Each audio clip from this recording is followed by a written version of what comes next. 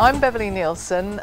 Welcome to the Booom business programme. I'm delighted to be with Tony McEwan this evening. Tony is Managing Director of Residential Lettings Group based here in Birmingham. Tony, you're very welcome to join us this evening, to be with us this evening.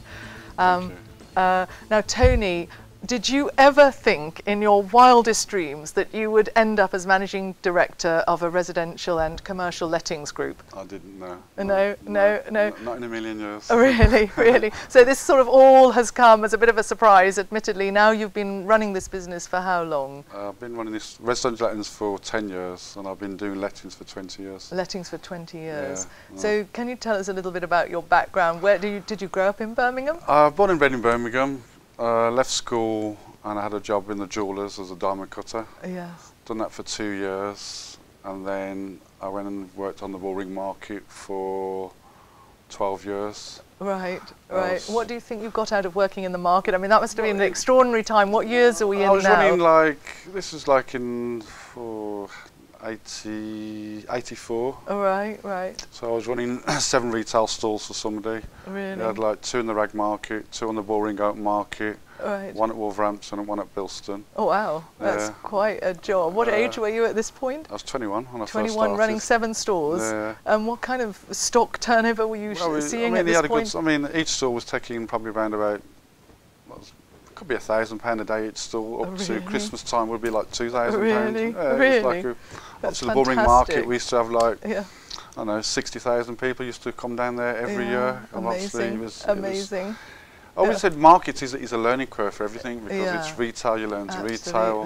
I sell t-shirts, boxer shorts, thermal, sports shirts, short sleeve shirts, socks, underwear.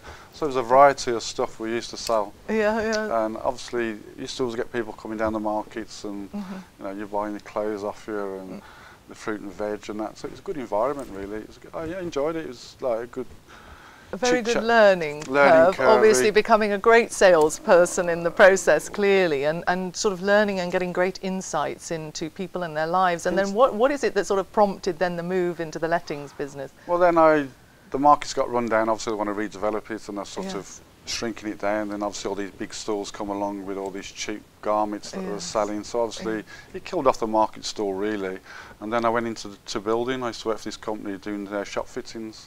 I worked at East Ham, Shoreditch, Paddington.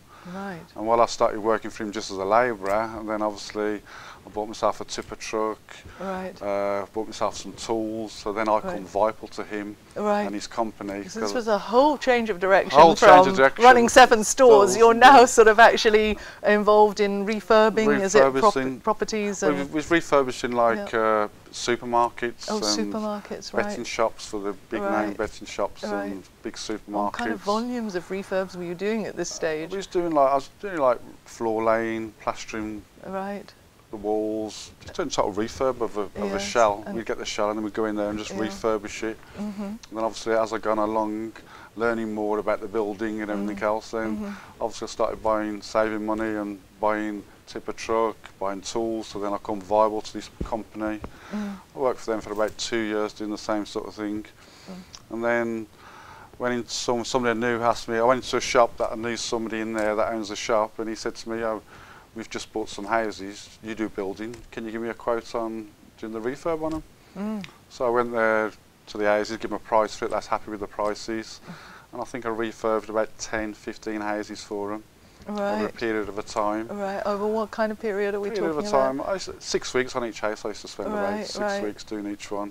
Get it ready to let for them, and then by the time I move out of there, they had it already let out. So you were doing this refurbing for over a year or something? For about 12 months I was doing it for them on the houses. Yes. And then one of them was going to get married, and he said to me, "Do you want to come? We haven't got no more houses, but do you want to come and work in the office?" They had about 60 properties that they had under the management. So I went in there, and obviously within 18 months, I think I pulled in about 160 properties right round them. Really? So He must have been thrilled that he'd asked you then. Well, at that obviously, point. it's my personality. I can talk to people, I get to know them. Landlords was coming to us, and obviously the buy-to-let was just taking off at the time as well. So this was back in '89. Yeah. So tell me a little bit about this, because this legislation, buy-to-let legislation, was absolutely crucial. Changed the market completely. It changed the market. It means that as a landlord, you can the mortgage company would lend you 80% loan to value or 85% loan to value. Right. So to buy a property to let, whereas before that you couldn't get a loan on a property to let. They wouldn't let you on a property to let. No, only for your first-time buyer or if for yourself to live in. Yes. Then obviously the buy-to-let come into it, and then obviously they invented the private sector for the rental market. Absolutely. So how quickly did that change the market then? So prior to that there was no private buy-to-let.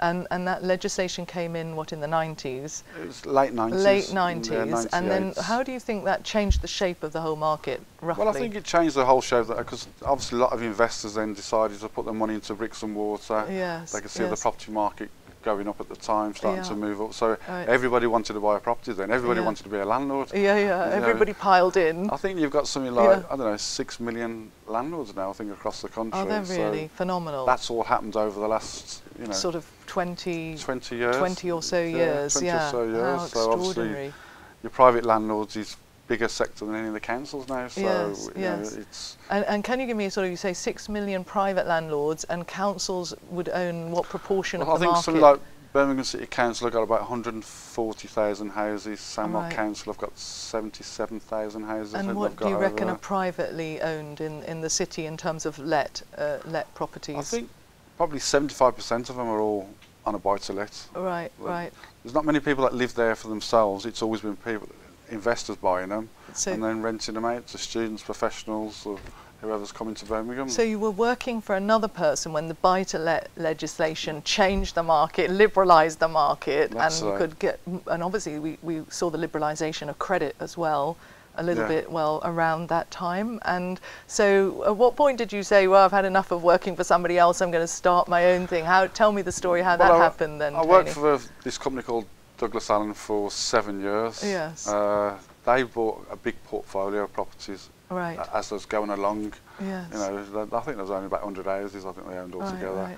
And then you had the asylum contract, so they got into what you call the asylum contract at the time, where we had all these influx of refugees and they had to get housed. So they took part of their portfolio over across the road, opened an office up which they owned, and they'd done their asylum from there.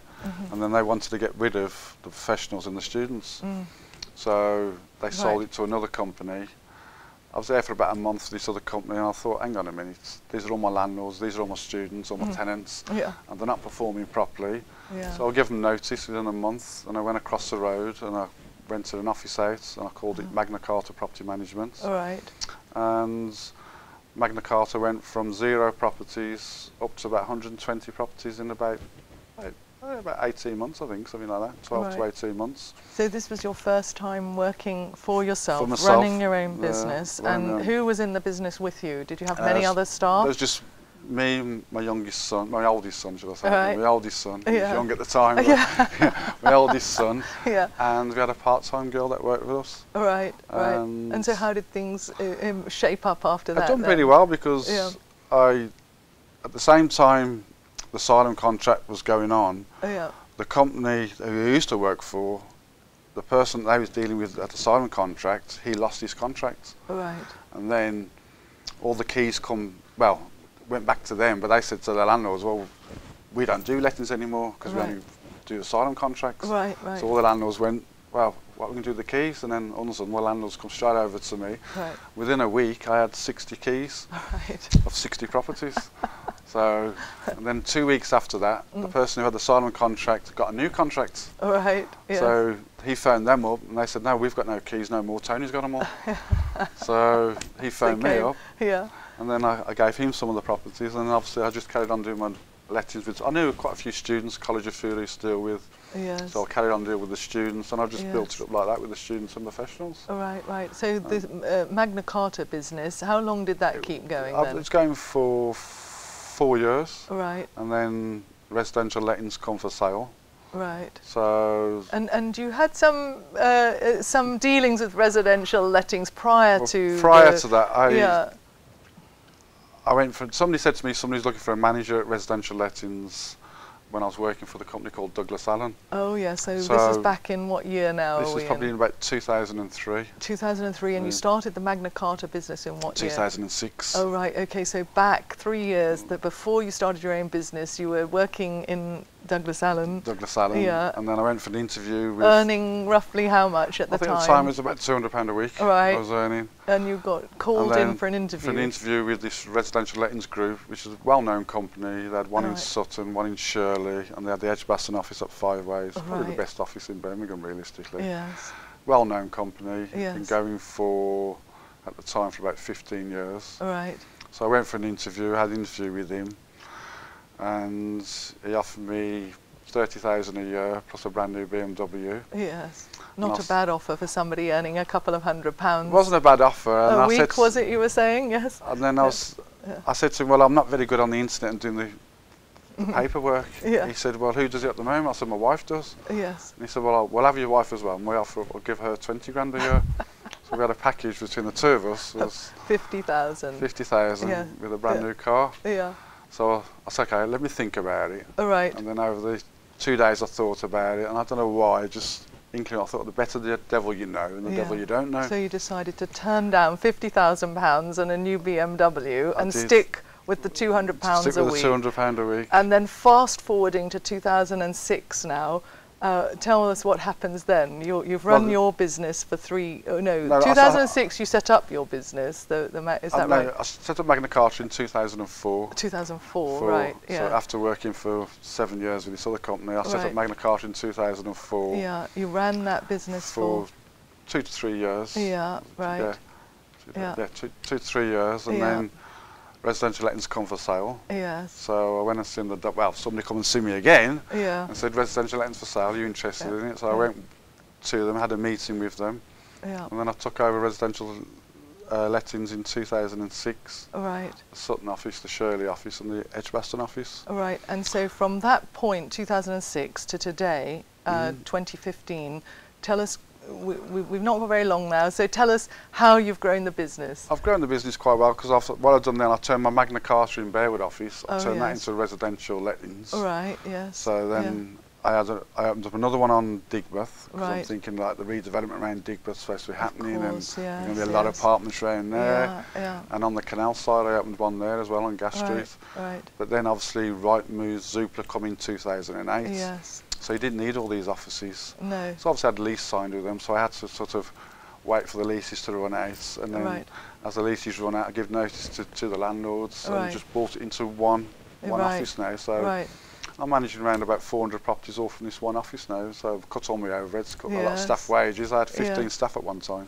So it's a phenomenal story, really, and over what period of time? This is, what, 20 years 20 are we years, talking now? So 20 so years. Over that 20-year period, from working in market stalls, refurbing properties, That's right. working for 6 years for somebody else in the lettings business, and then setting up your own business, you now run residential lettings. That's right. The most prestigious brand. It is a very good company. It's got a well-known in Birmingham, with your own staff, your own business. Well, my wife works for me. Yes. My 3 children work for me. Really? Yeah, because they're all grown up now. Obviously, my youngest is 22 and my oldest is 32. Well, it's obviously a phenomenal success. You employ your family. That's right. You own your own business, and you're responsible for 400 properties in the city. You've seen phenomenal change during that time. I've seen loads of changes. And I know that we could have an additional conversation about what people tell you about how they find Birmingham when they come here. There's that many different aspects to lettings, I suppose, as well. What people don't realise, it's lettings is, it's not just letting a property out and that's it, forgetting about it. You've got to manage it, you've got to make sure the tenants are okay, there's all the health and safety regulations, you've got to make sure they're all put into place. Make sure, obviously, the tenant can phone you and say, oh, my lights have gone off, I've got no electric, and you say to them, well, if you're going to have it by the fuse board, oh, where's the fuse board? You say, you got some switches there, have a look, where is it, over there? Is one of them down? Yeah, press it up. They flick it up and they go, oh yeah, thank you very much. So you're always at the end of a line, always at the end of a line. All the emergency calls come through to me, because then I make a decision then if I need to send somebody out there, Or sometimes it's just the boiler, the pressure's gone down in the boiler, they've got no heating. As before, you send a gasman out there, go to an engineer and go to a maintenance company. They used to go out there, put the pressure on the boiler, press the reset button and charge you £65 call out charge. So to save all that, I asked the tenant to say, is the pressure down the boiler? They say, yes it is. I say, they've got a filling loom underneath you, open that valve up to 1.5, press the reset button. Oh, thank you very much, Tony. I have to say, I think the landlords are extremely lucky to have you, and equally the tenants.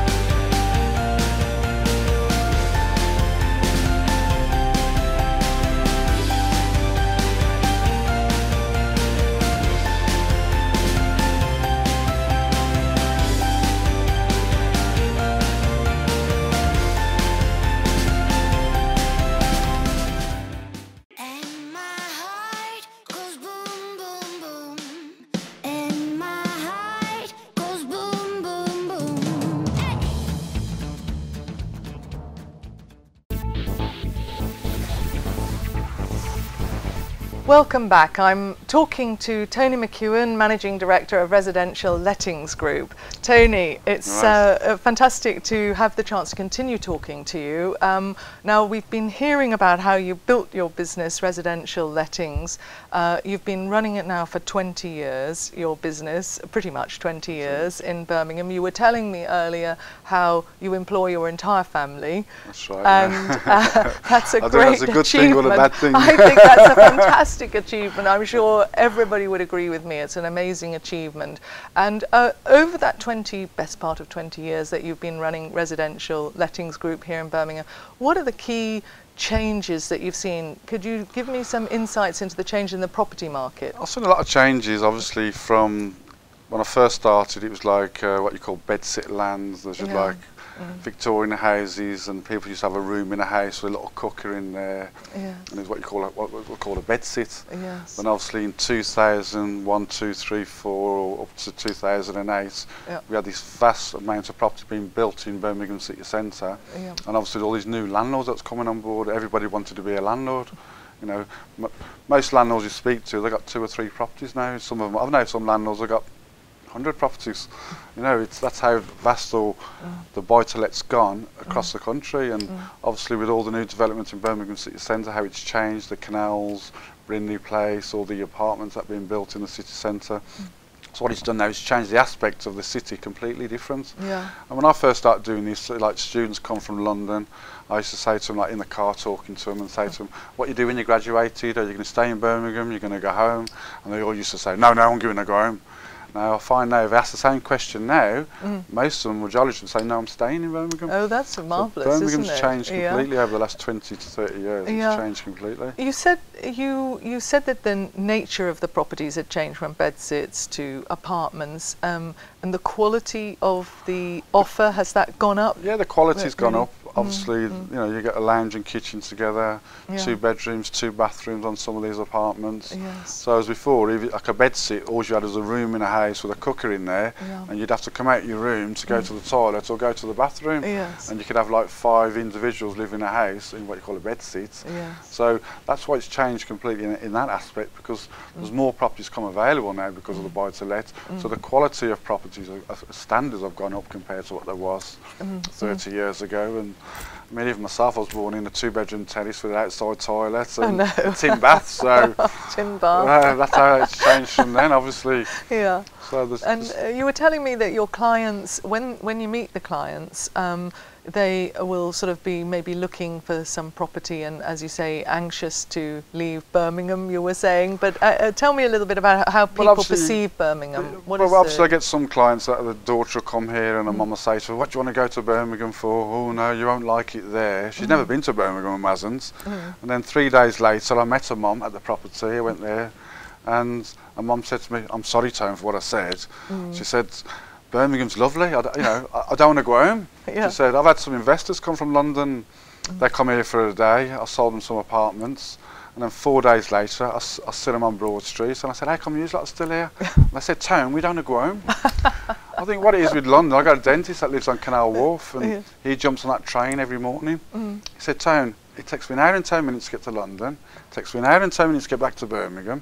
He said, look what I got round me. Yeah. I've got the mailbox, the canals, the cost of living is a lot cheaper. He said, when I was in London, he said, it'd take me 2 hours tubing it here, tubing it there. And obviously with London, your favourite restaurants over there, your theatres over there. With Birmingham, everything's on your doorstep. Cost of living's much cheaper. So we're finding out a lot of people are starting to move into Birmingham. Right. And I heard we had, like reading the Times, we had 65,000 Londoners moved to Birmingham last year. That's amazing, isn't it? And as you say, 1 hour 10 away from London. Of course, we've got HS2 development on the way over the next few years. That's really going to transform things, it's going to even make it more advanced, and a lot more people will be coming to Birmingham. They reckon now even the buses, I've noticed, they're all turning red. Yes. So what they're saying is like Birmingham's coming what they call Little London. So I don't know that I like that especially, but I take the point. And do you think that's going to drive up the prices in Birmingham, this proximity, increasing closeness in terms of time? Obviously we had the recession coming. I mean, for a 1-bedroom apartment in 2006 and 2004 in the city centre would cost you around about 159,000. And then when the crash came in 2008, Crosby had about 2,000 apartments that they had ready that was just sitting there empty, not sold. Oh, really? And they sold them all off for 85,000. Oh my goodness! And what was the full price? 159 when they originally started. 59. Wow. And now, at the moment, since 2008, the same sort of apartments have sold between 110, 120, 130. Recently, I just agreed to sell 3 months ago for 135. So they're nearing the pre-crash. But then I've seen an advert in Dixon's, had an advert in the paper that somebody texted me saying a 1-bedroom apartment in the Ryan building, which was 159, it was up for 155. They said they received an offer for 165. Does anybody want to make a higher offer? Oh my goodness. So we are near enough back to where we was in 2007. And do you think these are sustainable prices? How do you feel about that then? I think, myself personally, with the way it's going at the moment, I reckon it's going to double again between now and 2020. Gosh, so this is, you've heard it here, Booom Business Programme. We're going to see prices doubling between now and 2020. 2020. So 5 year time. 5 years time. We can see the difference since election's been over. The property market, as you say, I was selling it for 120, and now it's gone for like 140, the same property, in a matter of it's only been 3 months. Yes. I can remember looking at Bath Row last year for a 2-bedroom, 2 bathrooms. There's quite a few advertised for 110, 115. For them same properties now, they're asking for 160. Which what there was originally in 2007 when they built the Bath Row. Okay, so we hear a lot as well about shortage of properties, don't we, across the country? Vast amount of shortage of properties in Birmingham. And especially here in Birmingham. So do you see any opportunity for us to solve this, really desperate at times, housing shortage? Well, at the moment, we've got obviously we've got the bottom of Broad Street, they're spending £200 million. They're spending £200 million over Curzon Street. Seven Capital, this other company, they're building about 2,000 apartments. But the things what's happening is these apartments won't be ready till about another 3 years' time. So what's going to happen then, you can have oversupply because all these properties are all being ready at the same time. So you can have a vast of say 6,000 apartments ready at the same time. So between now and 3 years' time, there is a shortage. And if you advertise a 1-bedroom property in the city centre, you'll have about 10, 15 clients after that same property. Right. I've even got it now where if you put the rent on for 700, I went and done a viewing about 4 months ago, and I got 4 people there looking at this one property, and one of the clients said to me, what happens if I go and put an offer in at 725? Will I get the property? I said, well, it's not up to me, it's up to the landlord. I said, if you phone up the office, put your offer forward and the landlord will accept your offer, then it's your property. Literally, he just left me, he phoned the office up straight away, said, well, I'll put an offer in for 725, and now he's living in that property at this present moment at 725, where the rent was only 700, he was offering more himself, you know, just so he could get the apartment, thinking if he offered, it's like consumping in sales where they used to consump each other, put our offering. Yeah. The same thing's happening with lettings now. Yeah. A 1-bedroom property on Berkeley Court, which is just off Broad Street. We've always got 650 for it. Yes. Then we got 700 for it. It come available last month, and we put it on the market for £800, and we had somebody snap it up within 2 days at £800 a month. So do you see any way of solving this shortage that we've got? I mean, we're going to have, as you say, maybe, I don't know if glut's the right word, but we're going to have these 6,000 apartments coming on the market in 3 years' time. Is there any way of solving the problem in a reasonable, sustainable way? And what about young people as well? Well, the young people today have got no chance. We ain't going to stay in it now because at the moment people only just started building again. Right. So you've got to wait for these developments to get built. Yes, it's like in 2008 there was something like 6,000 empty apartments in Birmingham city centre. Right. Tenants could walk up to an agent or a landlord and say, it's got on for 600, I'll give you 500. A landlord would say yes and accept it, because he knew that tenant could just walk next door and there'd be an empty property there, and next development there, there'd be an empty property. There's that many empty properties. Yes. So a tenant was just putting offers in. There's moving to a brand new property for £500 a month with a brand new furniture pack. So it was, the tenant had more choice. Yes. But now it's turned completely different, because obviously now the city is full again from 2008. Yes. All these empty apartments are all full, and we're still getting that many vast many people coming to Birmingham. Yes. So it's creating a shortage of properties again. And do you think we have reasonable development plans that are coordinated across the area, you know, perhaps across the West Midlands, to cope with these kind of shortages that you're speaking about? Well, I heard like 65,000 Londoners moved to Birmingham. Obviously we've got the HSBC moving to Birmingham. They're going to put their headquarters here. So there's a lot of investments going on in Birmingham, but it's not going. It'll happen long term, but it's not going to help the short term at the moment, because the rents are going up at the moment very high, and what it is, tenants can't find anywhere to live, because what it is now as well, tenants are staying longer. One time they used to move around every 6 months, do 6 months in this development, 6 months in that development, but what you're finding now, tenants are staying longer now. They're treating it as their home. Yes. And a lot of tenants now are making the properties better than what it was when they got it off the landlord, because they're improving the properties, because they feel, well, this is my home now, I'm not going to move out now, and they're getting contented and staying where they are. And obviously if they do move out, then they find that, you know, when they start looking around, the rents are higher for where they're staying now, so they can't find anything as cheap as what it was. So I suppose really in the end of the day, what this means is this is sort of full for the next 3 years in Birmingham, in sort of perhaps greater Birmingham. The market will shift out a bit further, I suppose. But even people, you know, I've got properties in Bearwood, Sutton Coldfield, Shirley, even Tamworth. I've got some properties, Birmingham city centre. So I've got a vast majority of properties scattered all over Birmingham areas where there's still not enough stock out there. As soon as something comes in Solihull, you'll rent it straight away. As soon as it comes up in Edgbaston, somewhere in Harborne, within 2 weeks it's rented out. Yeah. And my list now, I mean, I heard from somebody the other day, on Bearwood Road there's 18 letting agents on there, and somebody's telling me between the 18 of them, they've only got about 10 properties between the lot of them. Good grief. There's nothing to let. No. Do you think consolidation is on the cards in your sector then?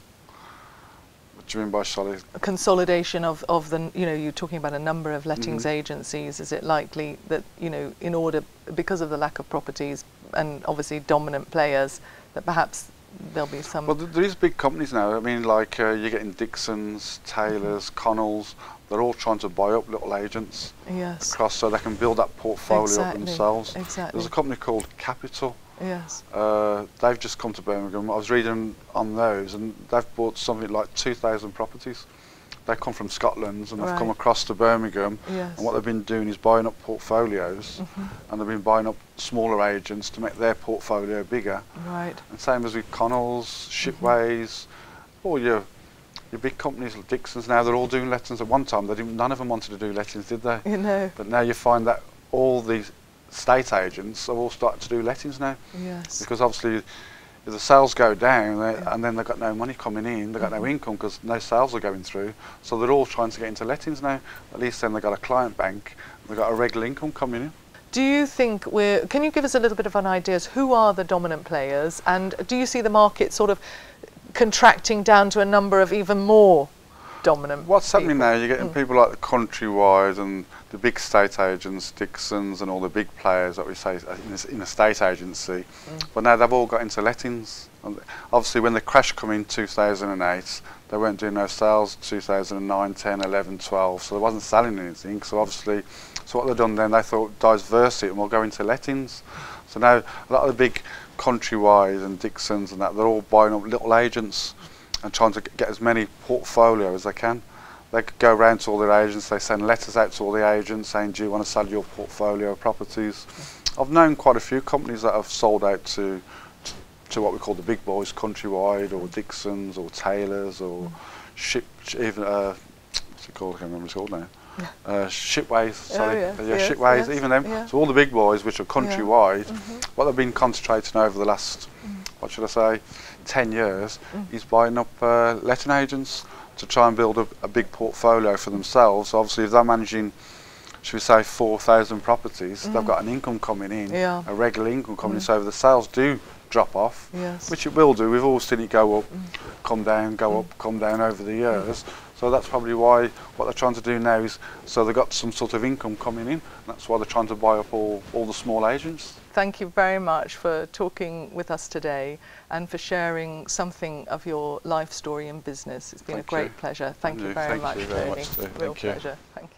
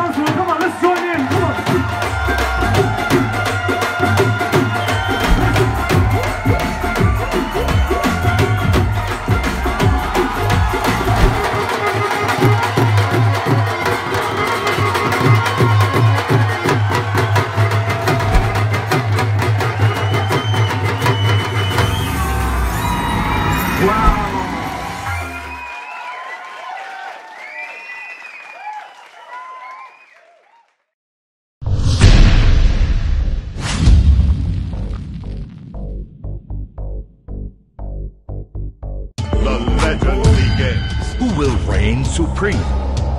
4 great teams, head-to-head. That's right. Cricket Legends of Barbados present 9 nights, 12 exciting 2020 games. England, South Africa, Sri Lanka, and the West Indies in a winner-take-all Clobi Cup. The legends, Sir Viv Richards, Carl Hooper, Brahim, Hashan Telakriatni, and Lance Krusner. Barbados, the legend begins. Come be a part of the legend.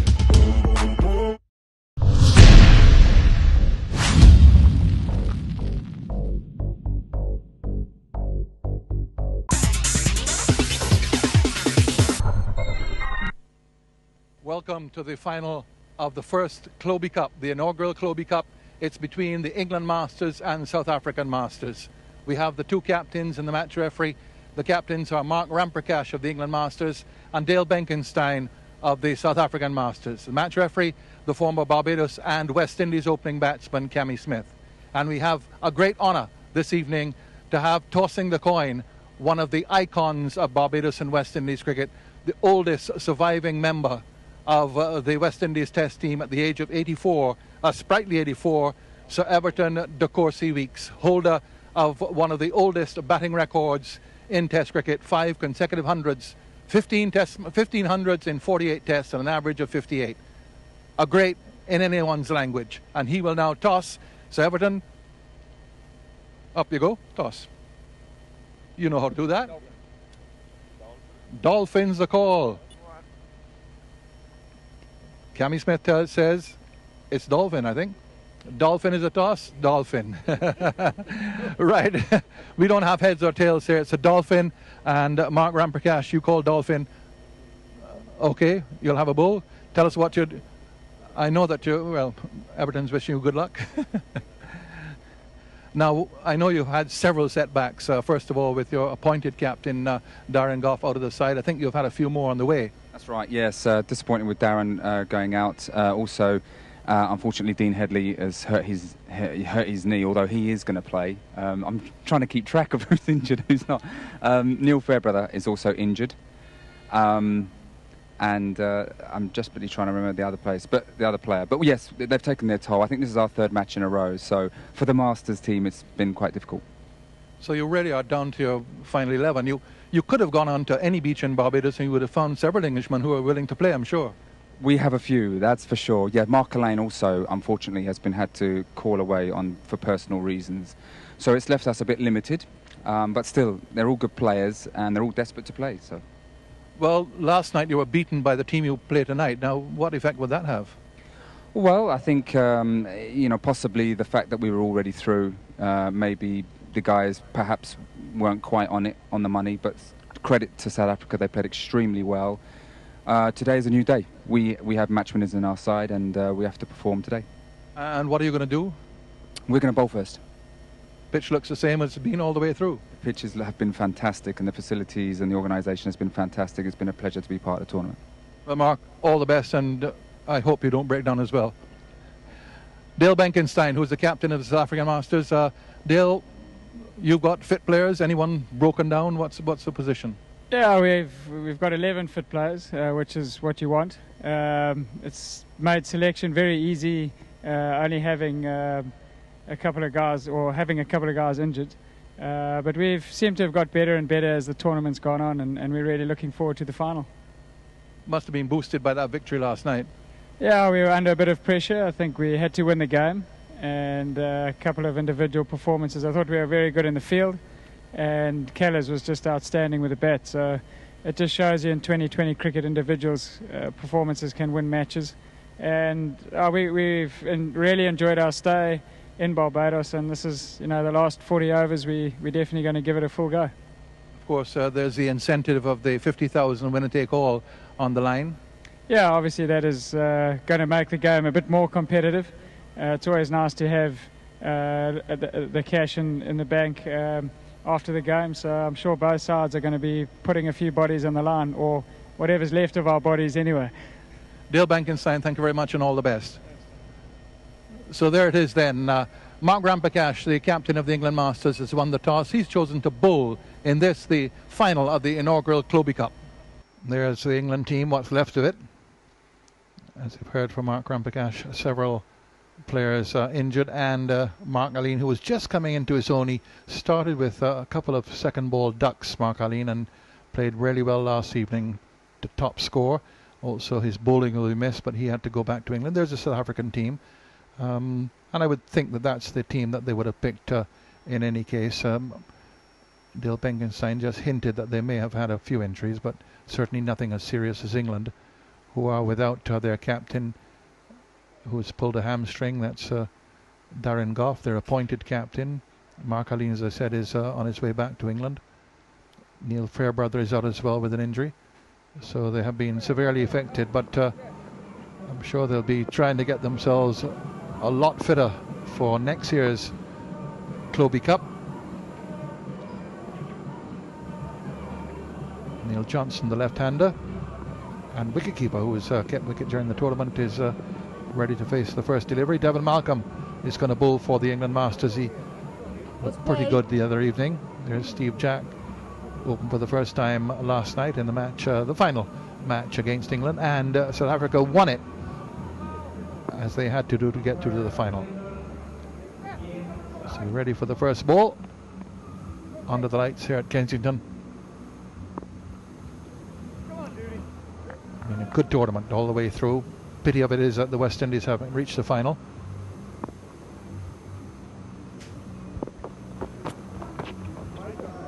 Starts with a wide signal by umpire Van Bunholder. As I say, good evening to Hendy Wallace. Good evening, Tony, and good evening to all of our viewers. This is the big event, the final, and Rampakash winning the toss, and in my view, not surprising at all, deciding to bowl. Sort of puts South Africa just in a slightly different position than last night. Another wide.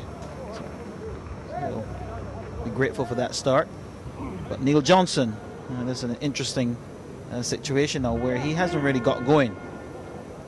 Devon Malcolm there, the radar not quite right. But Neil Johnson hasn't quite got going, and being asked to keep wicket and then open the batting, maybe it's taking its toll, but he's got the opportunity of batting first. He may want to seize this opportunity to get South Africa off to a good start.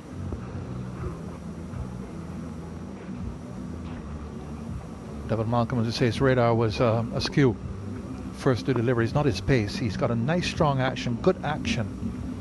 That's where he gets his pace from, and his strength, of course. Now that's not out. But a very good delivery. Produced a peach of a ball last night to bowl Johnson. And that delivery not dissimilar, except that he's covering his stumps a bit more on that occasion. But Malcolm, with this very new ball, will get the odd delivery to shape into the left-handed batsman.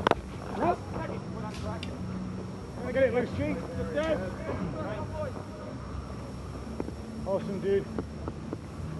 Teams got here, these two, topping the qualifying round with 2 victories each. 1 victory apiece for Sri Lanka and the West Indies. On the way.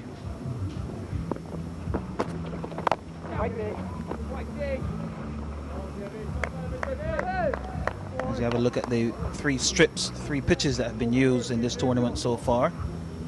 The one last evening was the most, the one to the far right of your screen. And that played quite well, very good for batting. But the one they're using tonight has been the fastest of the 3 pitches, so we'll see exactly if it will continue that trend. There you are, dude. Thanks, Dolphin. Rahman. As we've seen in the tournament, when the West Indies have played, the crowds have been quite substantial. Over 5,000 on occasions, estimated to be over 6,000. It's a very good turnout for any sort of cricket these days at Kensington. Might have been an idea to have a 3rd place playoff before this, leading up to this match, to bring in a few spectators to see the likes of Carl Hooper and Curtly Ambrose. Collis King. End of the over. Just a single and 2 wides in it, 3 without loss.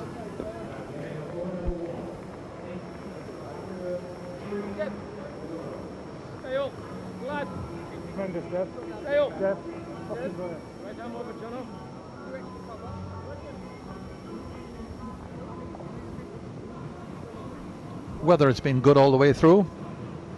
Nothing untoward. In fact, we've not lost a single ball to the weather. Did have a shower or two. We had a shower before start here this evening.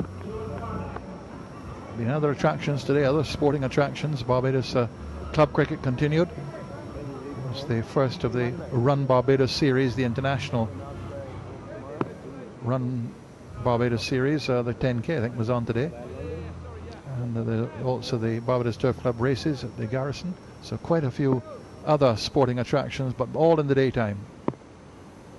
Dominic Cork now to Johnson. And as you mentioned, that 10K, Tony, quite a unique occurrence today. The husband and wife winning the respective races. That's pretty unusual. Where are they from? Kenya. Need I have asked?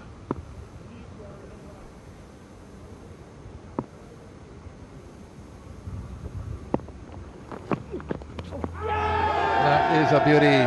Big appeal for a catch at the wicket. I'm sure he didn't hit it. And so is John Holder.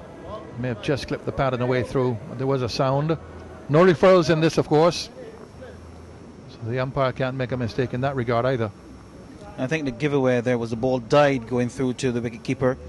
So yeah, keeper Nixon having to come forward. And so that gave an indication that there was some contact with the thigh pad, but the bat was well away from the ball as well.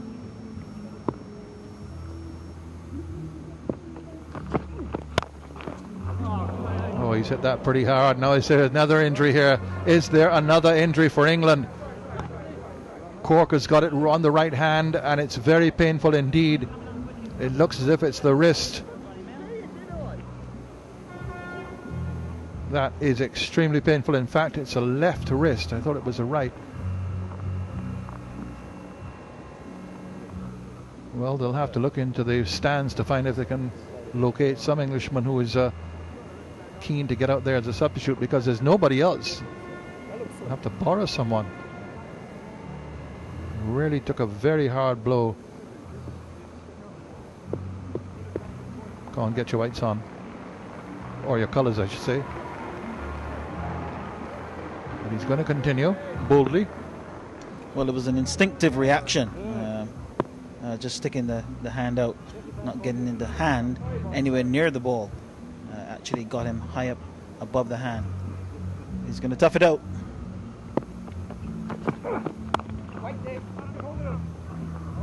Luckily it was the left on the left forearm that he got the blow, just above the wrist, not on the right, not his delivery hand. Dominic Cork, but he'll be feeling that on the flight back to England tomorrow evening. Teams leave for their respective homes tomorrow. Maybe one or two are staying on holiday. I know some of the England players have brought out their wives, so they may just be staying on for a bit after the tournament. No slip now. Two fielders in the obligatory catching positions, one on the offside, one on the leg side. It looks a little bit deep to be in a catching position, the extra cover.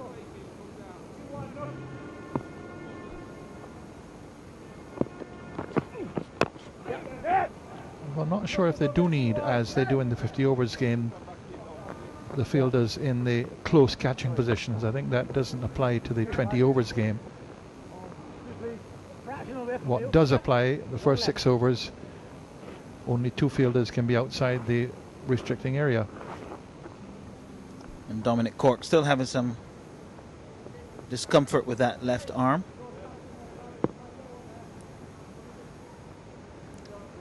I think he recognizes his importance in this team, with the appointed captain out already with an injury.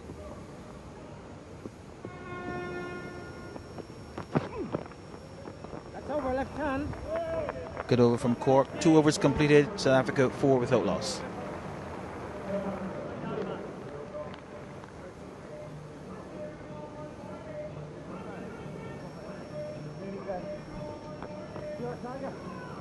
As mentioned, when the West Indies are playing, the crowd was a very good one. Not so for the neutral matches, although they're scattered around the stands. And when you leave the ground on an evening at the end of a match, far more people than seem the case looking at the stands.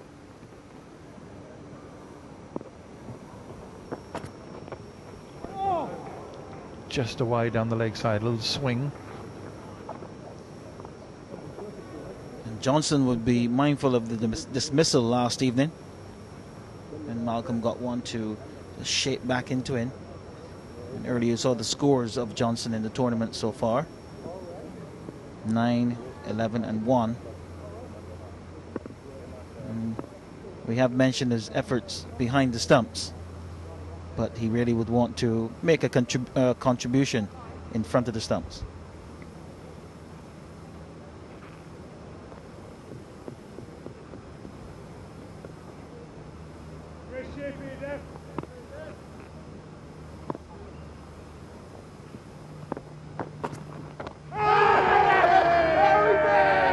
Given him leg before. That's another beauty from Malcolm. Well, he certainly has had Johnson's number so far. He was spot on. Perfect length, good pace. And South Africa struggling at the start. I think the only thing the umpire had to consider was whether that ball pitched between wicket and wicket. And I think it just about did. And the ball shaping in. The only difference to last night is that maybe the pad was in the way. And Johnson goes again for another failure. Just one to him now, a key man for South Africa. Certainly has been the man of the tournament so far, the player of the tournament, Dave Callahan. He's coming in now, played really well last night, has played well all the way through. Useful medium pacer as well, key man for South Africa. And this is one of the reasons why he's been given the opportunity to play well, because South Africa have lost that early wicket each time. And Callahan has used that advantage of getting the opportunity to bat most of the overs, and it has paid dividends for South Africa.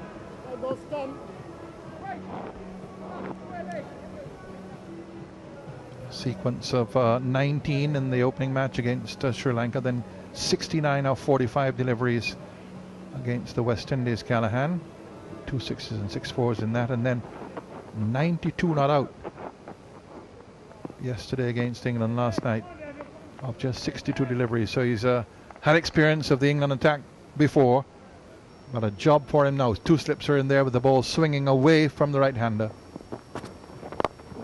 and that's indicative of the form that Callahan has been in. The outfield is slow, so they'll have to run it out. It won't make the boundary. They'll come back for 3, but right away, lovely shot off the legs to an over-pitch ball gets Callahan going.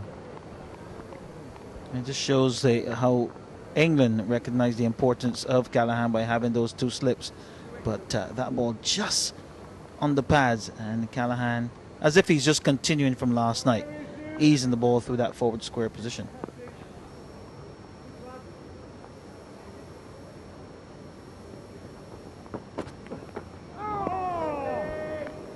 Initially wasn't going to play, and then, well, in 2 minds really.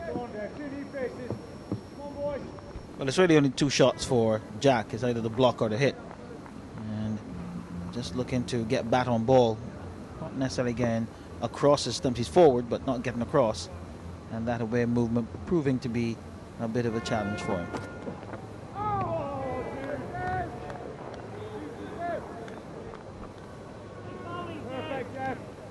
You wouldn't look at Jack and say that he's the ideal opening batsman, but in the 20 overs version of the game, good hitter of the ball. That is first innings last night against England, got 22, and that's typical of the way he plays. Sometimes he hits, sometimes he misses. Well, he's been missing with the block, and he's been missing with the hit.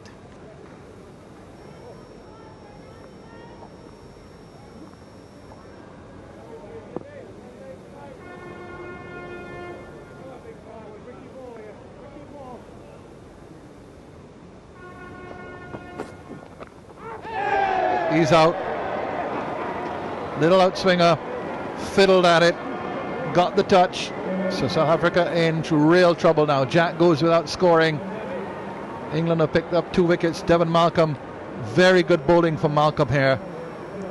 Lively pace, swing, got Johnson and now gets Jack in the same over. Fantastic over there from Devon Malcolm, and absolute tonic for the England team. They were under the cosh last evening. They only got 2 wickets in the entire innings, and already in 3 overs gone, they've picked up 2 wickets.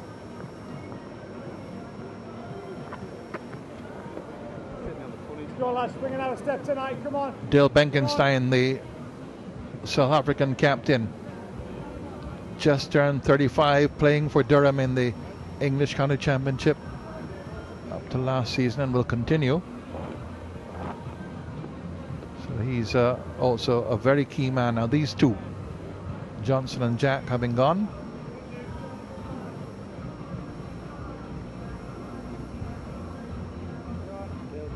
Klusner, Kepa to come next.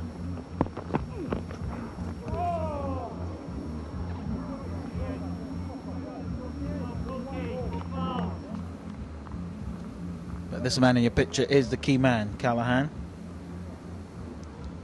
He seems to be going for his shots. Very good scores in the tournament so far.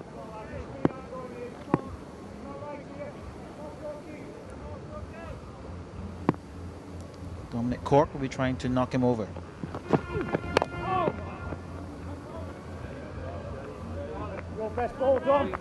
Really does look such a composed player, Callahan. 44 years of age now. Dave Callahan was considered very much a teenage prodigy in South Africa, never fulfilled that early promise.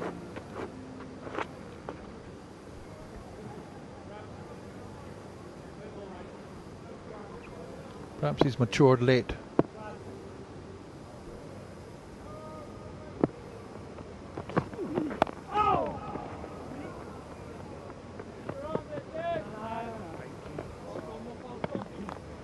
Devon Malcolm again with that very strong throw from the fine leg position. Always had a strong arm, Devon Malcolm. Great shapes here. He's a big, strong man. Come on, Don. No scratches. You go out, look at last night, eh? Tonight here. He knows it. The voice you're hearing in the background is Paul Nixon, the keeper. Fine shot. Again, the outfield is slowish. Bowler! Got him! Bowler! Yes! Graham Hick, the fielder. And a really good return. Come back for 3. Hick labouring after it. He's a little bit slow in the field now. But good, strong return. So another fine shot by Callahan. See Hick with the throw. A bit high but accurate, and Callahan could have been interesting, just losing his bat in the process.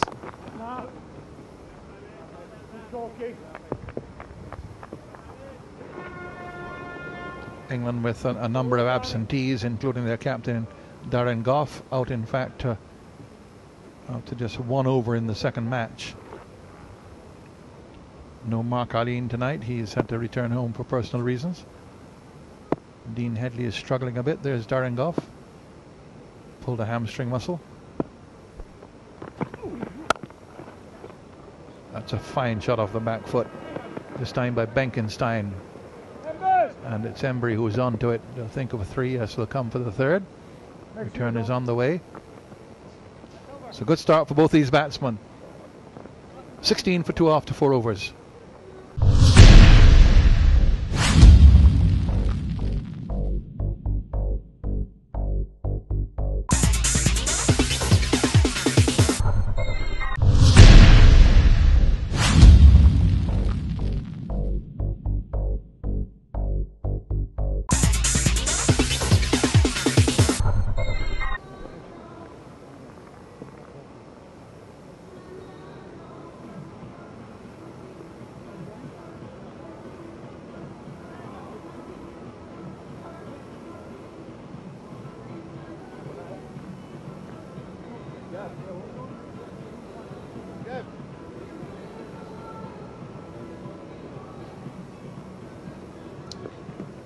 In most cases, we've seen the opening bowlers just having a 2-over spell.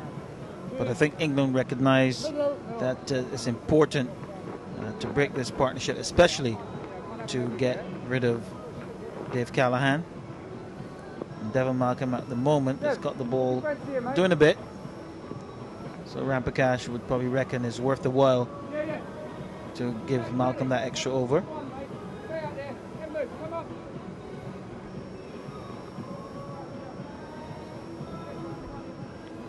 Excellent figures, and when you consider the three wides in there, only 3 runs have come from the bat. In fact, and there's been 2 leg byes as well. Here's Malcolm again.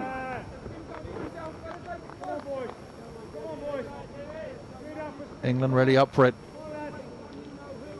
Key injuries to them. They're being G'd up by Paul Nixon.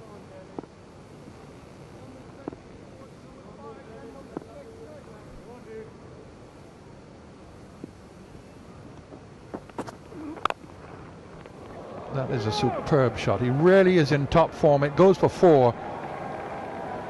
Very good shot. So boundary to Benkenstein. He's come into this with scores of 21 and 58 not out against the West Indies. 21 in the first match. Didn't have to bat against England last night. That's a top shot, getting right on top of the bounce. Timing was just perfect. Now England trying to plug that gap.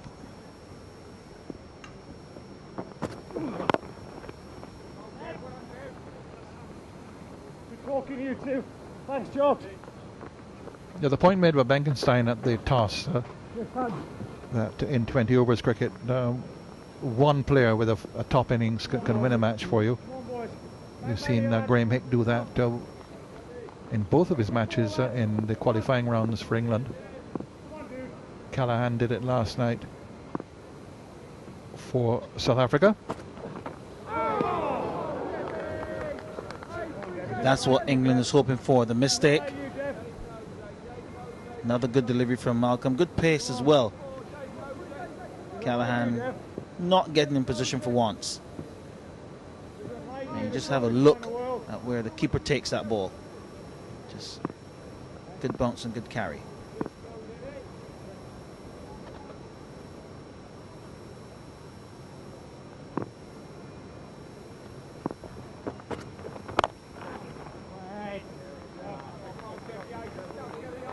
Come on, Debbie.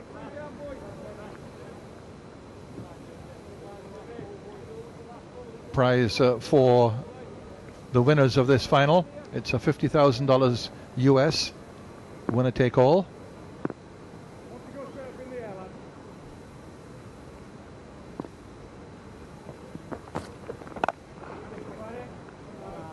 Can't get it through. Very well protected offside field. 5 overs gone. And South Africa looking to recover after the loss of their 2 opening batsmen cheaply to Devon Malcolm are 21 for 2.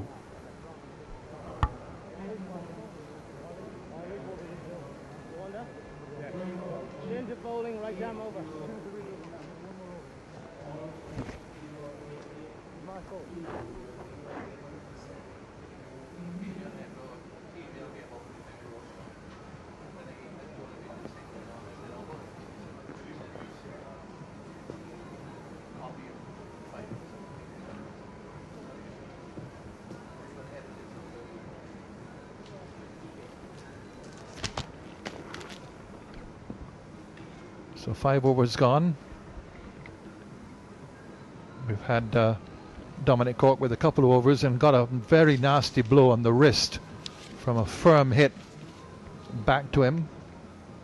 He's come off now. Philip de Freitas is going to come on. Cork 2 overs for 9 runs. Malcolm has had 3 overs and taken both wickets for 11. There's the injury. Really was a fierce hit by Neil Johnson. Cork soldiered on as he had to. In fact, I don't think there's anybody left in the England dressing room that could have acted as a substitute. Now here's de Freitas, his first delivery to Benkenstein. So 21-4-2. That's the first ball over number 6. We're changing the commentary. Andrew Mason is with Wayne Daniel. Thank you, Tony. And now the 6 over coming up. This is the last over before they can get rid of the fielding restrictions.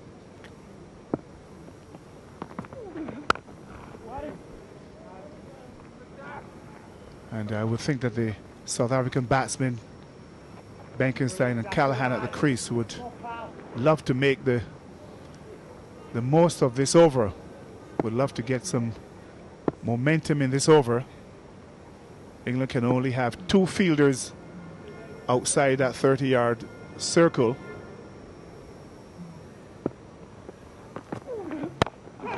In the air, just out of the reach of the fielder. That was a shot that was played under tremendous pressure here. England have really exerted a lot of pressure on South Africa, hence that kind of a shot. He didn't get hold of that at all, Benkenstein. It was a length delivery from De Freitas. The fielder there running back from mid-on didn't get close to it.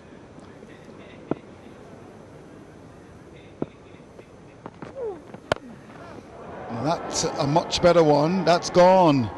That's gone for 6 over mid-wicket. Hit that ball very hard indeed. Work from John Holder to do. Yes, he was able to do it this time, Benkenstein. Didn't do it the ball before. Pretty much the same length from De Freitas, but he got hold of that nicely, Benkenstein. He posited it over mid-wicket for a 6. So looking to sort of capitalize in this, the last over before England can free the restrictions are removed, or England can have more fielders outside of the circle.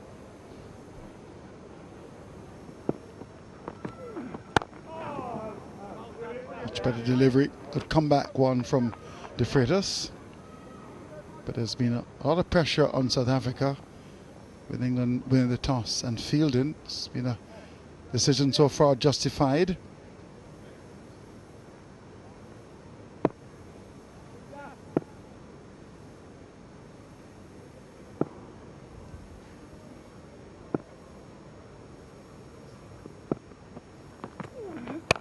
There he goes again. That's gone a long way. 6 more over mid-wicket. A very good over for South Africa. At the end of over number 6, they're 35 for 2. Yes, executed well there by Benkenstein. Yes, he obviously had his plan. He wanted to score as many boundaries in that 6 over. That's a lovely hit over mid-wicket. It's such a lovely pitch, such a true pitch that anything that's length can be put away, can be hit out of the ground. You can trust the bunks. Ball is coming on nicely, good pace, good bunks. And once you get a good portion of the bat on it, it's likely to disappear. So Benkenstein executing, calculating that. So 14 runs from that over. They needed that, South Africa. Malcolm certainly bowling very well indeed, playing across the line, and that looked to be plumb like before. And Jack got a lovely outswinger. There's a big gap between bat and pad when you play that, and that was Devon Malcolm at his best. He's going to bowl his last over now. He's been quite economical. His 3 overs costing just 11. He's bowled with some pace, Malcolm. And as a result of bowling so well, the captain has kept him on. Rampakash is the captain, the absence of the injured Darren Gough.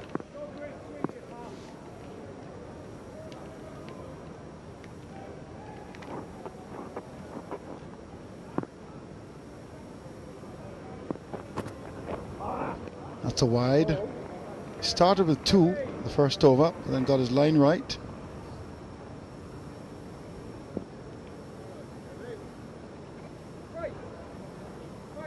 Was way down the leg side. Nixon's glove work was good. He's kept very well, Paul Nixon.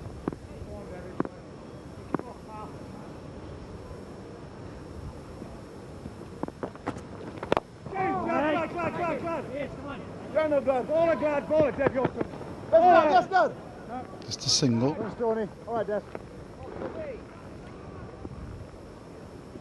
Here's Gladstone Small there, giving chase. Very good, lad.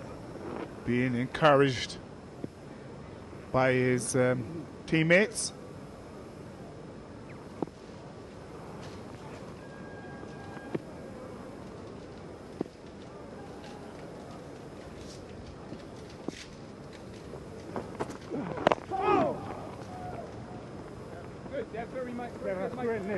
That field now has been pushed back. More fielders in the deep. There's a fielder at deep mid-wicket. No fielder at mid-wicket on the circle. Gladstone Small is at mid-on. So a comfortable single once the ball is played in that mid-wicket region, anywhere in that square leg region.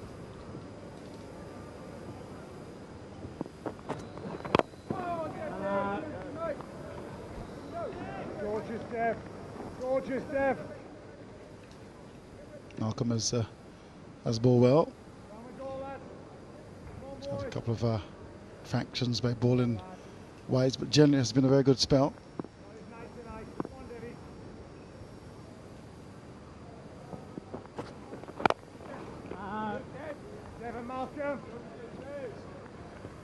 Where's Bell bowl there, Devon? Good line, good length, no room there for Callahan. It's been a good effort from Devon Malcolm. He's pouring out of him. That's the lagger, I would think.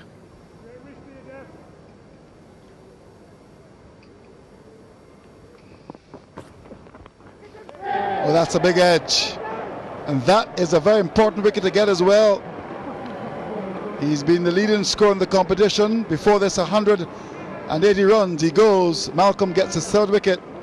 And South Africa are in big trouble. They're 38 for the loss of 3. That's a bit too close to him, Callahan. And it was a quick delivery too from Devon Malcolm. Had some pace on it.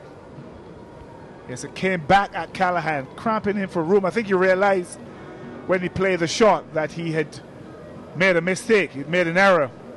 But it was too late. The ball was onto the edge of the bat. And Paul Nixon took the catch. So South Africa now losing their third wicket. And looks like, is it Lance Klusener? Lance Klusener now coming to the crease. He'll have to look to put together a partnership with Benkenstein. Played well last night, Klusener. I think that was his best knock so far. So he's probably coming to some form. Should be feeling quite confident after last night's knock. Two experienced players at the crease, and Devon Malcolm there being encouraged on by Paul Nixon, I suppose, saying to him, don't let up, concentrate. Good effort from Devon Malcolm. Struggled with his line on one or two occasions, but when he got it right, he caused problems. Lance Klusener scores 14, 8 and 31 not out the other night against England, so he'll need to be looking to do a bit better than that 31 tonight. He gets his first ball from Malcolm. And immediately is off the mark. And he'll be pushing for possibly 3 here. And we'll get it comfortably. So Malcolm's spell certainly coming to an end. He's bowled well, picking up 3 for 17 from his 4 overs. At the end of over number 7, South Africa are 41 for 3. Devon Malcolm getting a round of applause from the crowd. He's always been an enthusiastic cricketer. Devon Malcolm always gave it everything. I spoke to him a few nights ago when they first arrived, the England boys, and he was really looking forward to the tournament. Cracked a few jokes that I cannot repeat on air, but very happy sort of guy. Doesn't seem to hold any grudges really.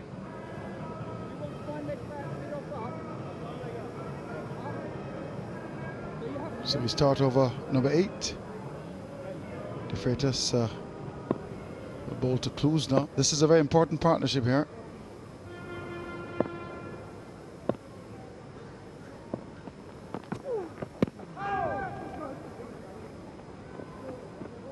Particularly with the loss of Callahan, their leading batsman. They've been kept in check by some good bowling. They've also lost wickets as well. Benkenstein has been quite attacking.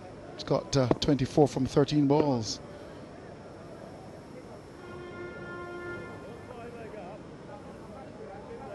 So much now depends on Benkenstein for South Africa. De Freitas there motioning to Mark Ramprakash, who's captain the side tonight, in place of Darren Gough, who's out injured. Looking to get his fielders in the right place.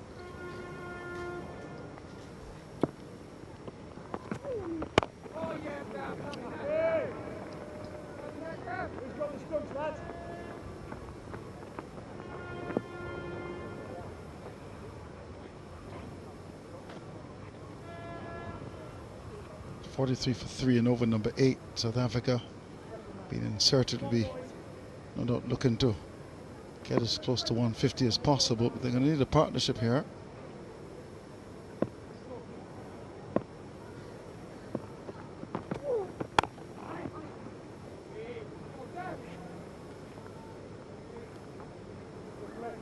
They might have just sort of not gotten it right, South Africa, as far as the opening pair was concerned. Both those batsmen have struggled in the tournament for runs.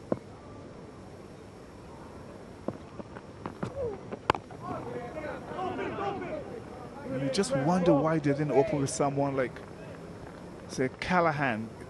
Could have been Callahan and Johnson, or Klusner and Johnson.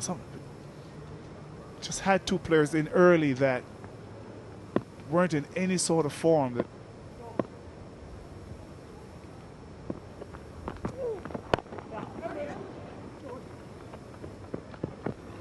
it's good bowling by De Freitas. He's kept things very, very tight indeed.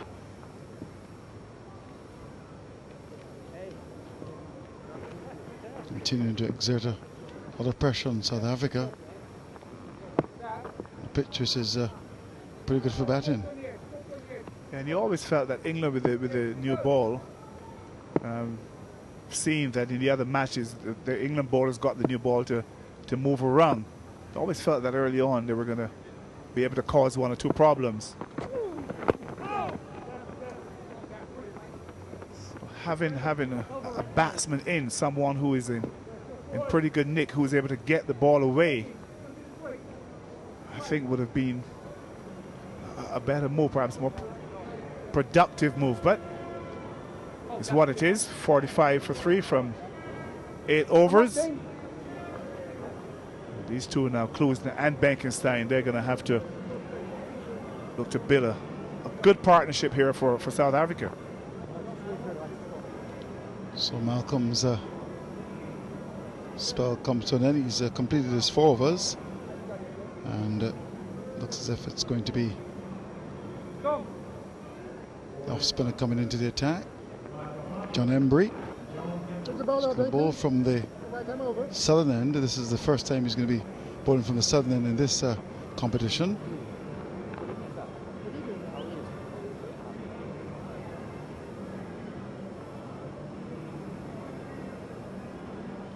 So advantage to England at this stage. What we talking about?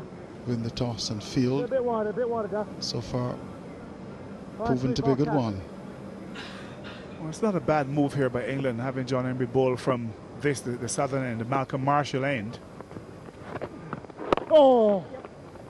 bowling his off breaks to Benkenstein, the right-hander. So Benkenstein, if he's gonna look to hit him in that mid-wicket region, will be hitting against the wind. And the Lance Klosner, the left-hander, if he's going to look to hit him through mid-wicket, he'll be looking to hit against the spin. So might be a good tactical move here by England.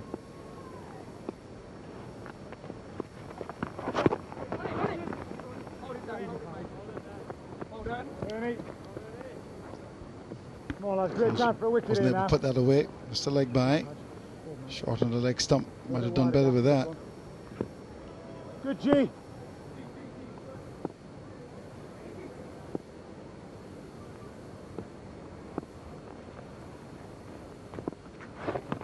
Oh, Dean. Good lad, Dean. Hold on, mate. Good on, pal. Right, Dean. So far things have been rather quiet in the over from Enbury. Come on, boys. Great time for a wicket now. 40 for 4, lads.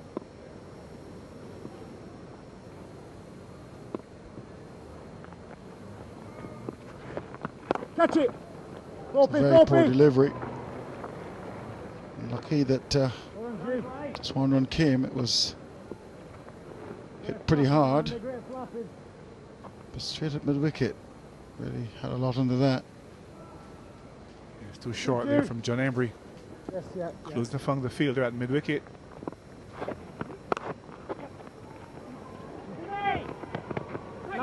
Just a single. Good work in the outfield. That brings up the 50 for South Africa in over number 9. A lot of work to do here against an England side. It looks pretty good. Good time for it here. Good patch.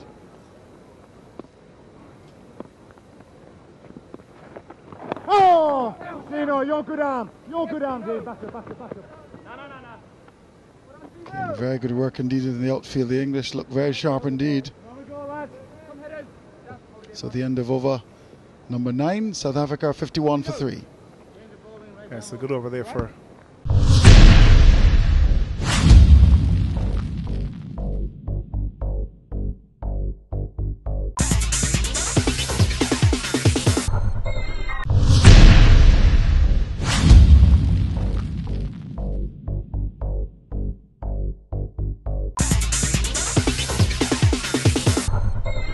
England. Just what, with 3 runs coming in the over, so not able to find the boundary in that over. John Embry looking to push the ball through. England with a few fielders in the deep. That last ball to Klosner, he was right back on his stumps. It was a quicker ball from John Embry, the arm ball, but managed to get the bat on it and got it through that mid-wicket region, picked up a single. So it's now time for Dean Headley to come into the attack, placing Philip de Freitas as we start over number 10. So England will be quite happy with the lack of progress of the South Africans.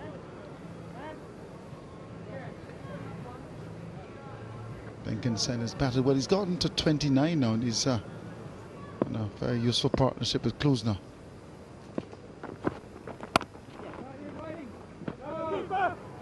Okay, very good work in the field by the English Ram Prakash, making a good save. He's a captain of the side in place of the injured Darren Gough, and did very well in the outfield.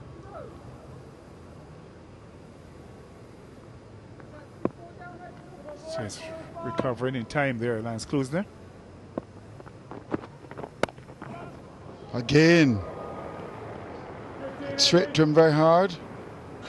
Got a good bounce, but he was in position very quickly indeed. Ram Prakash still looking very fit indeed.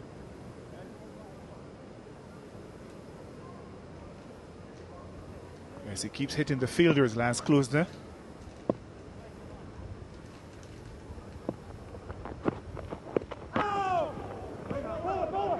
Chance for a run out.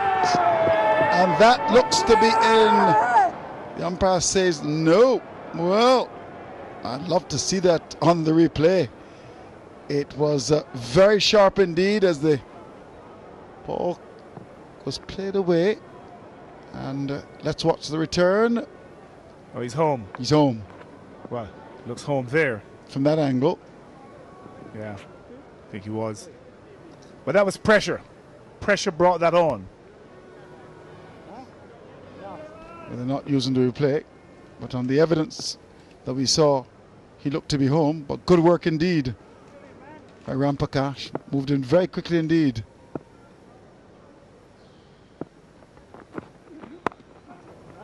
That's cut away. That's gone for 4. Hit that very well indeed. Down to backward point. Welcome runs for South Africa. Yeah, that's why Benkenstein pushed so hard for that single, because he's in form. He needed to get on strike. And it's a lovely shot. Just beating the outstretch. Too wide, too much width given there by Headley. He punished Ted Benkenstein.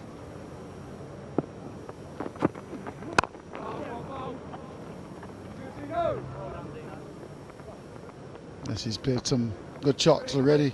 Benkenstein going over the top of the wicket on 2 occasions off the Freitas, and knows that he's very important in this partnership. The rate at the moment is 5.8 as we approach the halfway stage of the innings. They'll be looking for 2 here, or even 3.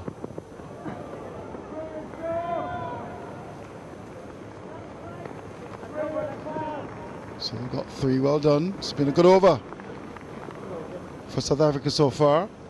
Ball pulled back just inside the rope. Was there a touch on the hand as he went over the rope? You'll be interested to see that.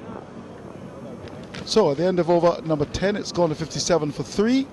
South Africa are looking to these 2 to reconstruct the innings. Time for a change of commentator.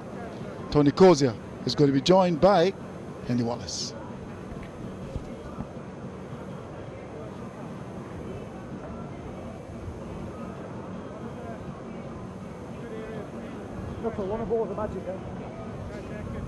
Consultation now. Mark Rampakash leading the England Masters. Long chat with John Embry. Paul Nixon was also involved, but there's no surprise in that.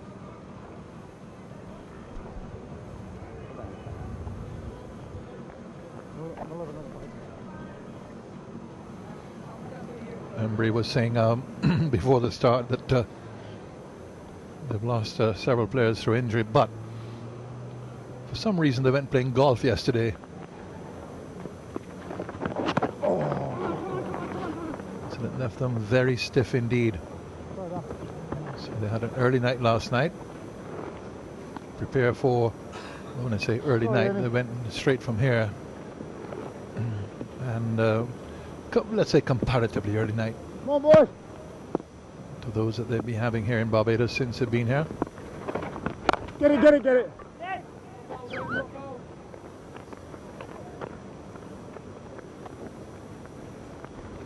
This is the final of the inaugural Clobi Cup. Clobi for the cricket legends of Barbados International. Come on, Embers. Down somebody's throat here, Embers. Great time for it. It's closing up. Now facing Embry. Brilliant, pal. Soapy.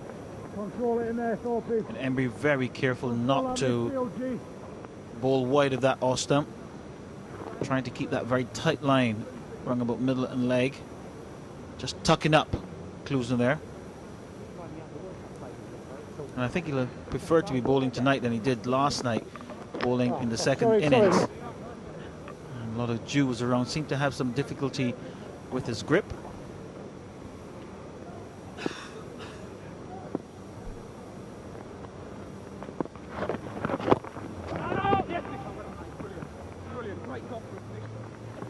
Few more spectators in this evening than we have had for the neutral matches so far. good attendance, 5,000-6,000, perhaps even a bit more than that for the West Indies matches earlier. Get it, Dominic. But quite a few England supporters in, of course. Barbados a favourite tourist destination for those from Britain. And they've come out to see their former heroes, perhaps you might say. Quite a few of them in. Get it then, Jack. Good stuff here from Embry. Bowling down in the legs. Accurate.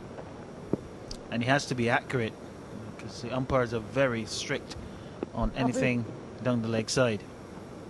But at the moment he's getting Klusner to play at those balls upside the leg stump. All right.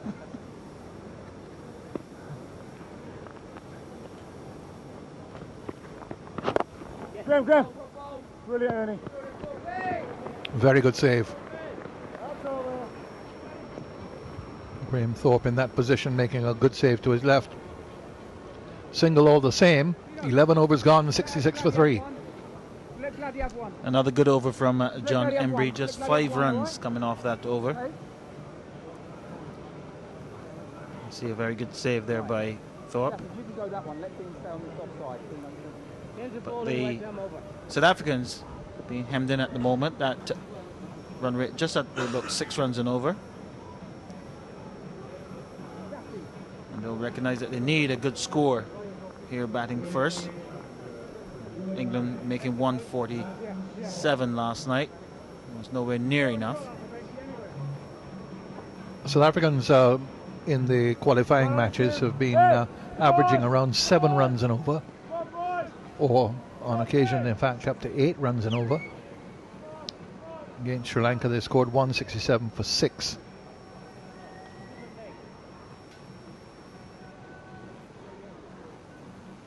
But they were beaten in that match by the Sri Lankans, and then they won the next 2 over West Indies and England. Against West Indies 164 for 3. And then against England last night in a match which really made no difference to England's qualifying. They were already through. Here's Gladstone Small. Starts with a good delivery.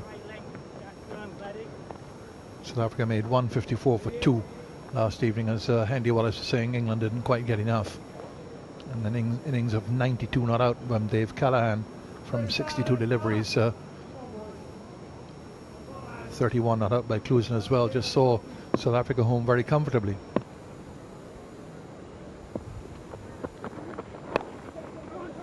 Beats the field at short fine leg and down to the boundary for 4. Well, it's clearly a plan to try and keep the ball close to Klusner. And playing that delivery off the hip was Klusner just getting the angle right. Defrated to feel at that short fine leg and just couldn't get around. So a welcome boundary for Lance Klusner and South Africa.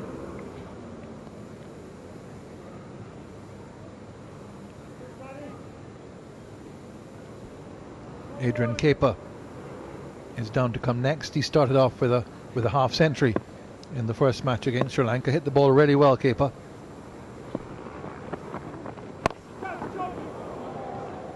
Not quite carrying. They'll get a single for it. I haven't seen Kepa since that innings against Sri Lanka. But he's a good striker of the ball.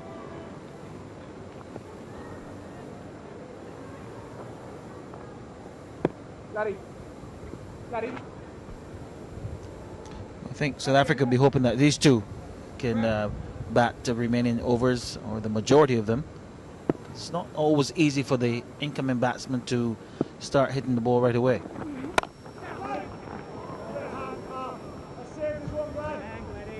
Partially stopped there by Small. But I must say the England team look up for it a bit more tonight. Obviously, they would have been trying to play good cricket last night, but conscious of the fact that with the third game pending, there would have been some stress on the body. Yeah, in fact, this is their 3rd match in succession in successive nights. So it really has been a test of their stamina, their fitness, And of course, so many of them over 40, some in their 30s, but still, any team would have been tested, even though it's only 2020 cricket, to have 3 consecutive nights. Temperature would be, at the moment, something in the region of 28 degrees, or maybe a little bit higher, given the lights which add to the heat.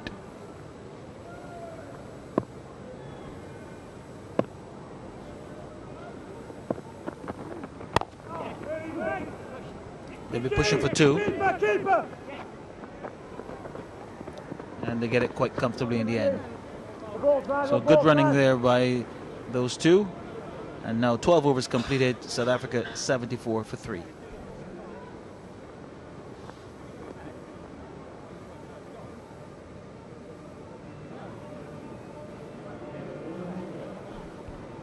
Most of the throwing arms we've seen in this competition seem to be still loose and strong. Fielding generally, I think, has surprised a number of observers who would have come in thinking, well, Masters cricket, over 35, a lot over 40, some even over 50. Might not be up to it in the field. But generally speaking, the standard has been comparatively good. A fair turnout this evening.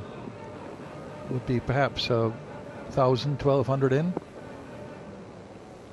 Stadium which holds about 12,000 now. Catch it, Dom. Go on, Dom. Go on, Dom. Will be a second.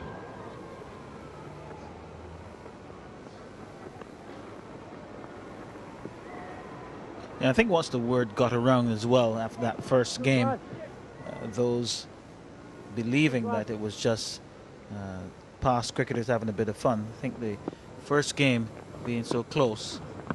Oh,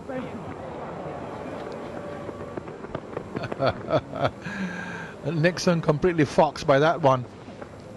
Saw Bengenstein going for the reverse sweep and went in the direction in case he had hit it. He missed it, and it went for byes. Just trying to be a little bit too cute there, Nixon, trying to anticipate that the shot was going to go in the gully area. But I was just mentioning about the competition, that first game, it was a tight result, and I think it demonstrated that the players were certainly up for this competition. Oh, that's great bowling, Dino, your ball. Down it, Dean, down it, Dean.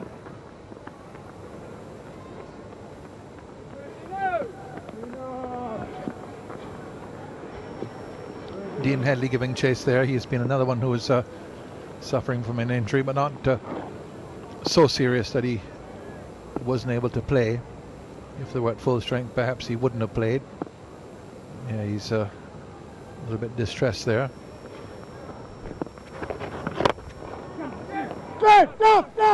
Over his head. Devin Markham's return, so they get 2. Just keeping the scoring ticking here. Up to 82 for 3 now in the 13th over. Good lad, Dean, great stuff. Sent in South Africa by Mark Ramprakash. Get 80. That's amazing. That's amazing. Goal correctly called Dolphin. That's amazing, knuckle that. Which is Dolphin is on one side of the Barbados $1 coin. Get it then. Easy, man. That's over. King, different gravy. The end of the over. Embry's had 3 overs for 18, so good stuff for Embry. 83 for 3. 7 overs remain.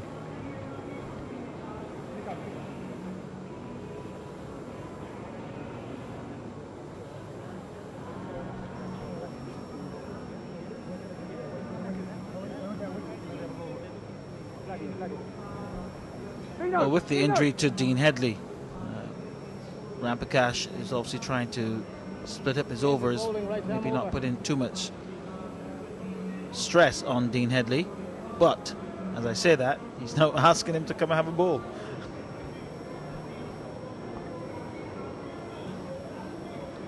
Yeah, we heard that he is, I think, had some sort of injection or maybe some pills. Not exactly sure what the problem is, but he doesn't look 100% fit by any means. But he's going to come on now. Had 1 over before this, which went for 8 runs.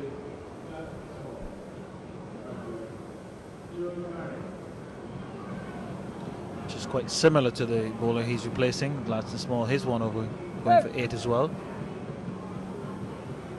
And so far they've used 6 bowlers. Run rate at the moment, 6.4 run rate achieved. Electronic scoreboard here gives you all the information. A very informative board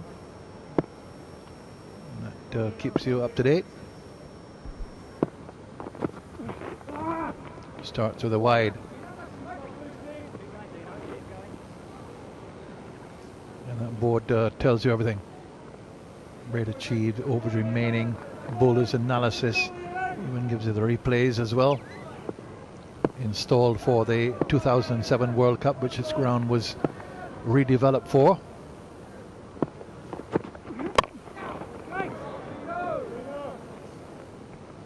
Kensington Oval staged the final of the 2007 World Cup. Rather disjointed affair.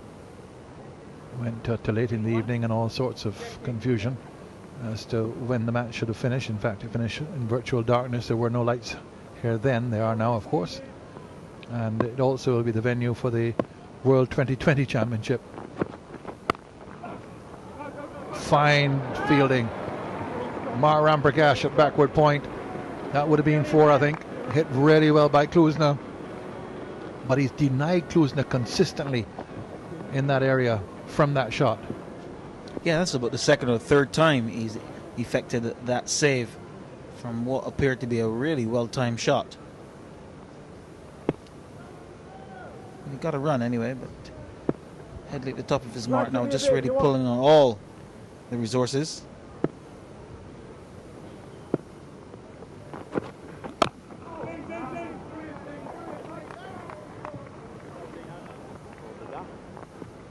Dot ball at this stage of the innings. It's always like gold dust. I guess a dot ball at any point in time. You see Bentingenstein has got 45 of 32 balls, so suggests he hasn't had too many dot balls.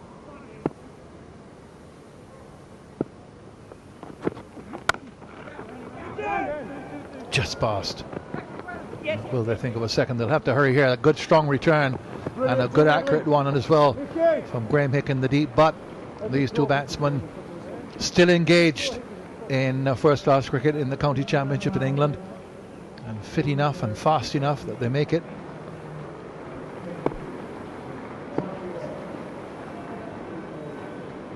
Yeah, Headley in distress, still is. This is his second over.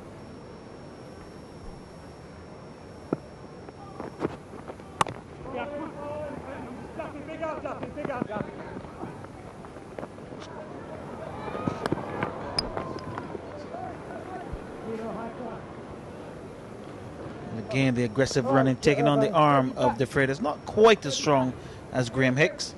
And there, Benkenstein making it just in time.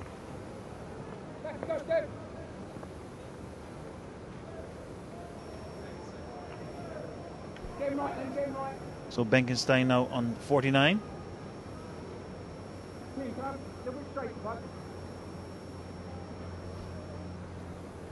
Had a good tournament, Benkenstein. 21 against Sri Lanka in the South Africans' opening match, and an unbeaten 58 against the West Indies.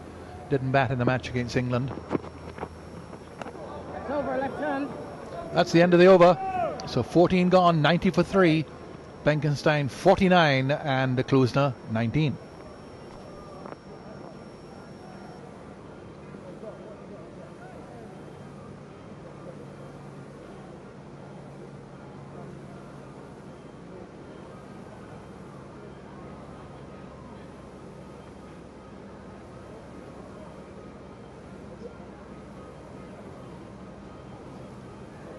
Ramprakash has been able to get a second over out of Dean Headley.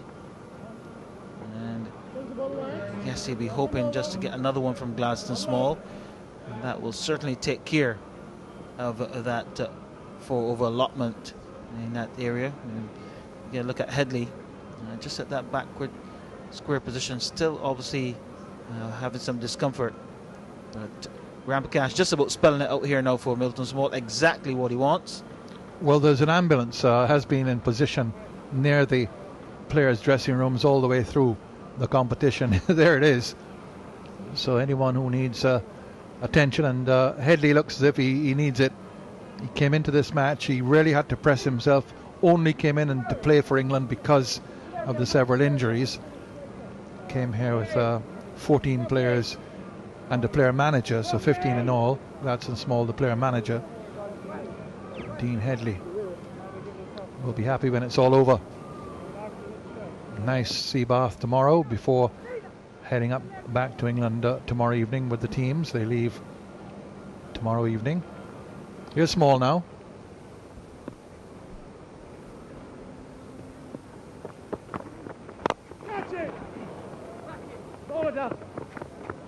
Just one out to the Freitas.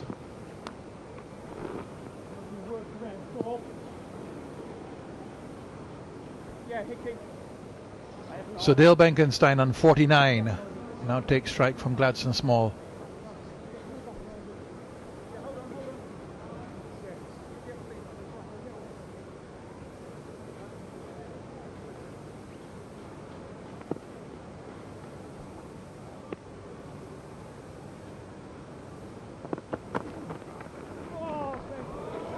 Second time the keeper has been wrong-footed.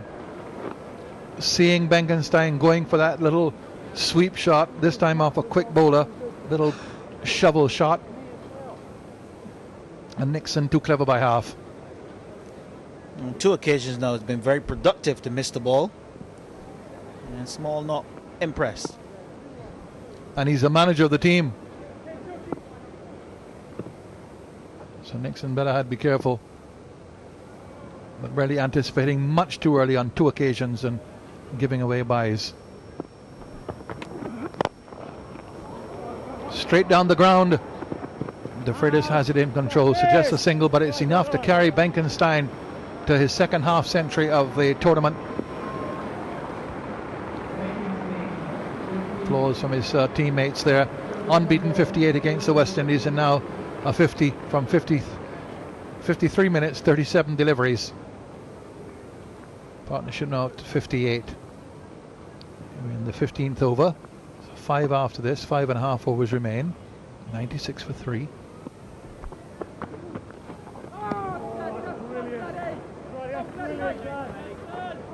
Swing and a miss there from Lance Klusner.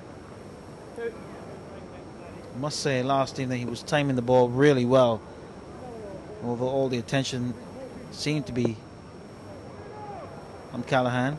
But Benkenstein tonight taking on the mantle. We saw a couple of big sixes. That one was probably the biggest of the lot. And that's a big one as well. That's gone clear of the boundary.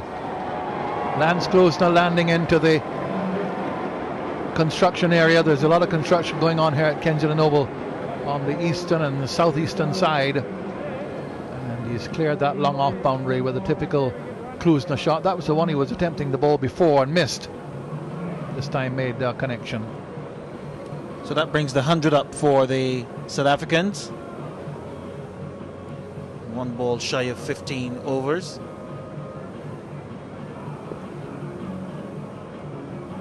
And the last 5 overs can be quite interesting here. If these two remain, I would think that South Africa have a realistic chance of getting up to 150. Well, they've got the rate now up to about 7 and over, just a touch under 7 and over. There it is, 6.87. And 5 overs remaining. And these two can remain there. They're going well. Hard-hitting Adrian Caper in next. Claude Henderson, the left-arm spinner, who's still playing county cricket. And not only a left-handed batsman, but also capable, a left-handed bowler, but also capable batsman. But still you feel the eventual total of around 140 will depend on these two contributing the significant portion of what is needed to get there.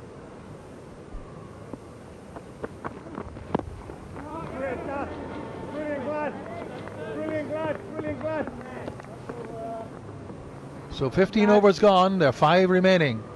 Benkenstein 50, Kloosner 26. They put on 65.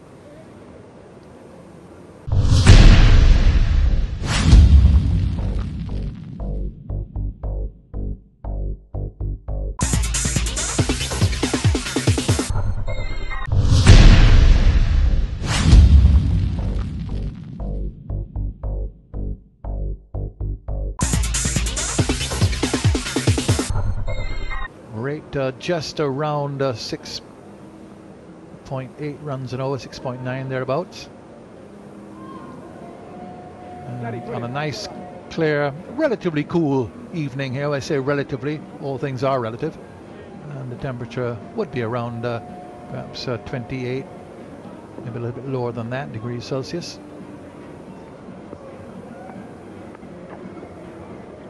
That's some small 16 from his 2 overs. Dean Headley is being called on for another effort. Big job for him. Not feeling well, struggling a bit, or more than a bit really. But in the cause of the team, which has been decimated by various injuries,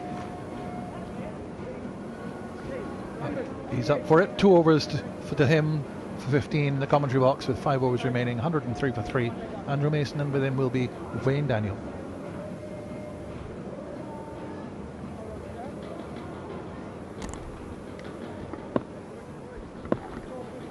Thank you, Tony. Very good work indeed by Rampakash. Again, down at backward point, he's been absolutely brilliant in that position. And a very good partnership between these two, Benkenstein and Kloosner. There's Rampakash making a very good stop down at backward point. Saved a lot of runs in that position. So this represents a very good recovery. And with visions of getting up to 150 or more here.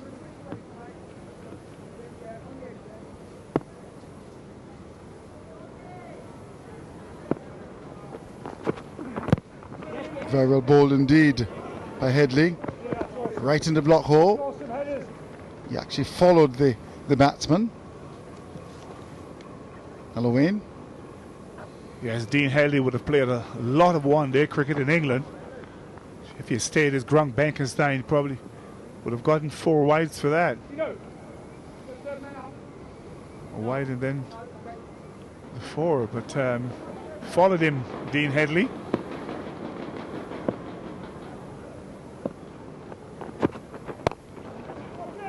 Some very solid batting by Kloosner, whose last knock was against England, and he got 31 not out.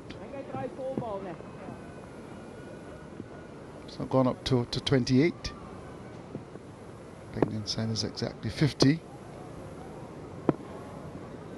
He's just faced 27 balls.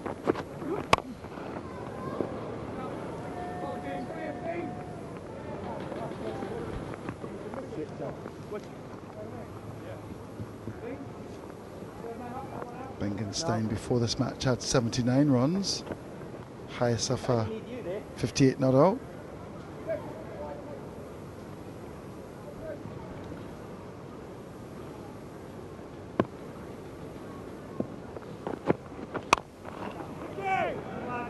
Didn't time it very well.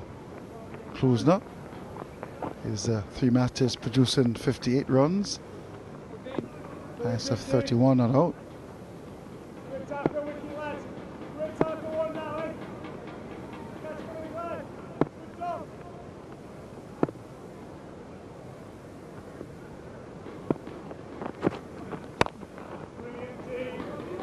Just a single to end the over. Over number 16 comes to an end. Pretty tight over from Headley.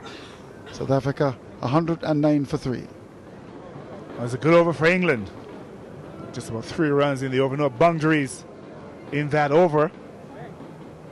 And now the batsmen, Benkenstein and Kloosner, having a chat in the pitch. The 12th man, one of the South African players coming out. Looks like de Villiers bringing out a towel and a drink, and I suppose there's a message in that as well. Got to look to up that run rate, that scoring rate. I would think Klusner, he'll have to look to play a few big shots. I don't think he can just be sort of getting the single now at this stage, Lance Klusner. I think once he gets on strike, he's going to have to look to play a few shots. He's going to have to look to clear the boundary, Lance Klusner. They've got to look to deal in boundaries now, South Africa. What is good for them is that they've got wickets in hand here. Lost 3 pretty early, but this partnership has steadied the innings considerably. In fact, the partnership has now realised 71. Embry and his captain very meticulous about the field placing. Embry has been pretty economical. He's going to bowl his last over. So with 4 to come, South Africa will be quite keen to get up to 150 here. These 2 batsmen are firmly entrenched.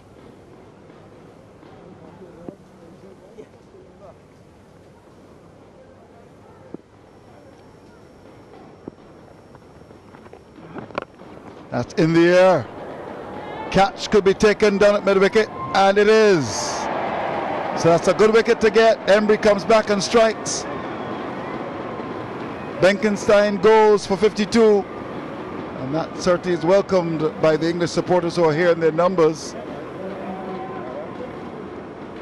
Thorpe down there not getting the room there at Benkenstein, and holding out to Thorpe down there at mid-wicket. Embry keeping that ball in tight to Benkenstein. A lot of height on it, but not the required distance, and a good catch taken. So Benkenstein goes, and England know that they've taken a big wicket. It's been in good form. 52 runs. Benkenstein from 42 balls came in at a difficult time for South Africa when they were very much marooned. So he's given the innings some life, and Kuiper now coming to the crease. He can hit the ball, Kuiper, and he'll need to. The batsman cross, so Lance Klusner is on strike. Come on, Amber, England taking a Kuiper there in your picture. Was it against the West Indies that he had a good knock?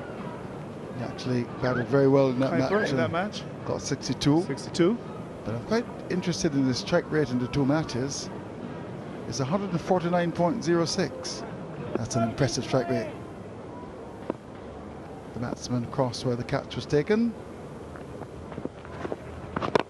That's hit very hard indeed. We're in trouble.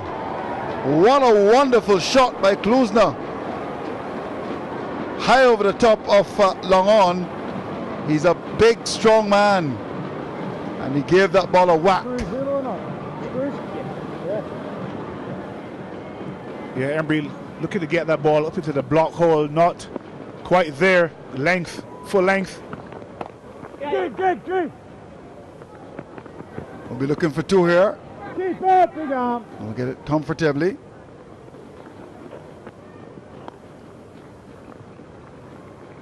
You're right, Wayne. I think Klusner, as they say in Caribbean parlance, will have to loose the dog now.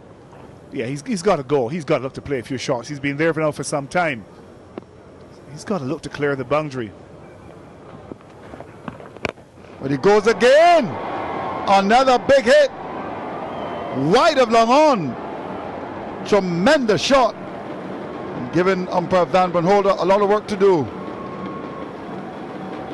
Tremendous power. Mark Ramprakash there, now wondering what his next move is going to be. But that's a good clean hit. He's not able to get that length right. John Embry, he's got to get it into the block hole. Anything on that length, oh, that's a easy hit. That's meat and drink. That was asking to be hit. Length on about the off stump. It's a big hit to Lance Klusner. He's got to look to get that ball in tight now, discussing tactics here with Mark Ramprakash. Looking to perhaps obviously change the field. The fielder now is coming in from deep extra cover on the boundary to extra cover, sort of a regulation normal extra cover position. This time he's out. Caught down at the short front leg position. Gladstone Small takes a catch. An important blow as well. Bit of a mixed bag in this over. Lots of runs coming, but wickets as well. As and we were just outside the leg stump. That is a very important catch taken by Small, down by his bootlaces. So Klusener goes. You would think that he was a bit unlucky there, Lance Klusener. John Embry looking to, on that occasion, keep the ball in tight, cramp Klusener for room, pushed it down the leg side. Klusener struck it pretty well, but straight to Gladstone Small. Has to have a look at that. It wasn't a very good delivery, but straight to Gladstone Small, who took a good catch. Got that back bending, Gladstone Small, and he got the hands around it, so good catch by him. And good wicket for England, because Lance Klusener started to cut loose, hitting Embry for 2 big sixes in the over. So Smalley, yes, you deserve a drink. He certainly does. And that could be the difference between maybe making 150 and maybe 170. He's such a clean strike of the ball. Pat Simcox comes out to fill the breach. He can hit it as well.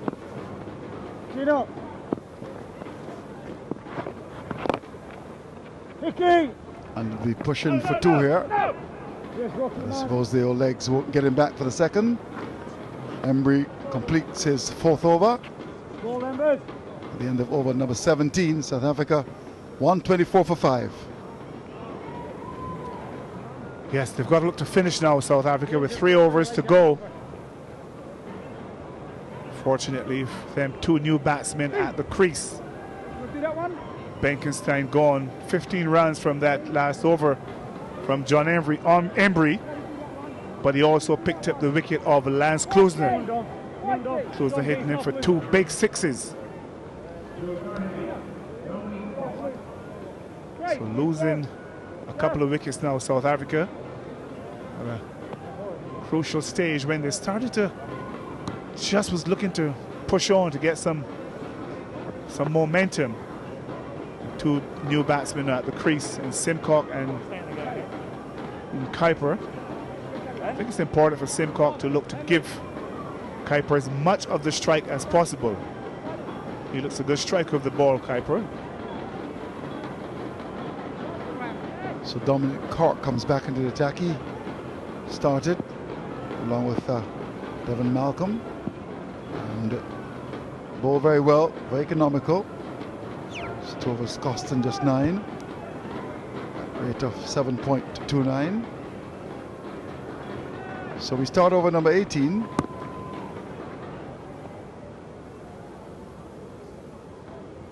Cork to bowl to Simcox. In the air, but saved. Got onto him rather quickly. It was banged into the pitch.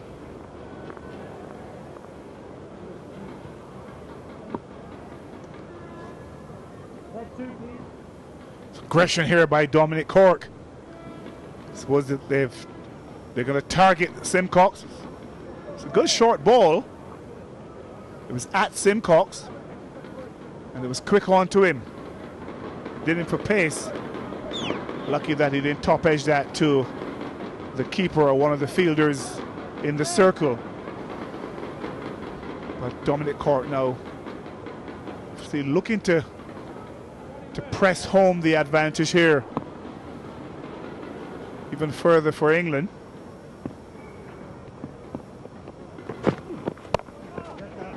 That's gone.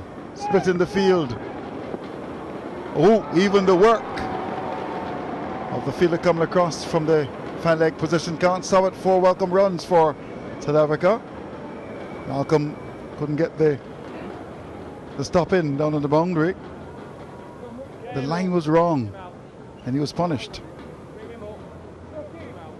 Yes, those size, I think they're probably size 15s there, Devon Malcolm. Probably would have crushed the ball if he had landed on the ball. Could also have done his ankle or done an injury. Cork is very keen to get his field right here.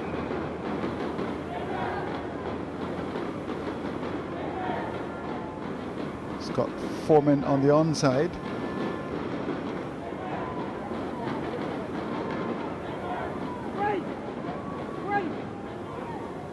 Trying to get the attention of the fielder down at move wicket to the boundary to come to forward square. They know that Kuiper is a dangerous batsman.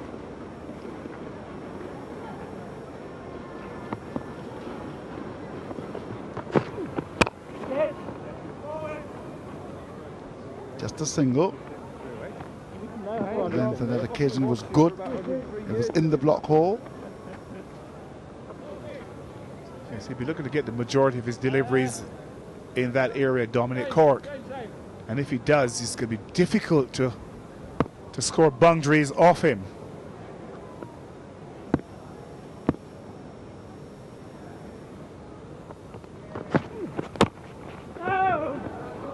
With a very good delivery. He started to Simcox with a ball that was banged into the pitch. And now there was the attempt to york him, well bowled. Yeah, the bat came down all wrong there. He's got to get the bat face to the ball, present the face of the bat to the ball, but to get more of the bat on the ball. That's better. Didn't place it.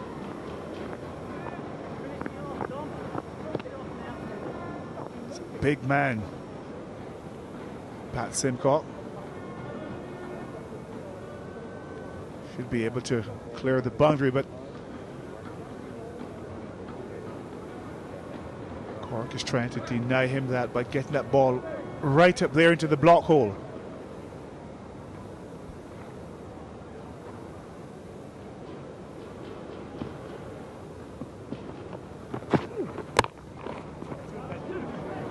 We're looking for 2 here. Yes. Get it quite comfortably. So, good over for South Africa. At the end of over number 18, they won 33 for 5. Yes, and England on their toes. They know that they've in a really good position here, England. They're moving rather spirited in the field. Mark Ramprakash taking his time and looking to get his field right. Listening to his bowlers, asking questions of his bowlers.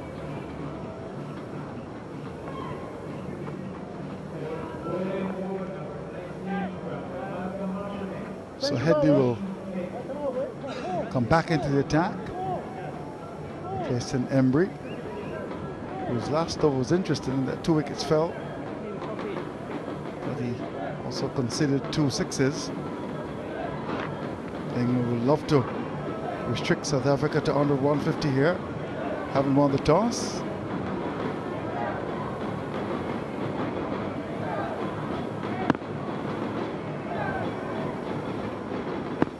So we start over number 19. The decent crowd has come into the Oval.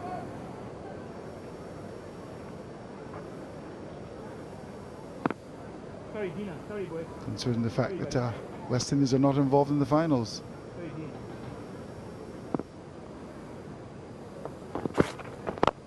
That's straight. That's very well played indeed. Straight as an arrow. That's gone for 4.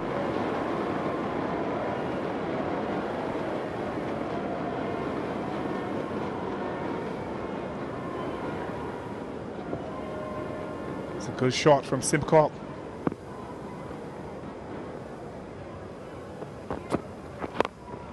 And he goes again. More runs. Poor line. 4 more.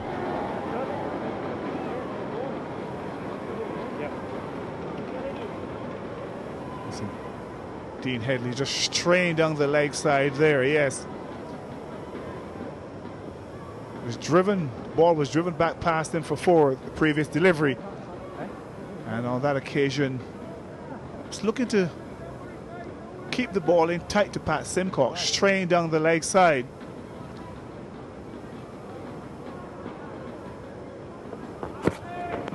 This time he misses it. Full length. So we've had 3 balls in the over for 8 runs.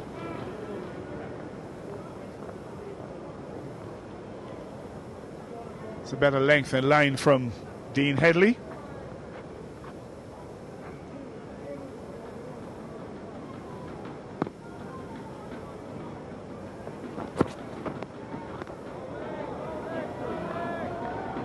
He tailed the way down to square leg.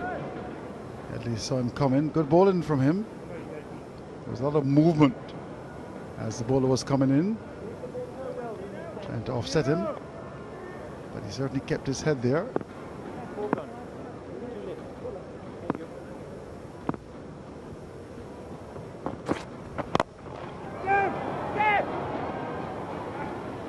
Just a single.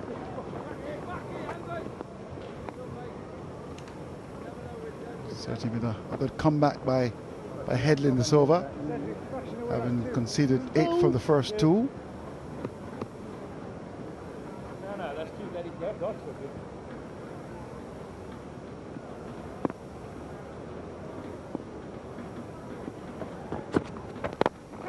That's in the air and gone. 6 runs, just out of the reach of Malcolm. This has been a good over for the South Africans. In fact, looks as if it cleared the boundary. Have a chance to see the monitor. I think it was 4. Don't think it went all the way. Look at it. Did it drop just inside? Hey, you know, Devon hasn't changed. 4. Went up, I bet you went, we're 4. Right. Signal 4. Signal 4. Good chance. 50-50 ball. Did it drop just inside or on the rope? Well, the signal has come from the umpire, so it's 4. Well done, Dean, well done. It's a good over for South Africa. Devon Malcolm there. Never got near, just inside. Just I think it was 4, yeah. yes. Camera work as well. Well done. Just inside the boundary. Looked as if he might have just got his fingers to it. As you said, Wayne, a good over for South Africa. So we've got the last over to be bowled. Cork will have the honour.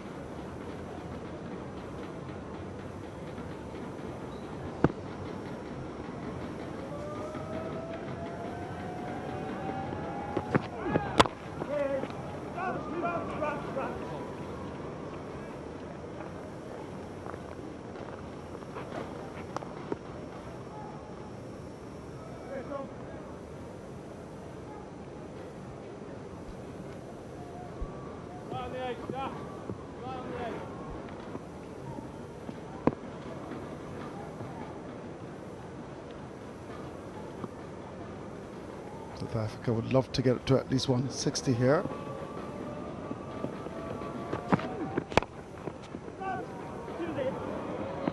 Looking for at least 2, and we'll get it quite comfortably. So again, Cork is on that leg stump. It's been a very good recovery by South Africa. Good crowd has come in. And very much involved in the action as well.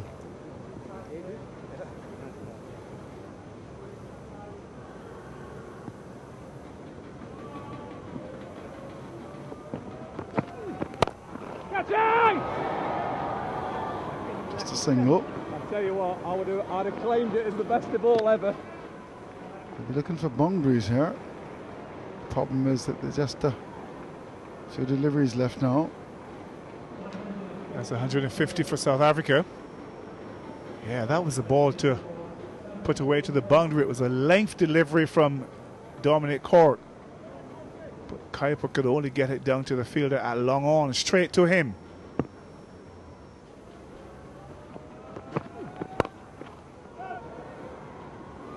Some cops has played some good shots. Very attacking.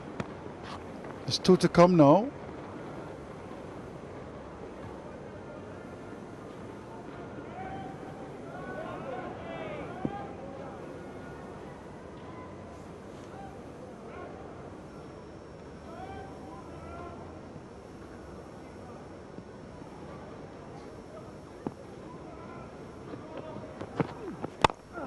Oh, this is good bowling by Cork, right in the block hole. Not being able to get the boundaries, and I think South Africa will be disappointed with this last over. I'll try to go for maximum, but Cork has been spot on.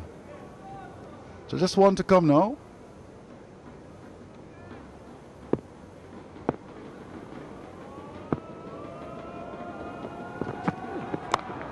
And it's a very good edge indeed. He'll go for 4. So very good job indeed by Simcox towards the end to get South Africa up to 156 for 5 from the 20 overs. And so important at the end to get those runs. Good support from Kuiper, and in the end turned out to be a reasonably good score. Looked unlikely at one stage. So 156 for 5 by South Africa being inserted. They will feel that they can work with that score. Johnson, they're looking to work that ball on the onside from Devon Malcolm, and LBW and Jack there going caught behind ball Malcolm, pushing the ball away from his body, and Benkenstein coming in and getting a lovely shot back for the point for 4. Benkenstein, there he goes again through mid-wicket this time, and that's 6 runs. He really started to pick things up for England. Benkenstein again, length ball from De Freitas and dispatch, and Callahan going caught behind the bowlers. Devon Malcolm, he was in a good spell, Malcolm. Lance Clues there picking up a boundary there, poor delivery. He's working it off his legs, got the fine leg. Benkenstein smashing that ball down the ground, bringing up his 50. And Benkenstein there looking to clear the boundary and holding out off the bowling of John Embry. Big 6 by Lance Klusner off John Embry. Another one, even bigger. Powerful hitter of the ball, Klusner. And then unlucky, picking out Glaston Small there at short fine leg. And Kuiper there, good shot from him, working that ball off his legs, splitting the fielder down there, Devon Malcolm. A lovely shot from Pat Simcox down the ground, 4 runs. Kuiper there, easing that ball over the top. Devon Malcolm coming around, couldn't get there, 4 runs. And an edge there. Last ball of the over, 4 runs to Pat Simcox. That partnership was worth 33 runs for South Africa. A useful partnership. So, England require 157 for victory from their 20 overs. It should be a pretty interesting battle. Who will win? We shall see. We'll take a break and come back in 10 minutes. Join us there.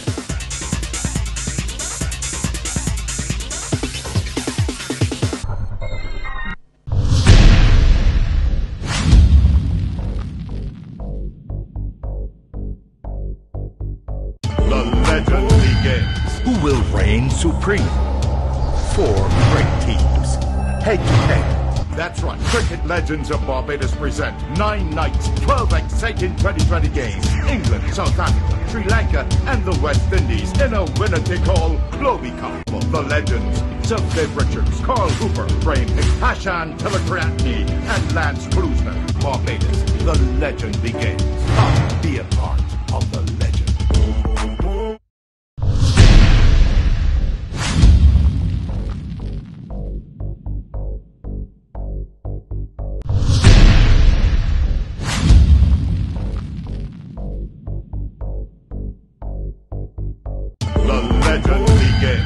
will reign supreme.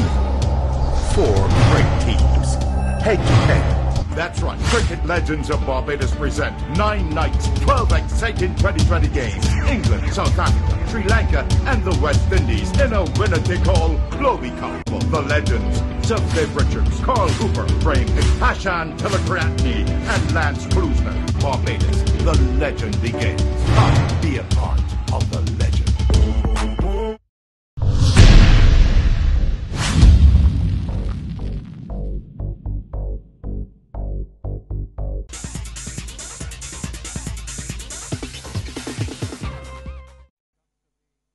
England reply, they've got a challenge on their hands.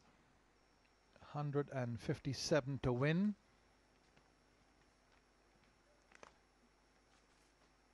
It's not so much that their batting has been affected by their injuries and absentees, although Mark Haleen was in good form in the corresponding match, the last one last evening between these two teams.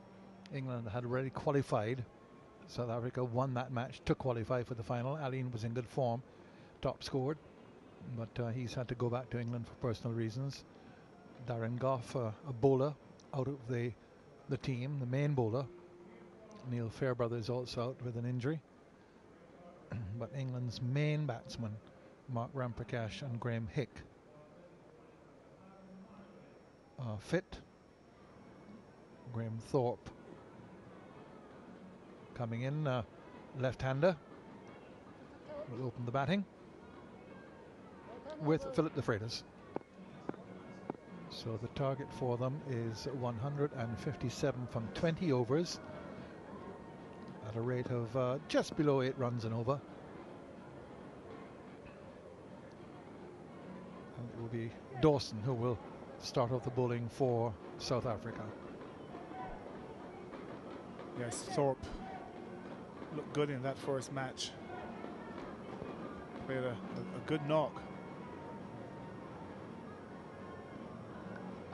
Graham Thorpe, didn't play well the other night against South Africa.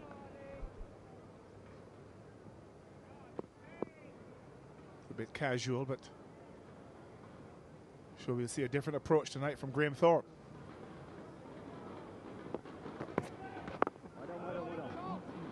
Right away, Dawson on target, very nippy, gets some movement, has been the leading bowler for South Africa in the tournament. A good start for him.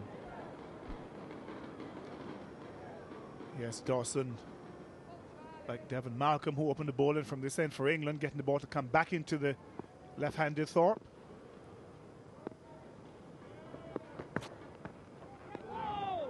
Wide.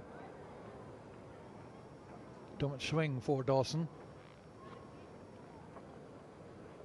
And a fair-sized crowd is assembled. They've come in during the course of the evening and would be, if anything, up to, I would estimate, about 2,000 perhaps,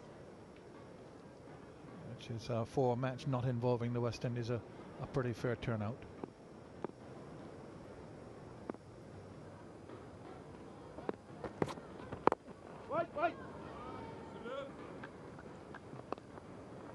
Getting the line right there on that occasion, Dawson. Bit of extra bunks.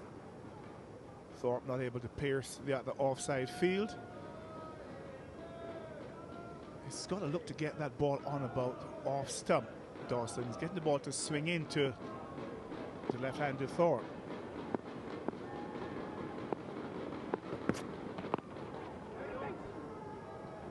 Come through for a quick single.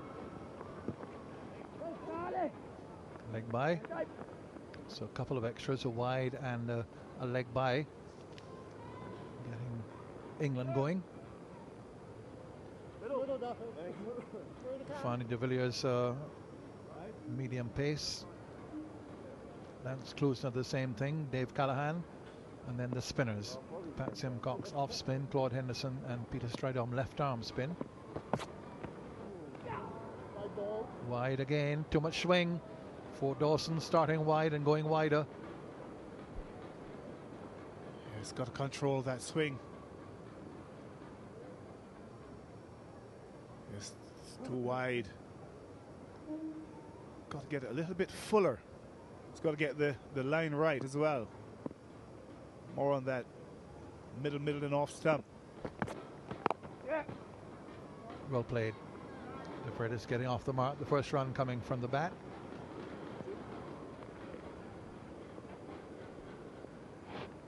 It's $50,000 US for the winner of the final. Winner take all on the line. So that'll be a nice early Christmas present.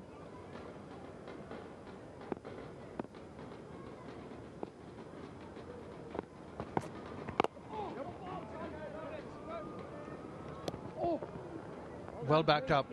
Good cricket all round. Just missed the stumps with the underarm return. But a good piece of backing up by the captain. Benkenstein. Hurried single for Thorpe to get him going. So both batsmen off the mark. And De Freitas now in strike.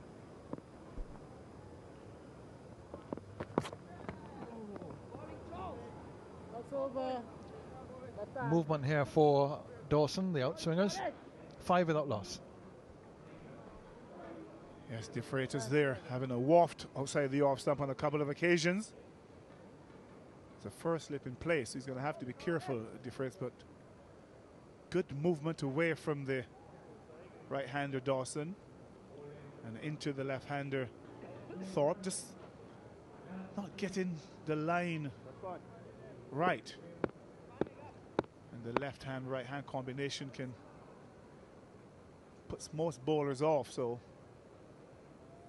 he's going to have to concentrate and get it right. Lance Glusner will open the bowling. Also capable of swing.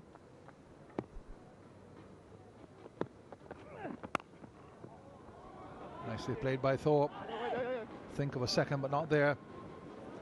Good return.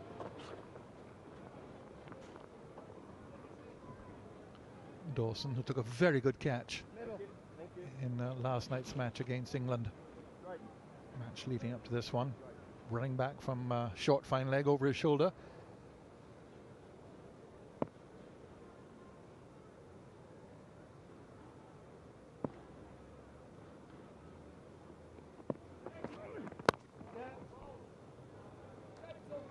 Protection at deep cover, but batsman will take one. Yes, we saw England run really well between the wickets in that game against the West Indies.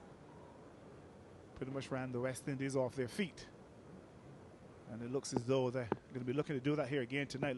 Looking for those singles, the twos. Third man's not going to get there. Sliced away to the backward point boundary by the left-handed Thorpe. Well, you can tell where the support is, the majority of the support here. A lot of British tourists in the island. That's too wide there from Lance Glusner, giving Thorpe room outside that off stump. Made no mistake with that.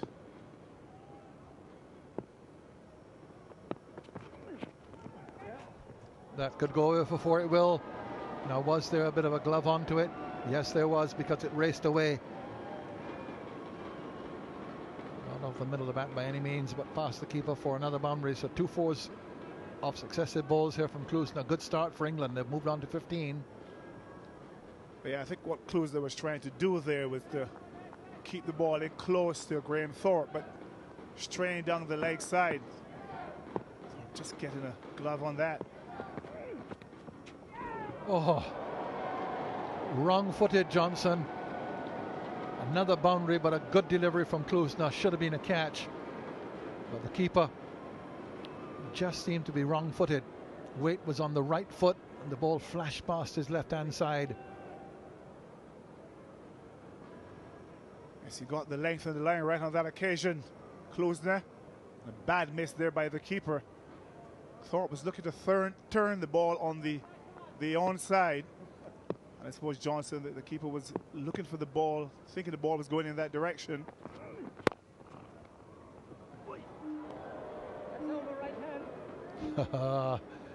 Competitive this competition. Very productive, over 14 off it. 19 without loss, England after 2. Yes, looking to be aggressive, Graham Thorpe.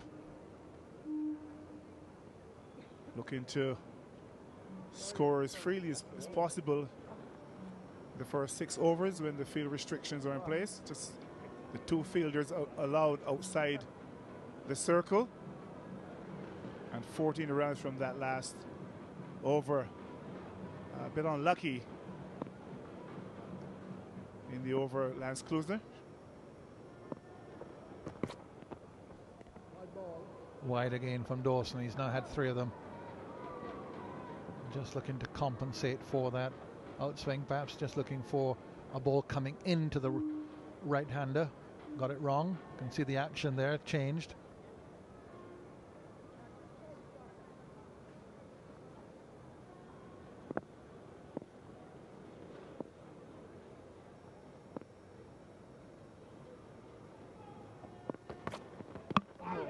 That's well bowled. Right through him. De Freitas in no position to defend it. And Dawson strikes, gets the first wicket. De Freitas goes for 2. It's 20 for 1 in the 3rd over. You're absolutely right, Tony. He was in no position to play that ball from Dawson Taal. Good length at the stump, straight. There's so much to be said for bowling straight. It's neither forward nor back. De Freitas crashed into the off stump.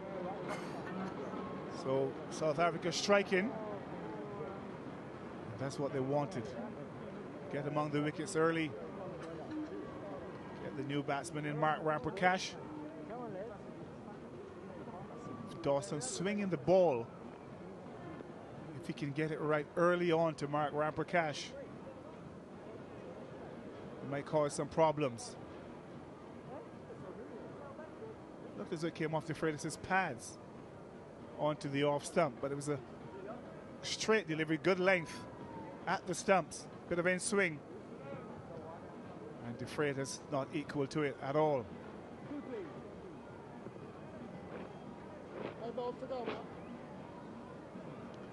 Still a slip in place, and as I said, Dawson getting the ball to leave the right-handers.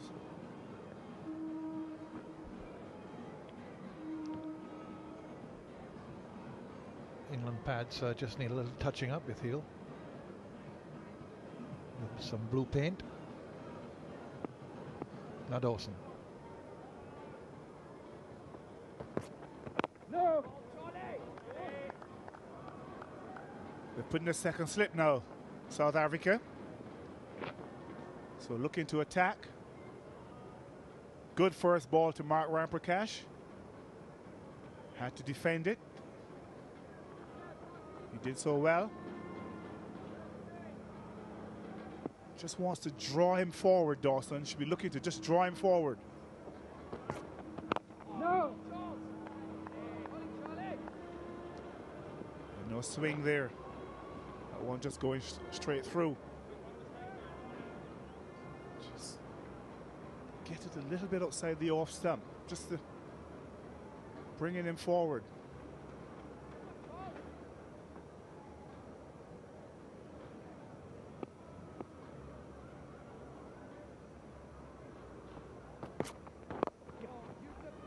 Ramprakash now gets going his first run.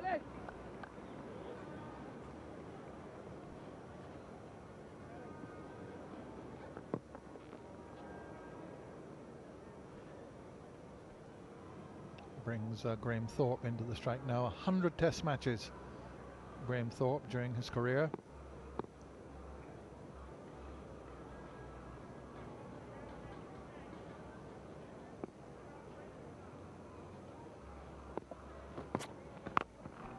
That's a big hit. He's picked it up and hit it over the ropes for 6. It's gone all the way. That's a very good strike by Thorpe. Yeah, he treated that with disdain. Came down the pitch. Oh, lovely hit. Was so sure of what he was doing there, Thorpe. Knew exactly where he wanted to hit that. And he did.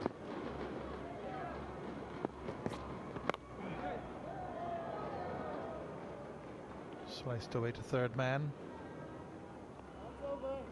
End of the over. Productive one.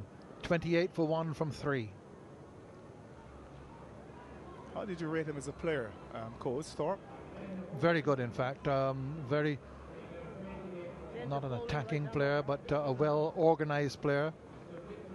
And scored some good runs against the West Indies. Came through a period when England were just struggling a bit. Of course, back in 1999, England were bottom of the heap, having lost to New Zealand in the series in England in '99. And then, of course, the West Indies came to England in 2000 and got them right back up when they won that series and regained the Wisden Trophy.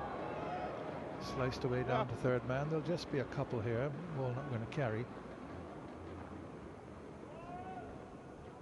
Thorpe in the side with people like Mike Atherton, Nazar Hussain in that period, the batsman. Graham Hick would have been towards the end of his career then with England. Barney de Villiers, the bowler, come on for Lance Klusener.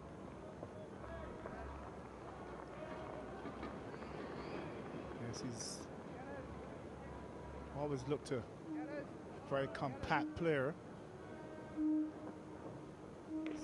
Yeah, when you play 100 test matches, I mean, it just emphasizes your quality, I think, when you can be picked for your country 100 times in test cricket.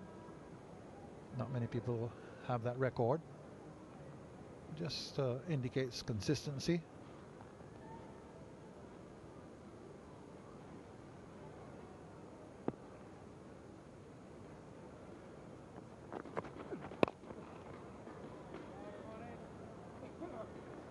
That's likely to be Ramprakash's role at this stage, just nudging the ball around, getting the single, getting Thorpe back on strike.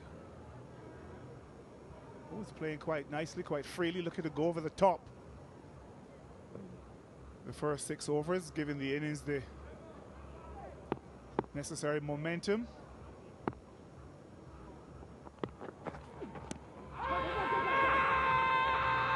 The ruling, I think, is that the ball is pitched outside the leg stump to the left-hander. We don't have the use of the pitch map or such technological devices, but I think you'll find outside the leg stump. He's pretty wide on the crease as well, but probably pitching just outside the leg stump. Yeah, I think it would have gone on to hit the stumps, but once the ball is pitched outside leg, that negates any leg before decision. And it's usually the case you'll find with the right-arm fast bowlers to left-handed batsmen. Slower delivery. You would have had that problem in your career. Of course, you would have thought that every ball that hit the batsman in front of the stumps would have been out, but if you're pitching outside leg and on the angle with the right-arm bowler over the wicket on the angle, and the theory is that if it's going to hit the stumps, it's pitched outside leg. If it pitches on the stumps, it's going to miss off. Just over the head of extra cover, going for 4. Well struck by Thorpe. As Wayne Daniel has observed, he's going to be the aggressor here. He's got 28 already. It's 36 for 1 after 4. Yes, that was a lovely shot. Timed it well, hit it, struck it powerfully. Give himself just a little bit of room, just over the head of the field there. That extra cover, but it went through his hands like a bullet. He's looking good, Graham Thorpe. Continues in that vein for a few more overs. I would think he's likely to take the game away from South Africa, so they'll have to be looking to get him out. Lance Klusener's bowled a 1 over for 14 runs, so expensive.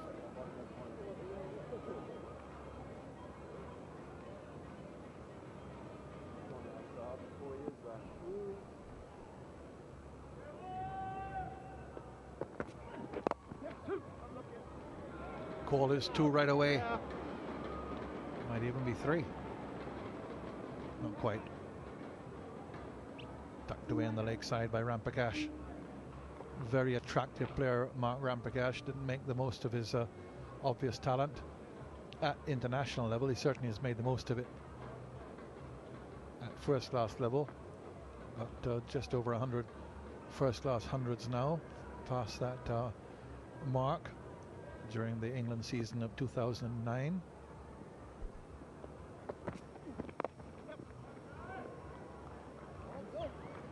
It's well played, well run. Rotating the strike. Graham Thorpe back on strike. They've done that well, England. It's been a feature of their game. Getting the singles, rotating the strike, working the ball between the field. And they still have some fit players who are quite capable of running between the wickets, quickly pressuring the fielders in the deep, getting the twos. Some adjustments now here, in that the offside field has been strengthened.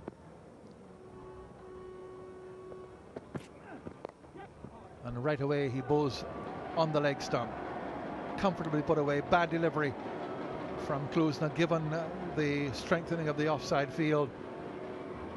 Wrong line and just easily put past the short fine leg for 4. Moves him on very quickly to 32. Well, his captain can't be a happy man. I think he asked for that as well, Klusner, to strengthen the offside field. And then he bowls a delivery on Thorpe's leg stump with fine leg in the circle.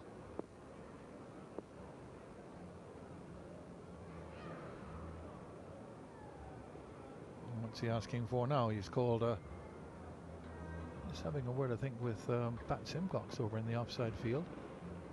Sure what all that's about. The field remains the same. And he vents his anger with a no ball, too high. And that was sheer frustration.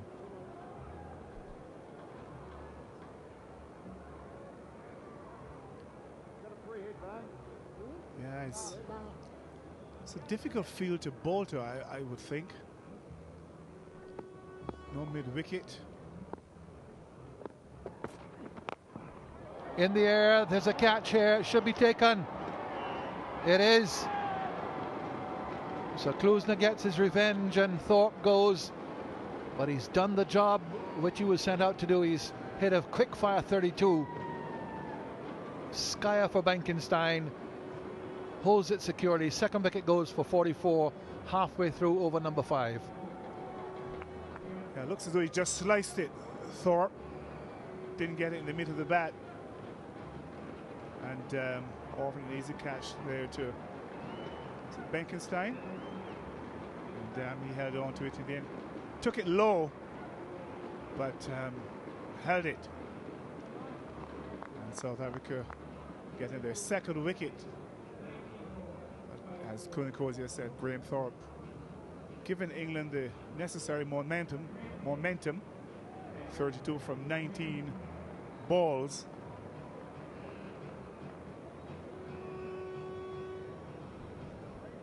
Graham Hick now comes in terrific form in this tournament. Didn't play in the match between these two teams last evening. Was rested. South Africa won it. England had already qualified for the final, and South Africa's victory last night put them through here.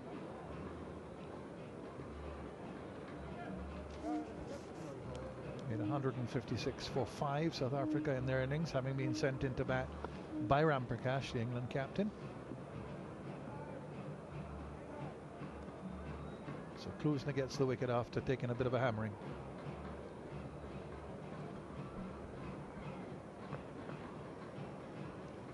Yes, Thorpe looking to give himself room. He's looking to go over extra cover. There's no field on the boundary in that extra cover region, but didn't quite get hold of it.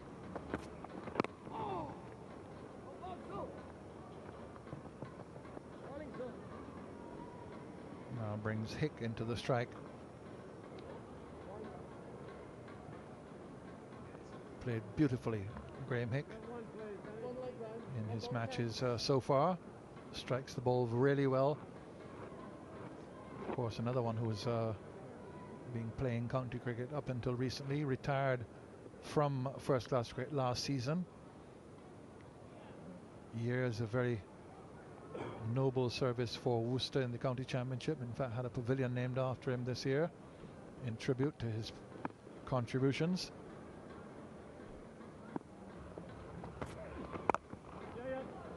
And he's got it through. Didn't time it at all. Come for two and be satisfied with the second. So we've got two batsmen in the middle now, both of whom have over 100 first-class hundreds. 5 overs gone, 47 for 2, 157 is what they're looking to win the match, and the Clobi Cup, first Clobi Cup.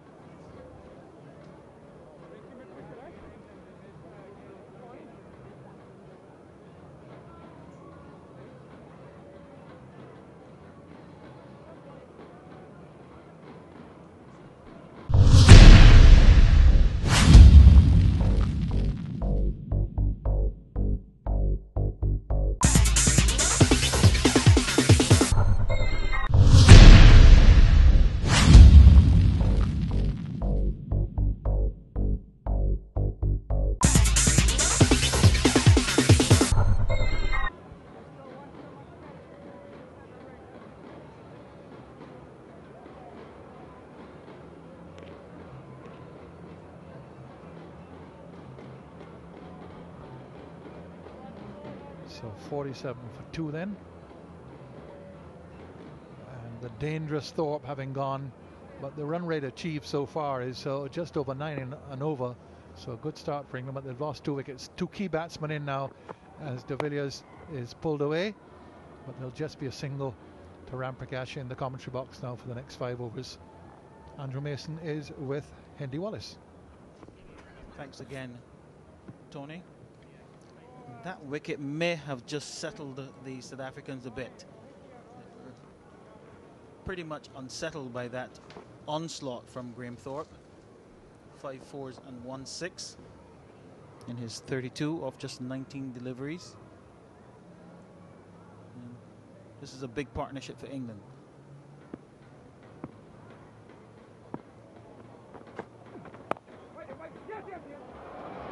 It's gone through. Field at gully area, just a single.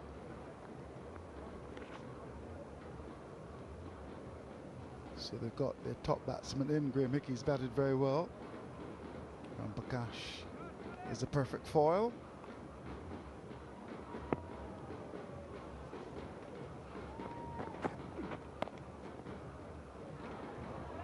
Very delicately played. Pretty much the one-day shot. With the proliferation of limited overs cricket, this is the sort of shot that you see very often with the ball being run onto third man, and that single actually brings up the 50.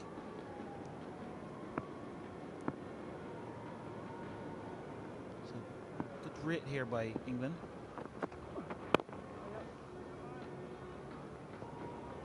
You're thinking about 2. I think Ramprakash was keen. Hick reckon it wasn't worth the risk.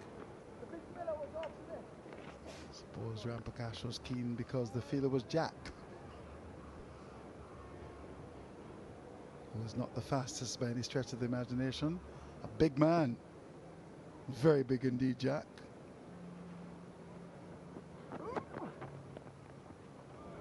Again, we see that delicate shot. The late cup. This time, they're going to come back for the second run. And I think that had a lot to do with Ramprakash maybe doing his homework. He realizes that the player on that occasion at third man, he played that late cut. And so delicately played with the bat face open, but Agent Caper was the fielder at third man, and he's got a very weak arm. So there was Ramprakash taking advantage and coming back for that second run. It's been very solid, Ramprakash. At the end of over number 6, England 53 for 2.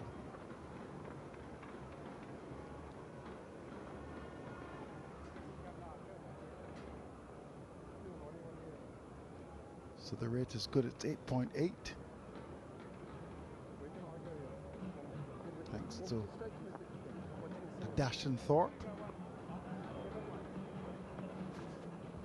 And with the required rate now just under 7.5 runs and over, one would think that England should be in a pretty good position to do this at a canter.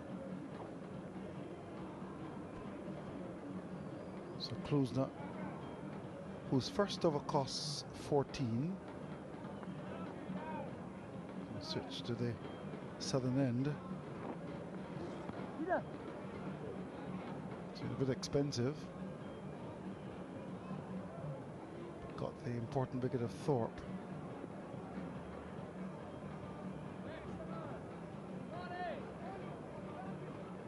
So we've got a good game on our hands here. I suppose when you look at the equation, you'll think that, as Henry pointed out, England are in front.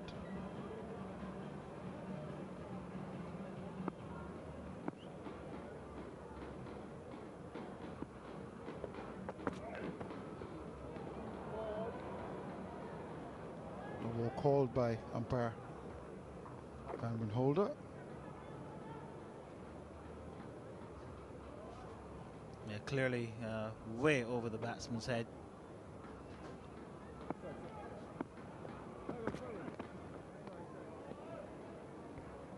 And Klusna seems very fired up there now. Turned quickly there to bowl that last delivery. And I don't think that hit was quite ready. And pulled out at the last minute. No balls in.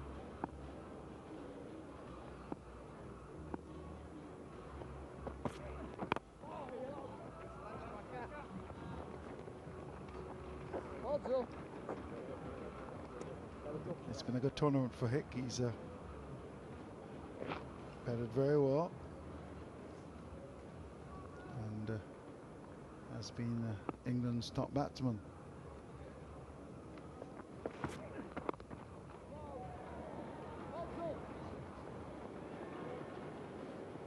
Prakash has got a lot of runs down to third man, playing with soft hands. Just an attractive player to watch, Ram Prakash.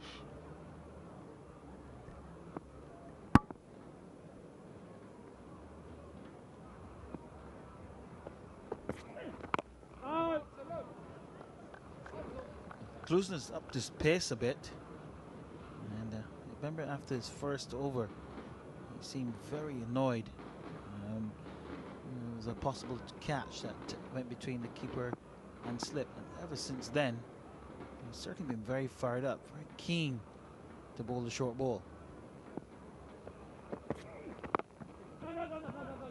He's a long way down.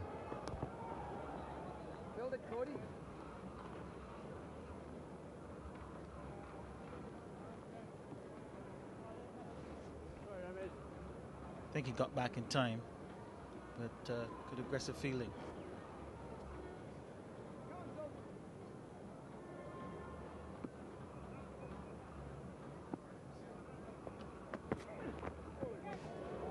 Very well bowled indeed by Klusna. Certainly up for the task.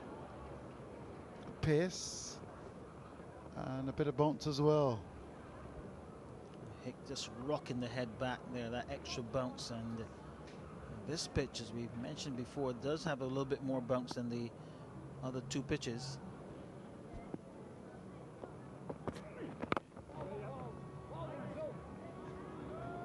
Just a single down to long off.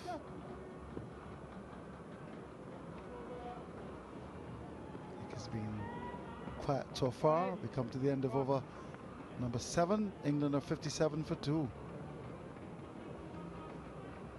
Change the bowling left time around.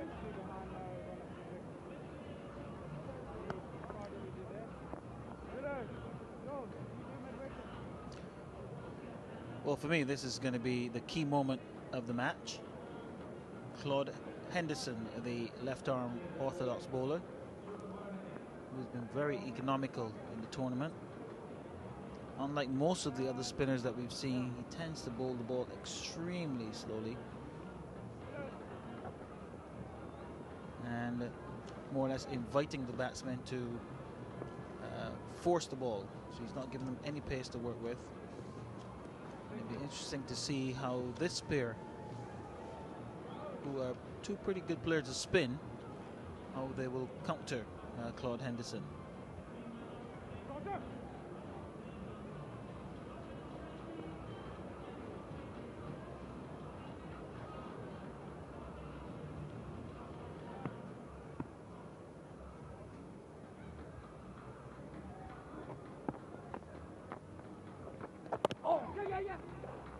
That was chopped off the middle stump. There was an element of danger about that.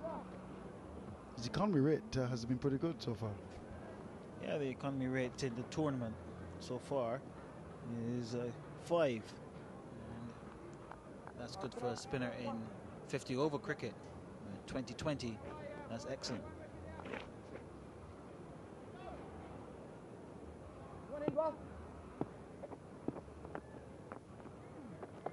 No.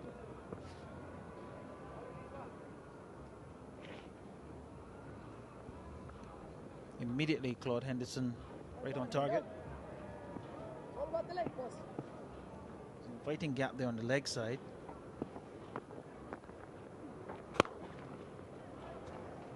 And just be a single.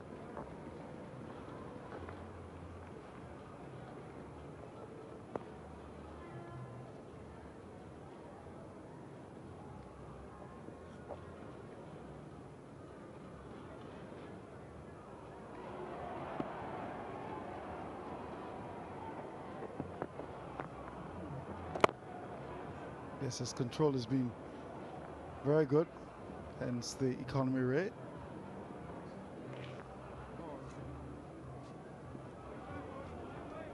But his control is immaculate as well.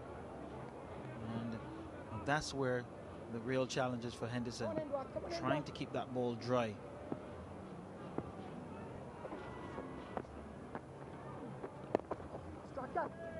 Clever bat in. There's a wide open space there on the leg side.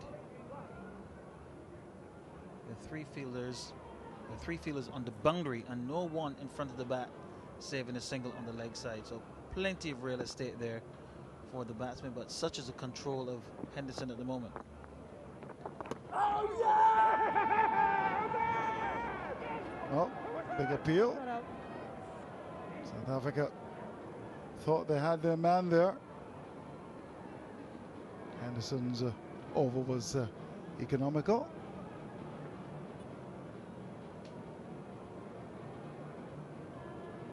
Juggled there by the keeper, and he was confident. Graham Hick was unmoved.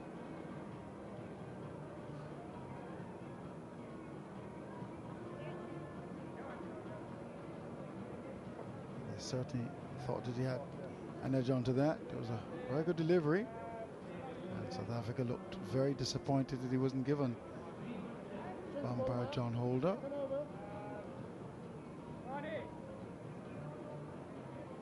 So another change. Shaq, the medium pacer, will come into the attack. So we start over number 9.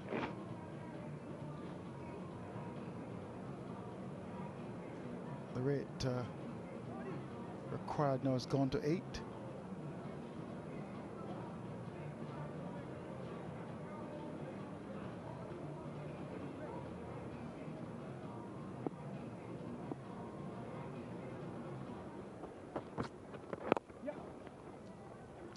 Another easy single, and I think these two batsmen will be happy enough to work the ball around to pick up the odd single, or to pick up the singles and then look for the odd boundary. And South Africa cannot afford to just sit back and let the singles come.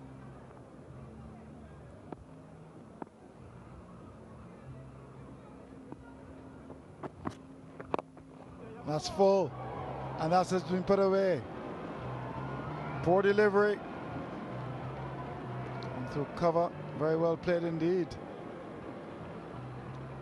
Well, it was a full toss, asking for it, and it was struck quite firmly. Was in the air for a while, but wide of that fielder, and the sweeper on the cover boundary having no chance. Jack thought it had gone to hand.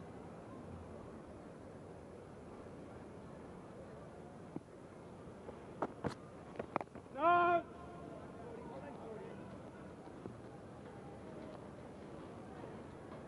And again, a case where the boundary is struck so early in the over, then all the pressure is back on the bowler. 5 runs already off the over, and still 3 balls remaining.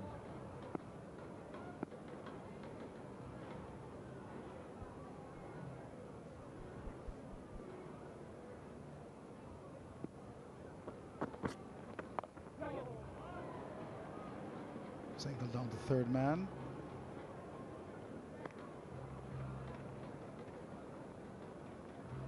So at this stage, with 6 runs off the over already, there's no real need for the batsman to take any chances. 2 more singles and it becomes a very productive over.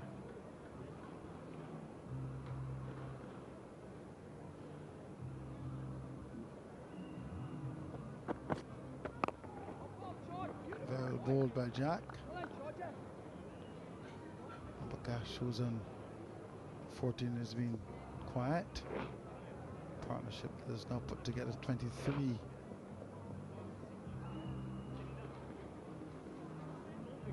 South Africa will want to see that rate go up to more than 10.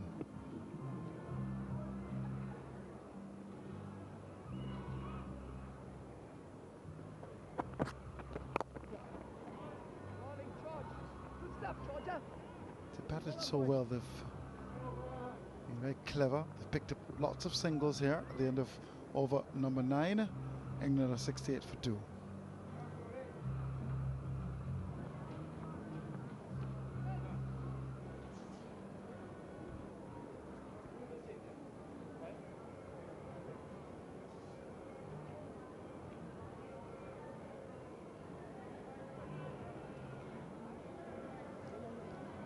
Predictably, Henderson will continue from the Joel Garner end.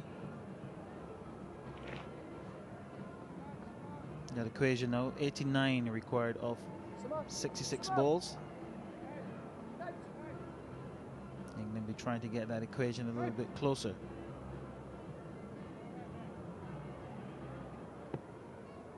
So Henderson to bowl to Ram Prakash.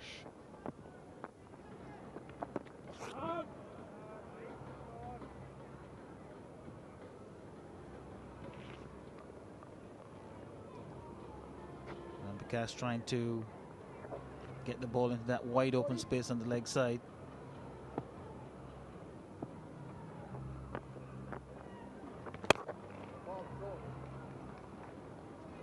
There's protection down there.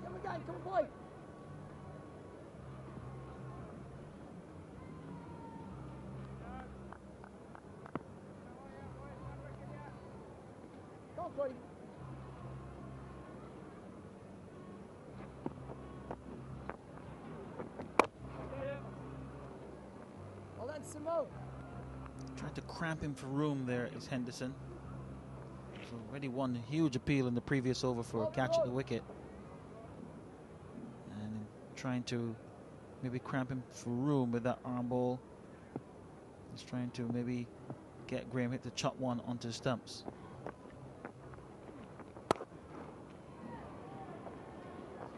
He's protecting the boundary. And this hasn't been spot on so far. Control has been very good. It's been very flat.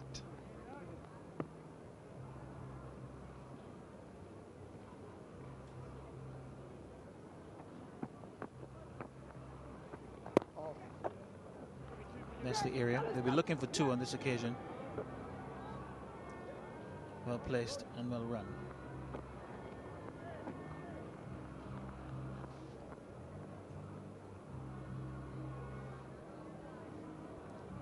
There's no real spin for Henderson on this pitch, and once the ball comes down between wicket and wicket, it's going on with the arm, And the batsman can just knock it into that open space. That's over the top of cover. That's gone for 4. Hit that very well indeed. Spoiled the over from Henderson, which was going pretty well. Onto that ball was hit over the top of extra cover for 4. So the end of over number 10. England require another 88 for victory. They're 77 for 2. Time for a change of commentators. Tony Koza is going to be joined by Wayne Daniel.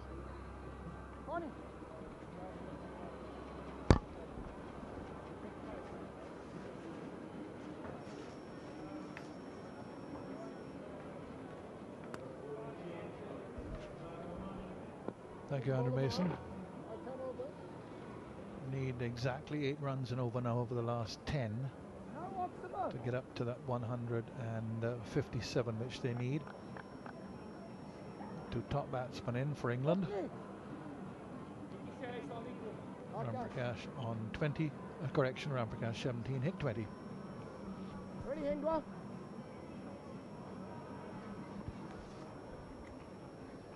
Pat Simcox now, off spinner.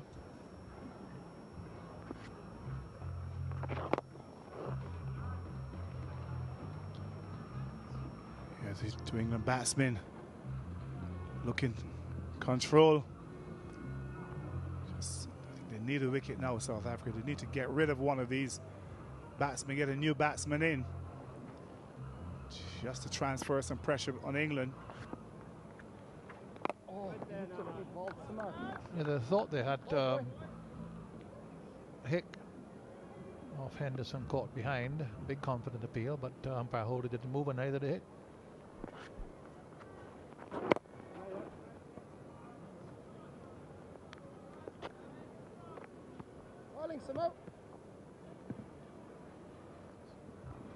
Come on. Yeah. Key point with both these bats, and they've played so much 2020 cricket. Come on, Samo.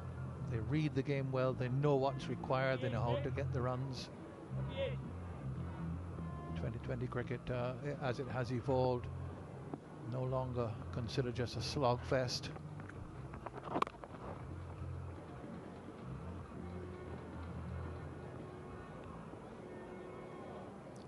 And I think a lot of the 2020 cricket would have started in England, so a lot of these players, I suppose quite a few of them, Mark Ramprakash probably would have played quite a bit of that.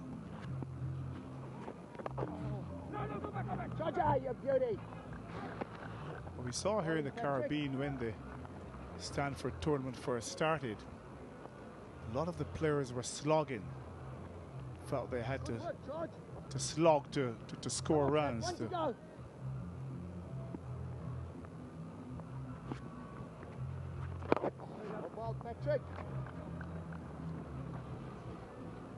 And a lot of the matches were very ordinary, very average sort of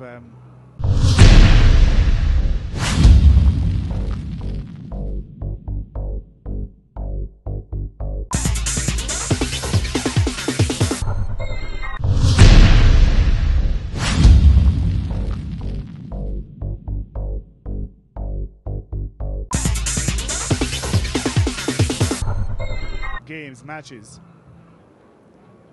but now it's a lot more 2020 cricket is being played, and the batsmen now have it down to pretty much a fine art. Bowling, right arm over. Pace themselves well, and they play decent cricket shots for the most part.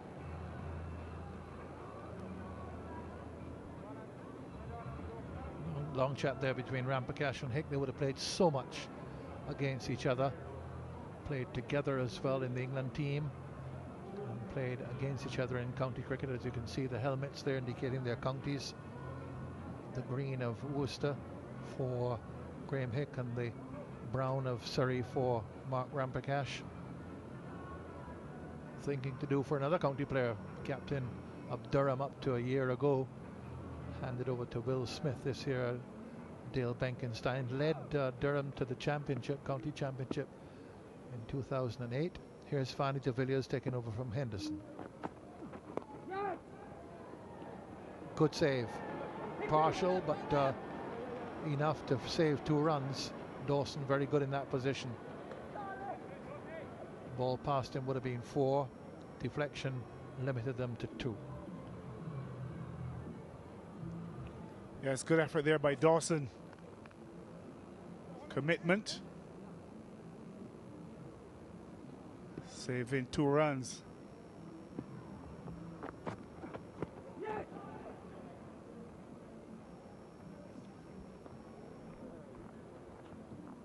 Kensington Oval will be the venue for the final and several matches in the earlier matches in the World 2020 Championship, the 3rd one next year. They've hurried for 1. And they say yes, come 2. Dawson had to get around it. Good running. That tournament next year, April the 30th through until May the 16th, so something to look forward to. Always exciting, and I'm sure we'll get spectators and crowds from all over the cricketing world. 12 teams in it.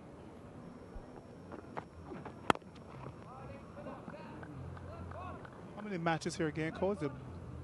In Barbados, there will be 1, 2, 3, 4, 5, 6, 7, 8, 9, 10, 11, 12, 13, 14, it looks like. In Barbados. That's, in Barbados. And that includes the final? That's up to the final. That's up to the and final. Then the men's final and the women's final. That doesn't mean 14 days because they have 2 matches a day. So there'll be 1, 2, 3, 4, 5, 6, 7, 8 days of 2020 cricket here at Kensington, with the first match 9:30 to 12:30, and then the second match 1:30 through until the close. Something to look forward to. End of the over.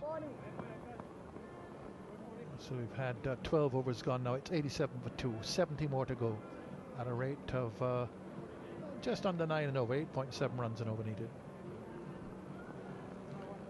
Yes, you would think that with wickets in hand, they'll be able to, at any stage, up that rate. So going along nicely, getting the singles, the 1s and the 2s, keeping the scoreboard ticking. They've got it. I think they've worked it out quite well, England. There's no need to slog them. Finding the 1s and the 2s so easily.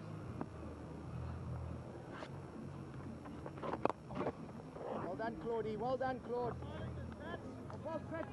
Yeah, wicket certainly will change things. These two have it in control at the present time. But they need a wicket. England after these, Nixon, the keeper, Craig White, Cork, Embry, Headley. And that's wonderfully struck. They'll just come back for 2, save on the boundary. There'll be no night matches here until the final.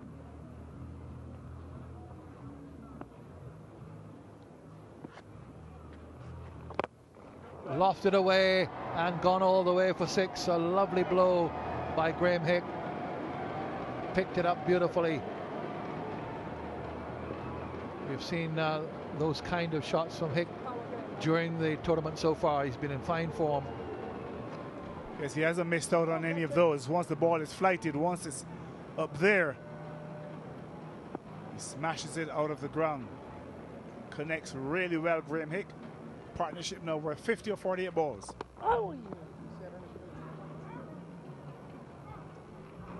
You said there are no night matches. In fact, there's one night match before the final. The women's final will be played at night here at Kensington on May the 16th. And then there's one Super 8s match on the 11th of May, which will be played starting at 5 o'clock. Those are the only two ones on the lights here. Playing during the day, mainly because of the demands of television in England and in South Africa. Start times here are ideal for those two television markets. Prime time they can show.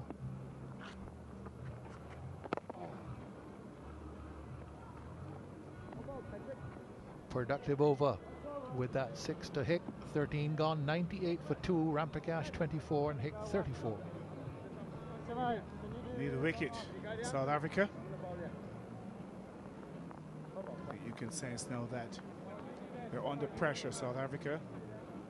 England batsmen going along very, very comfortably. Graham Hick, that last over from Pat Simcock, hitting him out of the ground over long off for 6. Getting some 8 or 9 runs from the over, so 59 now from 42 balls. 8 wickets in hand, England.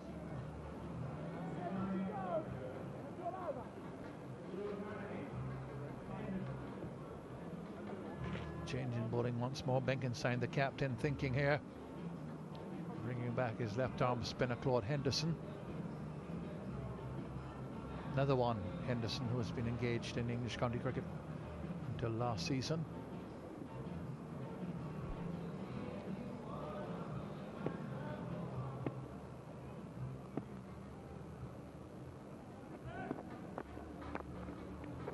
Oh, well, through the keeper. Johnson, not a regular keeper. He's only doing the job here because there's no one else. He's done it quite well. This occasion missing and it goes so by. Thought he had Hick caught behind a while ago. Not in any position there to take that one. He came up too early. Clear wide. He takes it well down the leg side. So adding to the score and adding to the number of deliveries. Of course, wides and no balls add to the number of deliveries available. 100 on the board for England. They can't afford that at this stage, South Africa. Giving away runs at extra deliveries. Got to tighten up.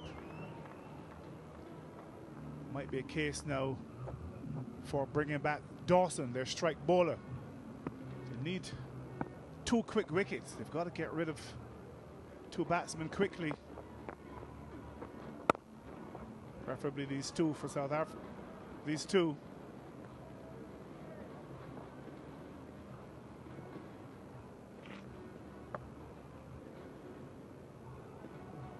They're just knocking the ball around England, realizing that long off and long on are in place.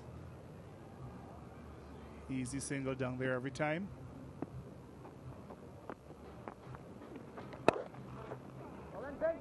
Very good piece of fielding. Benkenstein, expect that from the youngest member of the team. In fact, the youngest man in the tournament, 35 years of age, just turned. Hit very hard, but well saved.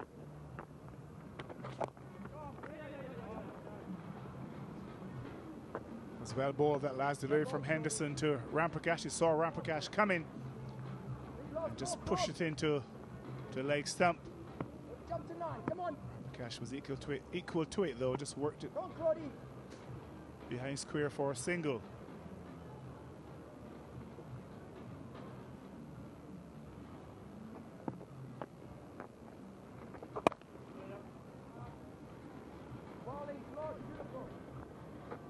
End of the 14th over. 52 required off the last 6. 105 for 2. Hick 38. Ramprakash 25. Partnership worth 61. Yes, they got off to a good start, England. And now these 2 looking to finish South Africa off.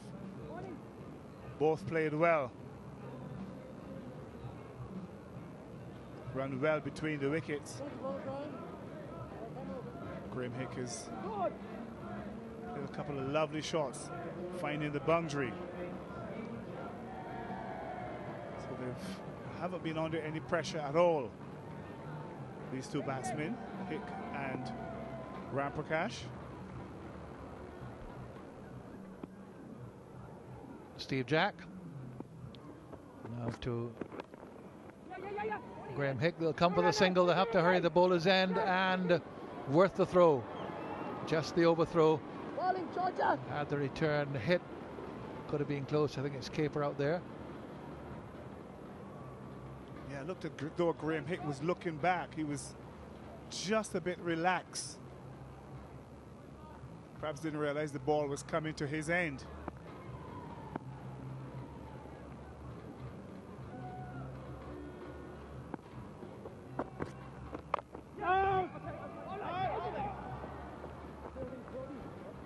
You could just feel the tension now. Coming down towards the end of the innings, we got 5 overs and 4 balls to go. 50 to win, only 2 wickets down. The balance, you'd have to say, with England at the moment. South Africa realise the importance of keeping runs down and, more importantly, getting a wicket.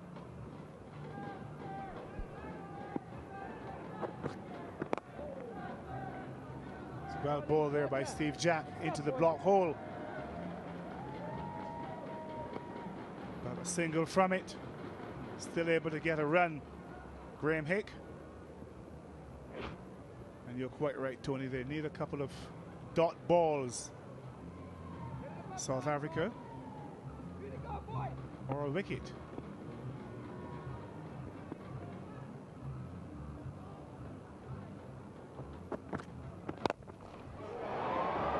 Well, they don't need a 6, and that's what they've got. A lovely blow straight back overhead, this time from Ramprakash, emulating the shots we've seen back overhead from Hick. That's an absolute beauty. Oh, you're right, Tony. That was a great cricket shot. Great cricket shot. Lovely. Lovely. Oh, got himself into a really good position, Mark Ramprakash, to play that shot. The bat came through nicely. Lovely flow of the bat.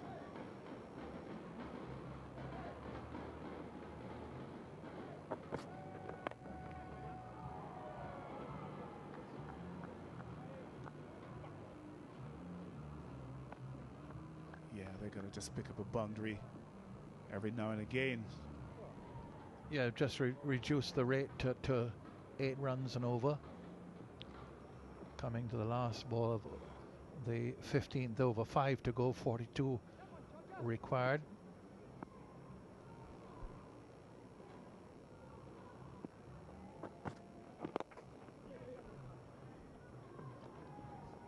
So 5 overs remain. It's 115 for 2.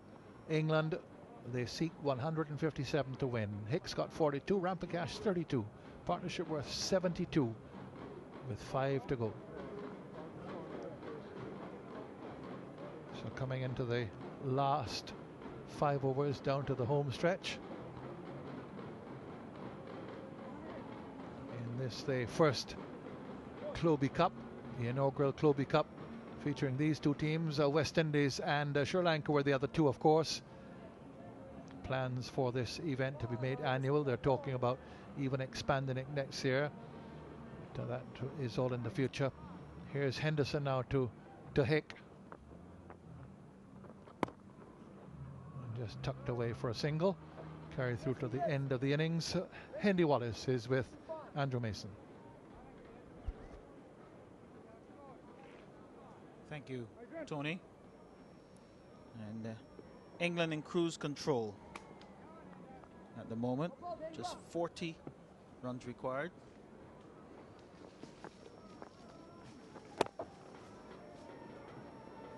Ramprakash, who all along was just working the ball around, suddenly exploded in the last over with that lofted, or that straight hit 6.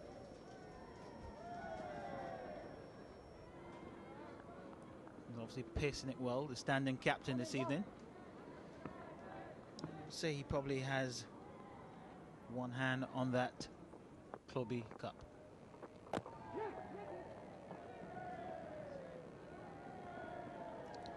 And they're getting singles at will. The fielders in the circle are just on the edge. So with the defensive shot, not able to restrict the batsman.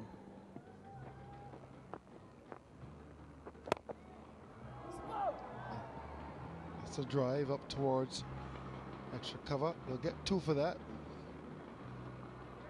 And you're right, Tend, it's really very easy for them. Just get the feeling that South Africa are about maybe 20 runs short. So 36 to get from 26 balls. And they need wickets to push England back. These two are firmly entrenched.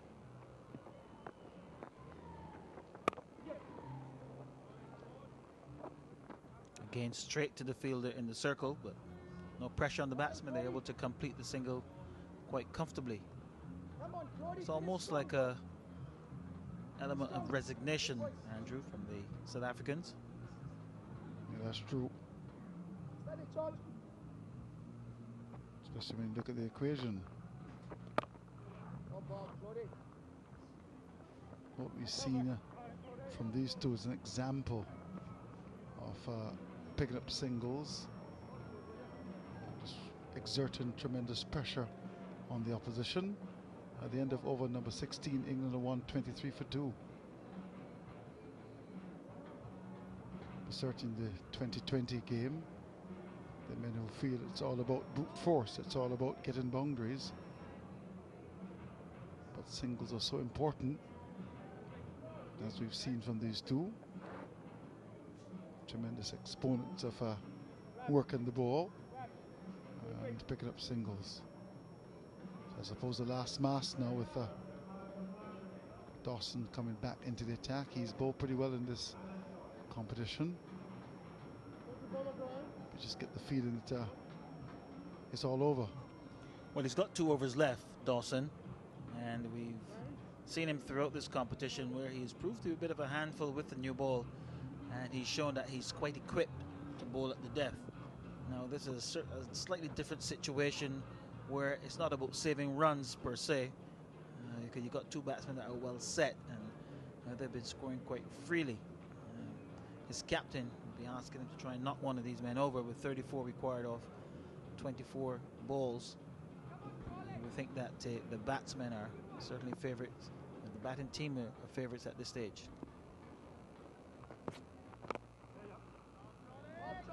That's another example of a push into the offside for a single. And mind you, the fielder is inside the circle.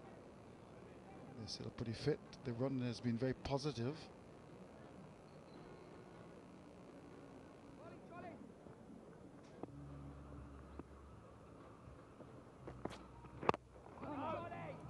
Very good Yorker there. Unfortunately, not good enough on that occasion. Rampakash digging it out.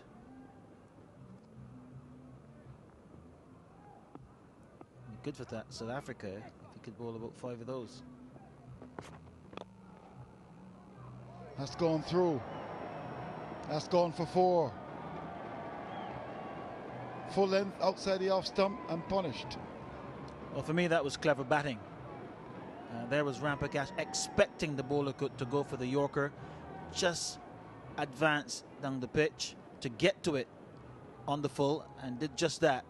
And he just steered the ball, and the timing was such that the sweeper had no chance. Very intelligent batting there.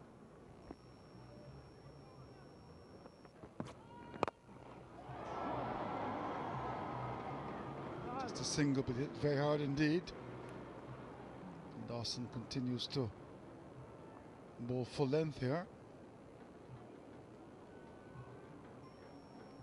as he's done throughout this tournament. So 28 from 20 balls. That's gone. What a wonderful shot, straight as an arrow over the bowler's head. And what a way to bring up the 50 as well. It's been another wonderful performance by Hick. Well, hit high over the top of the umpire, and bang. Well, that's an amazing shot. That ball was just short of a Yorker, and there was Hick getting it somehow back over the bowler's head.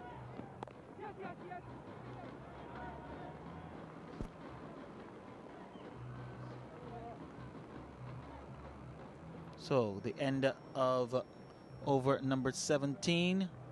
Some 13 runs coming off that over. England 136 for 2, 21 needed off 18 balls.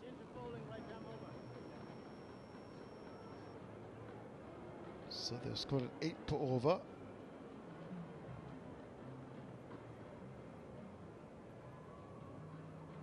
Just facing 43 balls for his 53. Rampakash 41 from 40.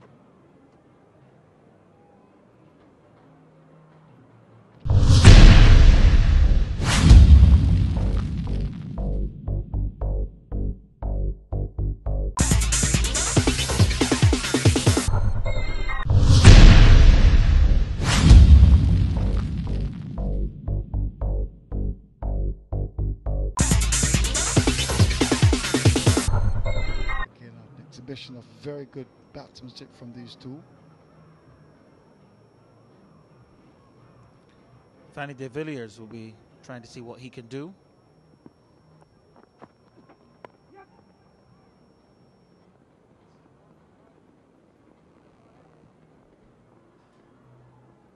We've seen all the teams on parade, and there's some who feel that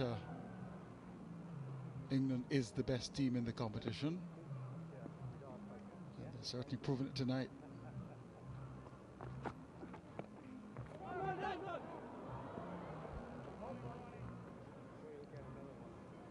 Obviously was looking to hit that one somewhere in the harbour.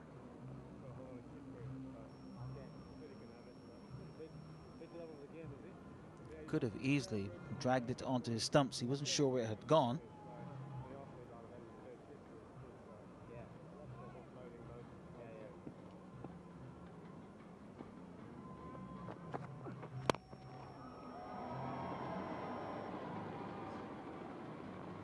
All of a sudden, Rampakash has come out of his shell and has gone the attack.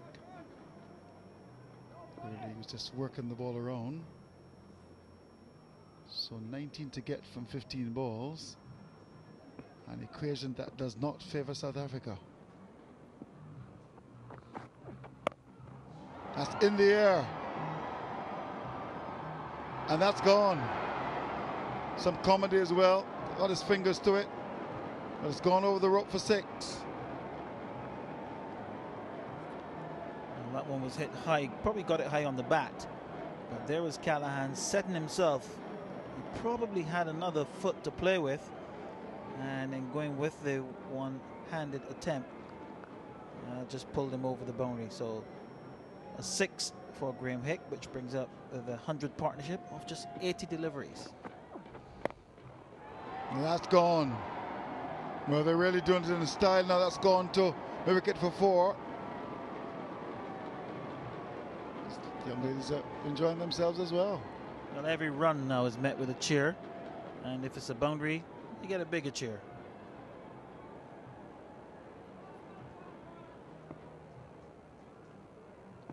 So just 9 to get from 13 balls. More runs for England. They get too comfortably. It's been a big over for England. So at the end of over number 18, it's 150 for 2.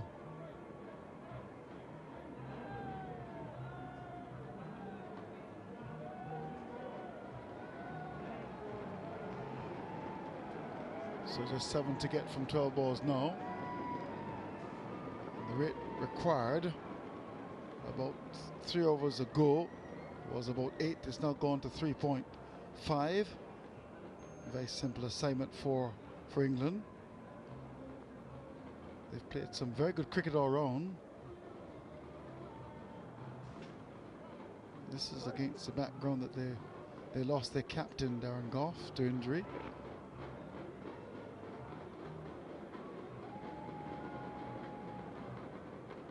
The acting captain Rampakash has really come to the party in terms of strategy and with his batting as well. So Dawson to bowl his last as we start over number 19.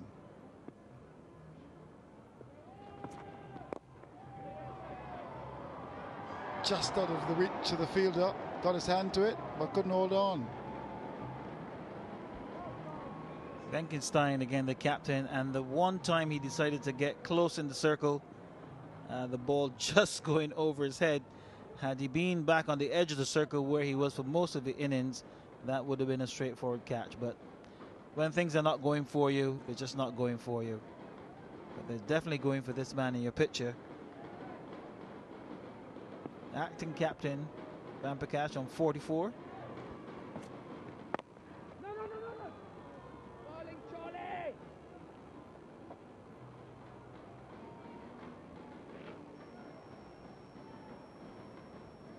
Just 5 to win. I would think they'd be trying to maybe finish this over. But the run chase was very well paced by these two.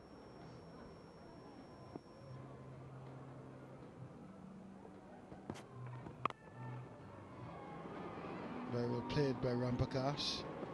Times the ball so sweet, will come back for the second.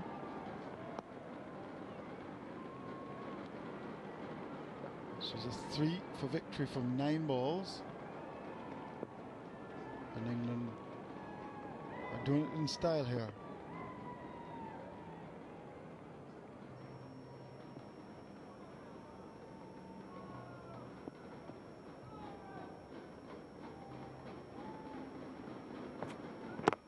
Oh, very well bowled by Dawson. But even that, it's a single. So just 2 for victory now. Pitching right on the popping crease there. Rampakash is seeing the ball really well now. It's 2 to win.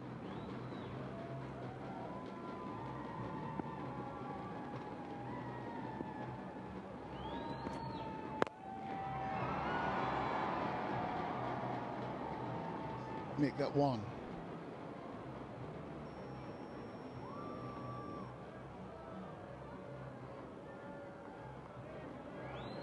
Quite nice if Rampakash, the captain, can hit the winning run. And he's got a chance to do it. The fielders are coming in to stop that single. Or they're trying to get closer to the pavilion. Possibly. It's been a very impressive performance by England. Here's Dawson. And that's it. With a magnificent drive through extra cover by the acting captain Rampakash to see England home, the winners of the Clobi Cup 2009, and they richly deserve to win by 8 wickets. South Africa 156 for 5. And England, thanks to some extremely good batting, they've won. Congratulations to them. Led by their captain and Hick. They came together. And the cup is going to England. Emphatic victory there by England. And South Africa played really well. But they never really recovered, I thought, from that opening spell from Devon Malcolm. And the 156 that they eventually got was just about par.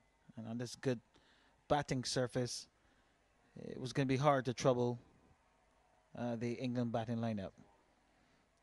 So the 2 partners in crime. 2 batsmen who have each got over 100 hundreds in first-class cricket. And I think we got a bit of an indication as to why.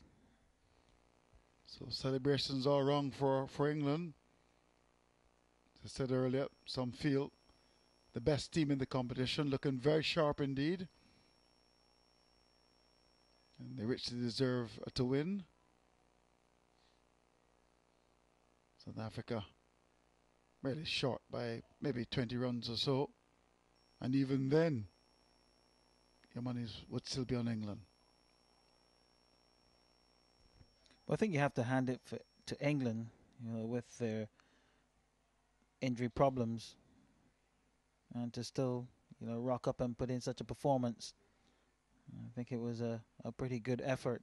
They were just about able to get 11 bodies on the field of play, but the fit enough players to take their positions certainly gave it everything, and they've won everything because this is the winner take all.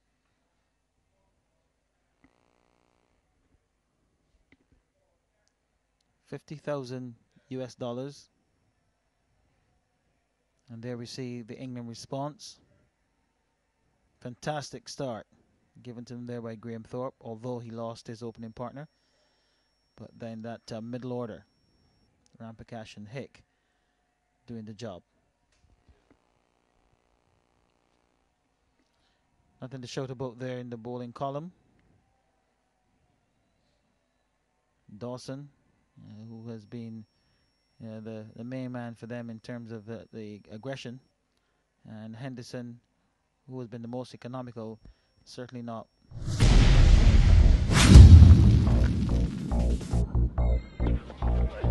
Graham Thorpe made his intentions quite clear when he was prepared to go after the opening bowlers. Times when the bowling was a little bit erratic. The wants to run target and got that early breakthrough.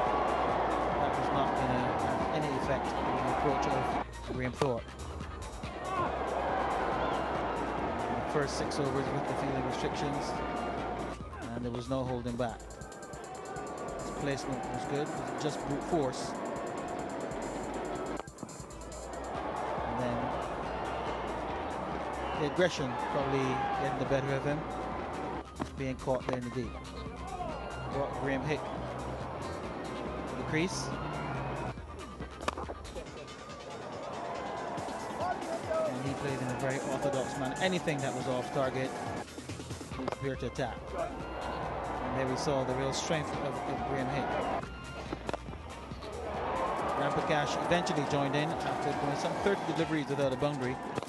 But then once he started, there was no stopping. And he finished the game in grand style.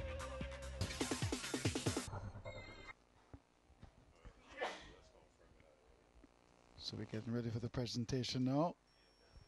And South Africa won 56 for 5. Led by a very good knock from Benkenstein. Got good support from Kloosner. And towards the end, Simcox came out and played 1 or 2 lovely shots. But you always felt that 156 was going to be short. And England were off to a very good start from Thorpe, who just faced 19 balls. And then it was about Rampakash and Hick. And England won by 8 wickets. But right at the top there for England, in the bowling section, Devon Malcolm, 3 for 17. Off an opening burst at 4 overs at the top, unbroken. And for me, that was really the performance of the match. Made all the difference on what was a good batting surface. And one would think that he would be a candidate for man of the match.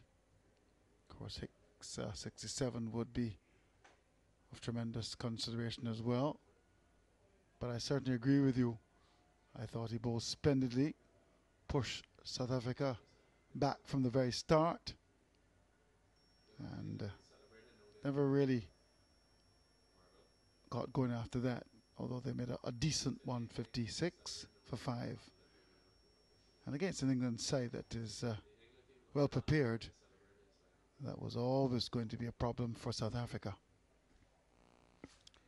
And they probably weren't at their strongest for this final, as they're in a huddle already celebrating the Englishmen, and understandably so. Being asked to do it the hard way, to play 3 games on the trot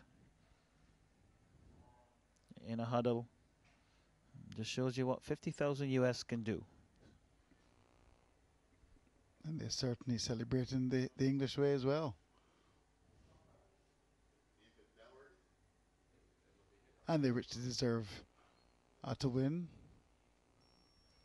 But I think you're pleased for someone like a Darren Gough there in the grey shorts. the appointed captain, pulling up after 1 over in the second game. And you can be rest assured he was trying his best to get himself ready. I'm sure the physio must have been working overtime on that calf muscle. But in the end, he just couldn't do it. And his teammates went out there and did it for him. They certainly did today. They came to the party after lackluster performance yesterday. I think it was a question of knowing that they were in the finals, and when it mattered on the day for the cup, they certainly turned up to the party. And Paul Nixon, ever busy. Dean Headley really putting his body on the line. We heard he was really struggling and needed some painkillers to help. And a well-deserved refreshment from one of his local brews.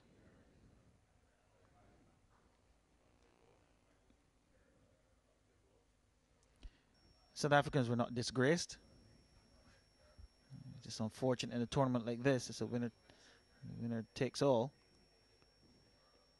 But I think they gave a good account of themselves. Yes, they did. In fact, they won against England yesterday and would have come into this match feeling that they had a very good chance of winning. But that was not to be. And the crowd would have had something to celebrate. I would imagine that it was predominantly British support. And I think that in the end, the result would have suited them. They came here for their holiday and coincided with this inaugural Clobi Cup. And you always know when the English are in town. And they do love this sport. And someone like Gladstone Small in your picture there is a nice homecoming, born in Barbados. Devon Malcolm had an outstanding game tonight, I thought. Phil DeFreitas. And Rampakash probably just tell them exactly how he did it. All, of course, with West Indian connection, with DeFreitas Dominica, Malcolm, Jamaica, and Rampakash Guyana.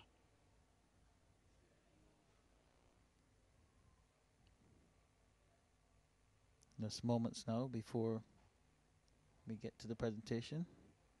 Lots of trophies to be handed out. A couple of awards as well. There's a player of the series, a player of the match.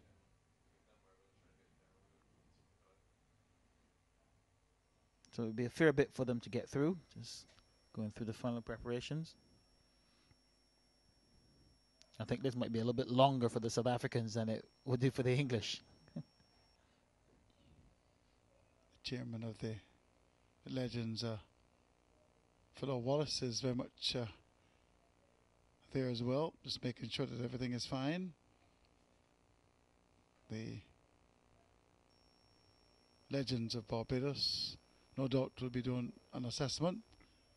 What a caption, Pap Simcox, between the two legends, icons.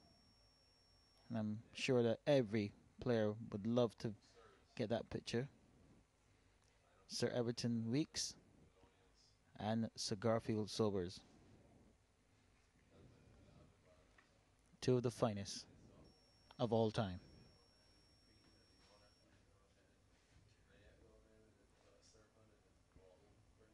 I'm sure there'll be a huge photo session. There's Graham Pollock. Many felt was the greatest left-hander if it wasn't Sobers.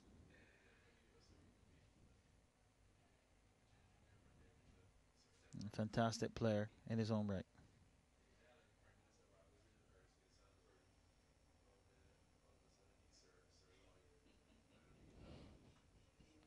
And again, it's the beauty of the Masters competition. You get players of yesteryear getting the opportunity to catch up with each other. I'm sure they discuss what's going on in the current events in cricket and the opportunity for a unique photo moment. And they'll be quite happy about England's performance. England certainly had a lot of support. Many tourists who are vacationing in Barbados would have come to Kensington Oval to support England. And they were certainly not disappointed.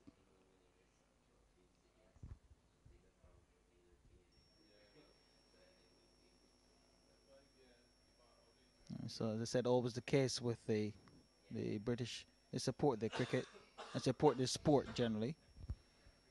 And I think that the organisers would have been hopeful for a West Indies-England final in terms of a crowd.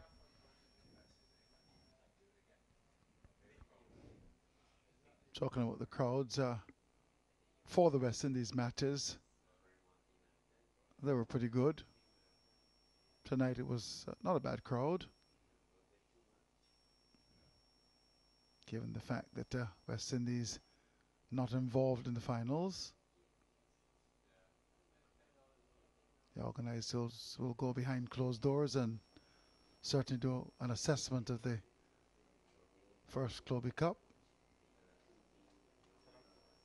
And as they prepare to host in 2010, would have learnt from mistakes and come even better next year. Let's go across to the presentation. And we hope, in fact we know, that you've enjoyed it by your response. I'm joined tonight by members of the presentation party, and let me introduce them to you from left to right. The legendary Barbados national hero, known throughout the Caribbean and the world as the greatest cricketer on Earth or Mars, the Right Excellent Sir Garfield Sobers.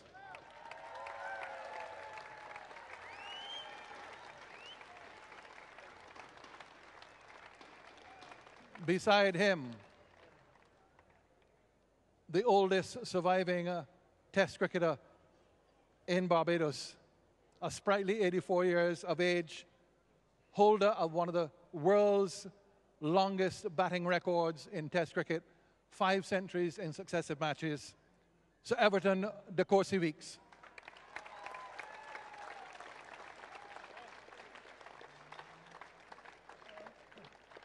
The chairman of the Cricket Legends of Barbados, after whom the cup is named, of course, Clobi, the Cricket Legends of Barbados International, the former Barbados and West Indies opening batsman, Philo Wallace.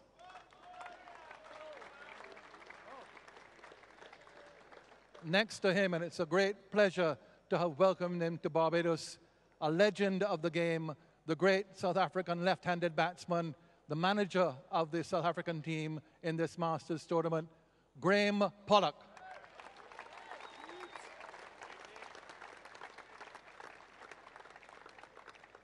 And just to add some beauty in between the beasts which we've just mentioned, the general manager of Cricket Legends of Barbados is Angela Carter.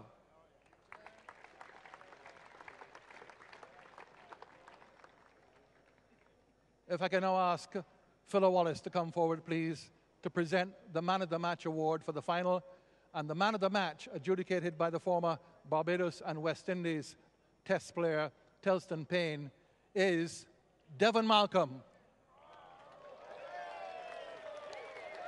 for his spell tonight of 3 for 17 from his 4 overs this evening. Devon Malcolm returning to Kensington Oval. Presentation being made by Philo Wallace. Come, Devon, you've got to say a word to the public. They want you. Come on, Devon Malcolm, please. You got to say something. First of all, congratulations. You look to be in fine form.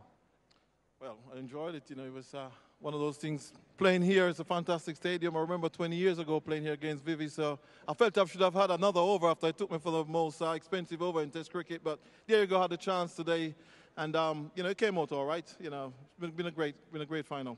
And a great tournament. Indeed, fantastic. You know, got good support. The guys played the game pretty hard, pretty competitive, and long may it continues.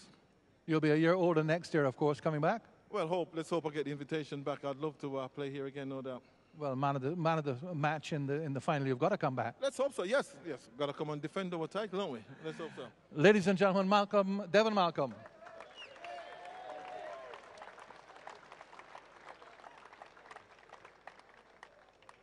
The man of the series, if I can invite Graham Pollock, please, to come forward and present the Man of the Series award. And the man of the series for his 210 runs in 3 innings without being once dismissed. And we saw him at his best perhaps this evening. It is from the England team, Graham Hick.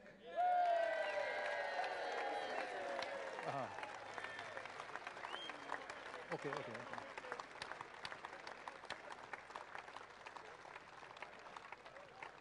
Well, Graham, I know that everyone here knows that you've retired from first-class cricket. Why on earth would you have done that? What we've seen you perform here in the last, week? Well, no, my body knows it's retired. I think we've all had a great time. We've all had a few aches and pains. It's been a great little tournament. I've certainly enjoyed it. Certainly hit the ball a lot better than I was expecting to. So I hope that continues, and I look forward to hopefully seeing everyone here next year. It seems an ideal format for Masters cricket, the 20 overs version. Yeah, I can't complain at the moment. Next year I more likely won't get a run and won't want to come back. But yeah, I think it's something that's starting. Obviously the introduction of 2020 has been huge worldwide, and it gives us older players a chance to catch up, and 20 overs is not too taxing for our bodies. You know, I think one thing we've maybe all learned from this year is that I think next year everyone's going to do a little bit of training before it, so we don't have to go with the aches and pains. But as I said, a fantastic little tournament. Thank you very much, and congratulations, and perhaps we'll see you again next year. Thank you. Thanks for having me. Ladies and gentlemen, the man of the series, Graham Hick.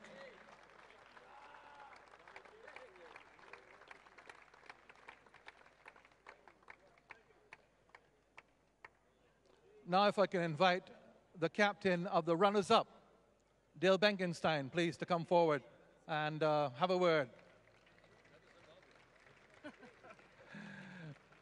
Well done, Dale. This evening you beat them last night, but they turned the tables on you tonight. Yeah, they were too good for us tonight. I think in most facets of the game, they were better than us, so deserved winners. Obviously, I just want to say to our side, I think we haven't left many hours in Barbados for free. We've made the most of pretty much every hour. And I think it was a fantastic effort for us to get to the final, and we gave it our best, but they were just too good for us today. You, of course, the youngest member of your team. How do you handle all those older fellas? Now, with great difficulty. Pat Simcox made it pretty clear that I was captain on the field and that he will look after the off-the-field demeanour, so it was quite easy for me. I just had to move them around in the field, and he looked after them and put them to bed and made sure that they were doing their stretches and their training, so it was easy for me. Well, off the field, of course, we know you've had a good time. The brewery here and the rum refineries will be missing you when you leave. But on the field, you seem to have performed pretty well. Were you surprised with the quality of the play? No, I think we've got a really good side. You know, everyone's played international cricket. We're good players. I just think that some of the guys that haven't played for a while, you sometimes forget how hard it is to play 20 overs of cricket. But we seem to get better and better as the tournament went on. And as you say, I mean, Barbados is just a fantastic place to host something like this. We really have enjoyed ourselves, and for me, it's probably been the most enjoyable cricket tour that I've ever had. That's a big wrap. Thank you very much. Dale Benkenstein, the captain of the South African Masters.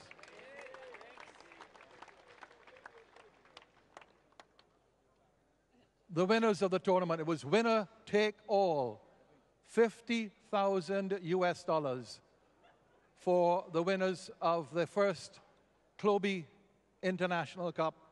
And of course that goes to England, and I'll invite the captain even though he's injured, had a tremendous spell of fast bowling in his first match, and of course, highly popular wherever he plays. Darren Gough, the captain of the team, to come forward. There's a check for you. There it is. Presented by Sir Everton Weeks. 50,000 US dollars, a nice Christmas present, an early Christmas present for the England team. And I'm sure that the wives and girlfriends will know exactly how well to spend it. Tonight. Well done to your team. Of course, your motivation off the field would have been a very important aspect of the performance. You bowled really well in the first match. Tell us first of all what happened. Well, I tore my calf in the second game against Sri Lanka. Obviously, I was a bit upset, but we've had a good squad here. There's been some great teams. We've had a great time in Barbados. We're looking forward to coming back next year and defending our title in the Clobi Cup. So it's been fantastic. It's been so competitive out there. South Africa beat us yesterday, a terrific side, and we can't wait to get back next season. And of course, you've met up with people you haven't played with for a long time, haven't seen for a long time, but were your competitors on the field and perhaps even played with and against them? Oh, it's fantastic. Listen, this is a great concept. I mean, to come over here and play with guys who you've not played with for 10 years and play against some guys who you only played against on probably two or three series. But the most amazing thing is I played for England 15 years and never won anything. So it's nice to come back as a master and win something. Well said.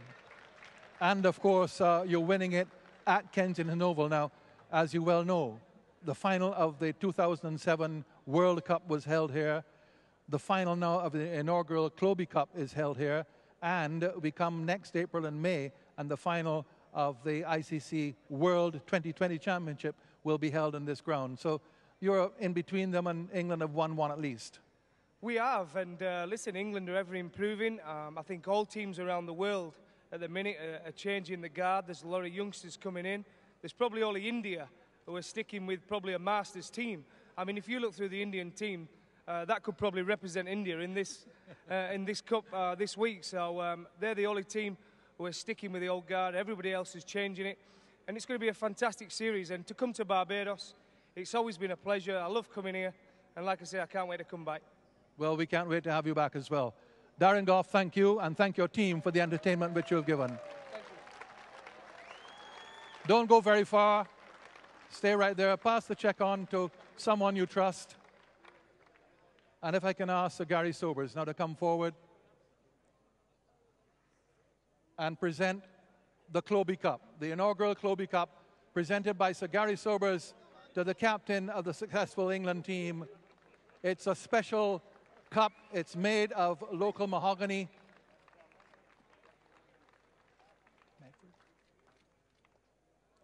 Medford Company produced it. Medford mahogany. And it's a cup made of local mahogany. There he goes.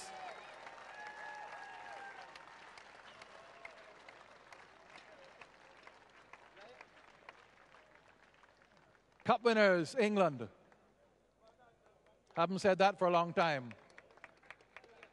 And now, if I can ask another icon to come forward, the Reverend Wes Hall, if you can come forward. Pace like fire. If you can come forward, we have mementos for all the players who participated. They're miniature bats and balls, also made of mahogany by Medford Enterprises. And if I can ask the South Africans, first of all, to come forward and receive your mementos. Youngest first, and then the oldest last. So Pat Simcox, please, can you hold back? Dale Benkenstein, Neil Johnson, Lance Klusner, Steve Jack, Steve Crusher Jack, Dave Callahan, Fanny de Villiers, Alan Dawson, Peter Stridham, Claude Henderson, John Cummins. That wasn't fair. Oldest at the back. I don't know who this fellow is. Pat Simcox, and Adrian Caper. They've given us great entertainment as well. Thank you very much, the Masters from South Africa. And now if we can get the England team, please, to come forward for your mementos. More work for you, Wes. England team, please, come forward for your mementos. Darren Goff as well. Philip De Freitas. Mark Ramprakash. Paul Nixon. Craig White. Darren Goff. Neil Fairbrother. Graham Hick. Dean Headley. The oldest man in the England team, and I understand the fittest. He's been the only one who hasn't broken down. 58 years of age, John Embry. Graham Thorpe. Devon Malcolm. And England's, but our very own, Gladstone Small. What are we representing? And if I can get a representative from the other teams which participated and also gave us so much pleasure, the Sri Lankans and the West Indies. If we can get a representative from the West Indies team, the player manager Adrian Griffith is coming forward.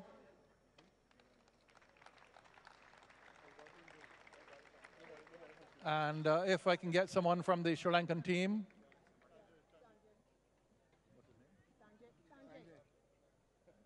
Manager of the team coming forward now. Sanjay Kulak coming forward.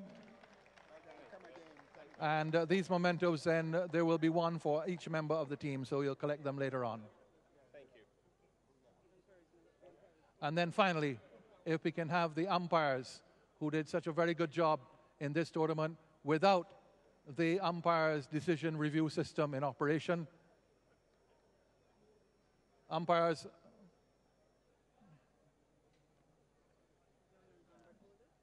there's Vanny, Van Burn Holder, John Holder, Dalton Holder, Penn Holder.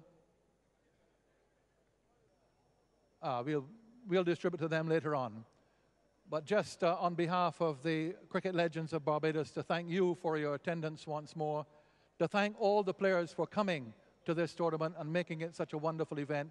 And we look forward, first of all, to the World 2020 Championship here in April and May, and then later to the resumption of the Clobi Cup here at Kensington Oval next year. We hope you'll see you then. Thank you. And thanks to you, Tony Kozia. And thanks to all the commentators for being very much part of this presentation. Congratulations to England for winning the Clobi Cup 2009 in a battle against South Africa. We hope you enjoyed our commentaries half as much as we enjoyed presenting to you. Andrew Mason on behalf of the team for the final time, saying goodbye from Kensington Oval.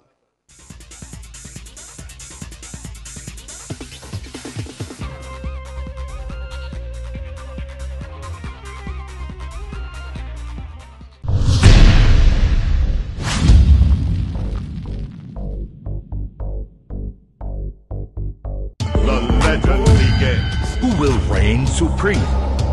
4 great teams, head-to-head. That's right, Cricket Legends of Barbados present 9 nights, 12 exciting 2020 games. England, South Africa, Sri Lanka, and the West Indies in a winner-take-all Clobi Cup. The legends, Sir Dave Richards, Carl Hooper, Graham Hashan Telekratny, and Lance Krusner. Barbados, the legend begins. Come be a part of the legend.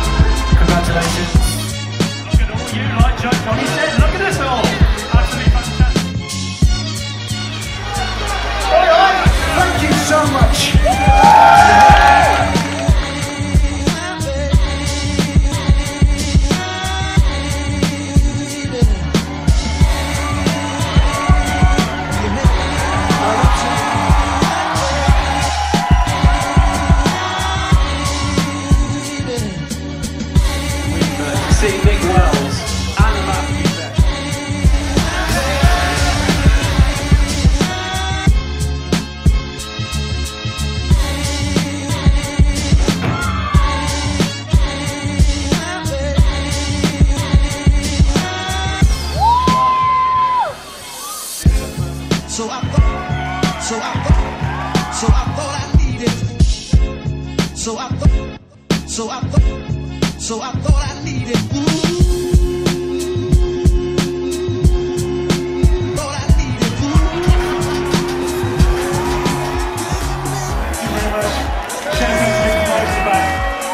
Just want to say thank you to everyone involved tonight. Absolute pleasure to win this.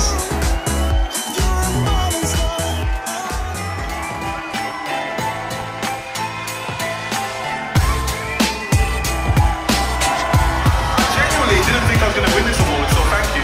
I appreciate it.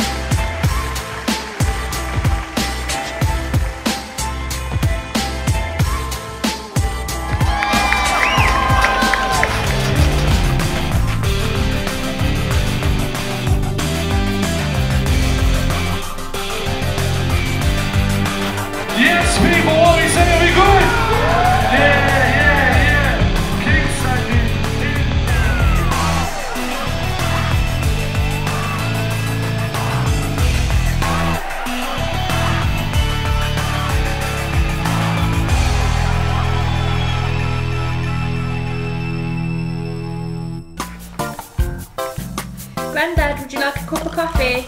As long as it's Blue Mountain Coffee. Jamaica Blue Mountain Coffee, one of the best coffees in the world.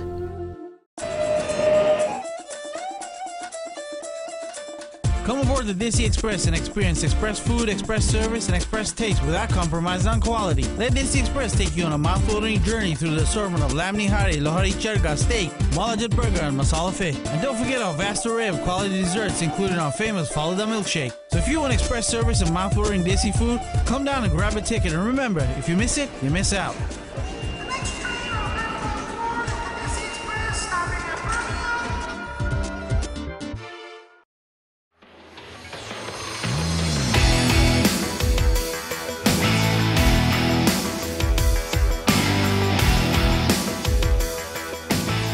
And so ID8 as a business is built on the vast experience of people who have spent many, many years with success and looking at how their lives have been successful and going through the difficulties and the challenges of what success means. I think we recognise a lot of things in sport nowadays that we never recognised back in the 60s and 70s. I mean, I left home at 15. Wasn't even a Durham County Schools player. At 17 I'm playing for Aston Villa first team, so it was a massive change in my life, you know, and then I have this roller coaster ride of good days, bad days, and seeing lots of friends of mine who were expected to do well, who failed, and a lot of it is, we recognise now, not just talent, it's mentality as well that can be a problem for people. So I think all the things that I've seen in the game, in my game that is, and all the people that I've met over the years, I think have given me a wide-ranging sort of experience of good and bad, but there are other reasons for it going wrong at times for people. And I, you know, despite me being here today and having had a fairly successful life, I mean, I've had periods where, you know, you're just sitting and thinking, well, who do I talk to? Where do I go? What do I do? Well, what I decided, I saw my dad's career as a footballer. And I saw as a legend. Well, as a legend, and some of the ex-players, and I thought that they needed some sort of guidance, a one-stop shop where they could come to. So we've developed a business group where they are basically advised on what they want to do with their money, if they want to be able to progress in their career, maybe they want to do some coaching, or you know, a solicitor or an accountant maybe. We basically provide that for them, and they are issued with a mentor as well. So with the agency we've got current players on our books, and with the current players they've got the mentor, and they're guided into life and educated. The numbers are quite startling. You know, you've got some players just go bankrupt. I mean, I think the figures are terrible. It's like, really, is it that bad? It's really that bad. After they finish the game, they're just bombed, and they don't know what to do with their life. Life isn't over. They can still do things, and we want to be able to educate them and help them. And I think what we've got with the group of business people in ID8 is fantastic, and it's definitely going to help. Well, I'm here just as in an advisory position. I mean, you know, I left home 1969, 50 years ago. And where was home? Up from the northeast, from Peterlee, County Durham, where I lived at that time. And, you know, I've basically experienced most things that most people would go through in sport, that is, you know, being an apprentice, signing professional, got injured and had to retire, then finding work. I actually worked in the club shop, you know, selling things behind the counter. I worked for a printing company, so I went out of football for a very short time but hated that, so I realised how important sport was to me. I then became a youth coach, became the youth coach of Aston Villa. Went off and became a manager, and then came back as the manager of Aston Villa. And a successful time. Yeah, great time. And then, you know, I've had left and been at other clubs where it hasn't gone so well for me, and now I'm back as in an advisory capacity. Yeah, no, I joined ID8 because I find it's a great group of eclectic people, like-minded people who look after each other and look out for the clients, most importantly, and that's why I joined ID8. My specialty is film production and film financing, including television and everything which has to do with IP. And I bring basically creatives together with the investors, so in order to make sure that everybody's happy and everybody knows which direction they're going to. I was invited by Stephen With, who I've met and done some work with in Vietnam and Thailand, and we wanted to develop that work between England, Thailand and Vietnam.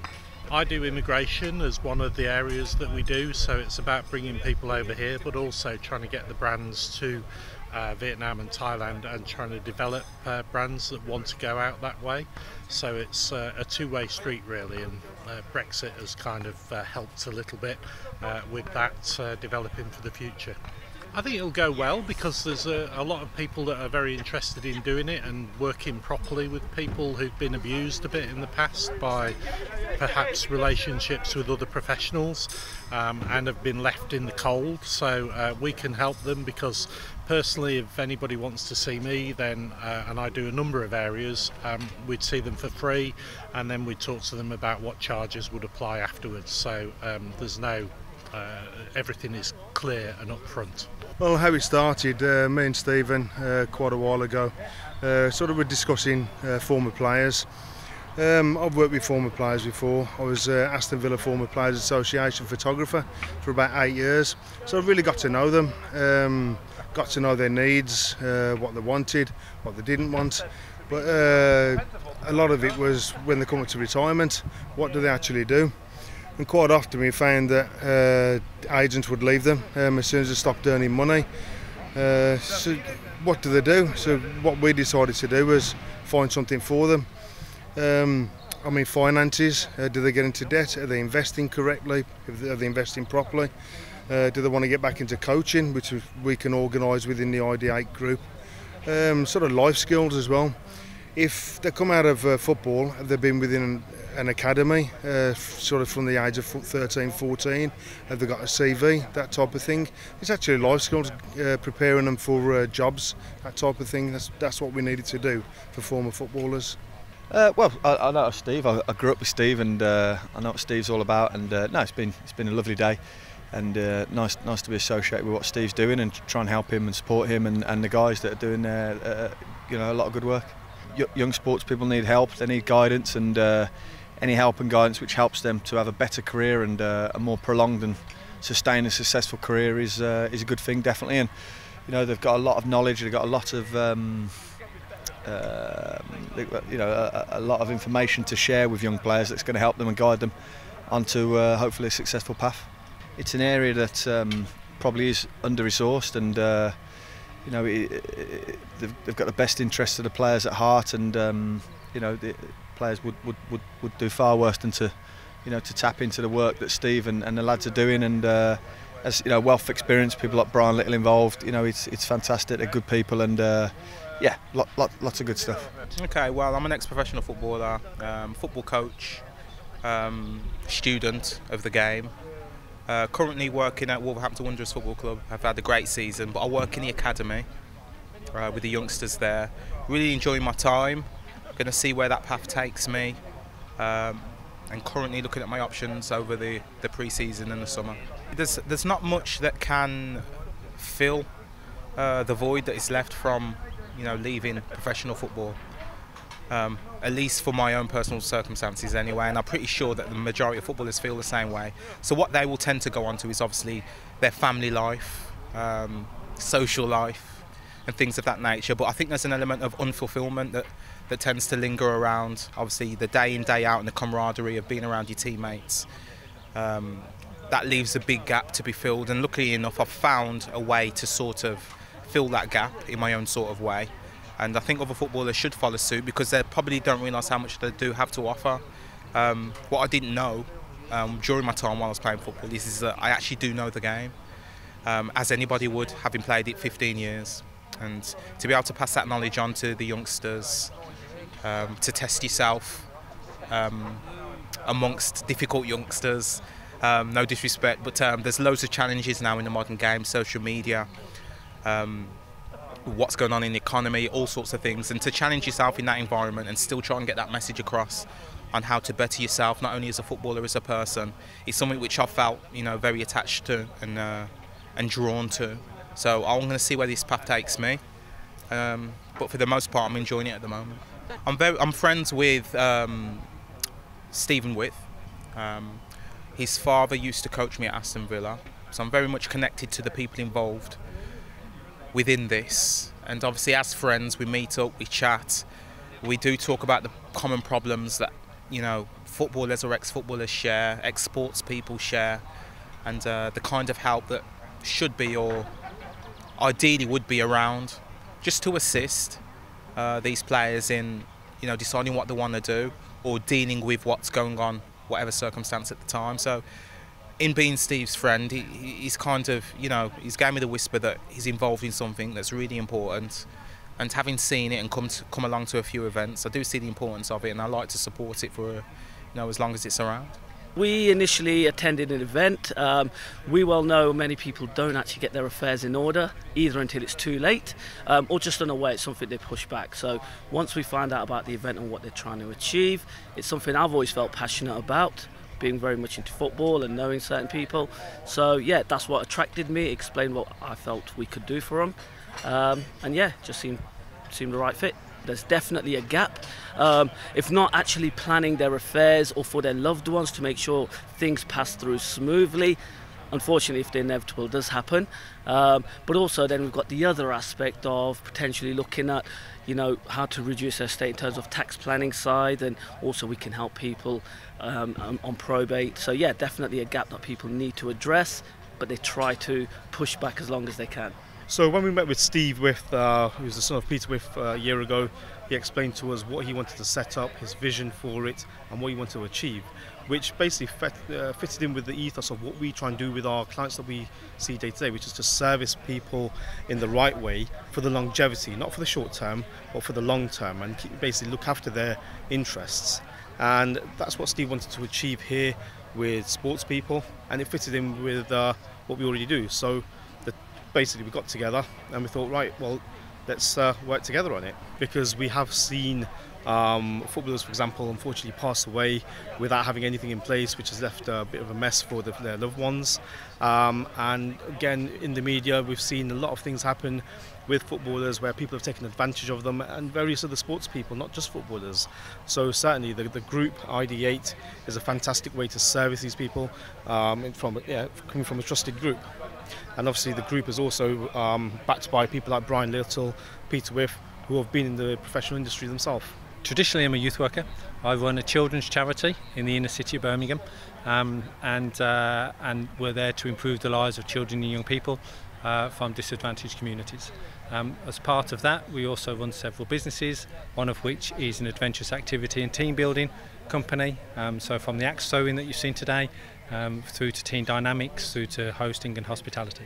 The ID8 initiative started through a concept of Stephen growing up in a family of a professional football player who was well known, but going through all the challenges and then feeling the struggles of how where to get support from in terms of being in the public eye, and recognising that through Peter With and Brian Little, that there's a lot through for sports personalities, for celebrities.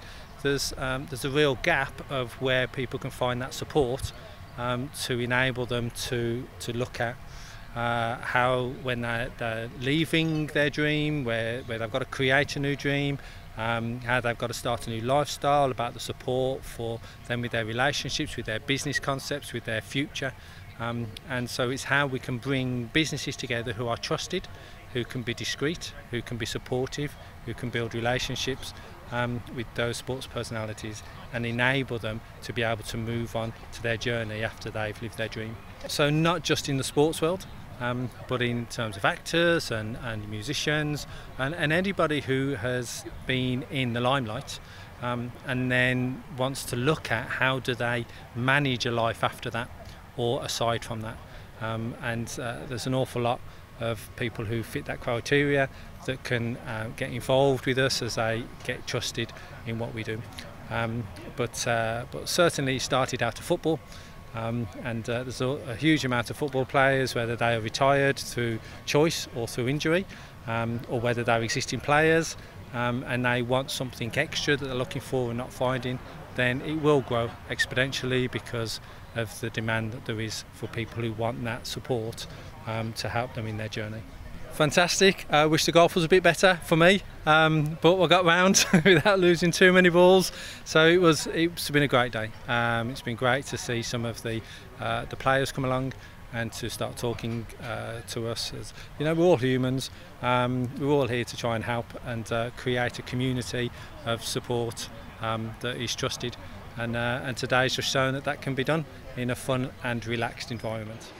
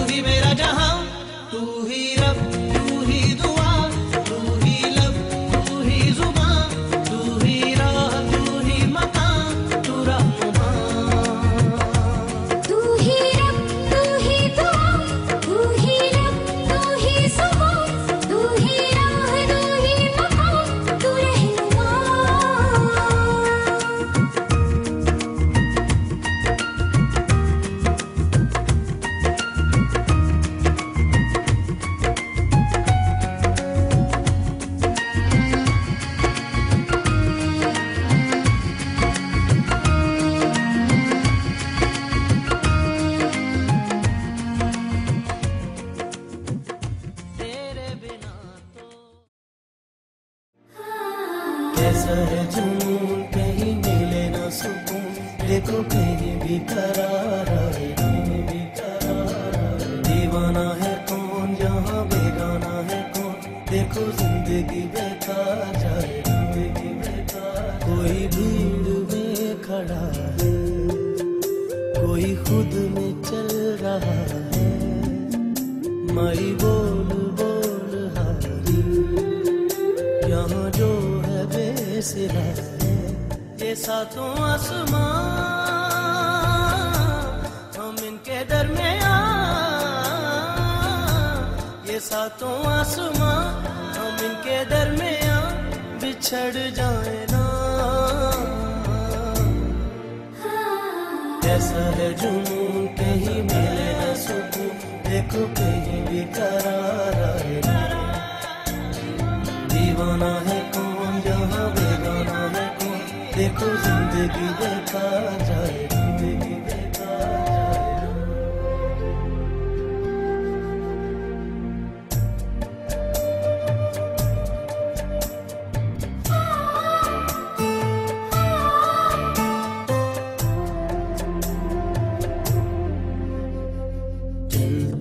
चलती जाए एक आंधी जो आंधी भी नहीं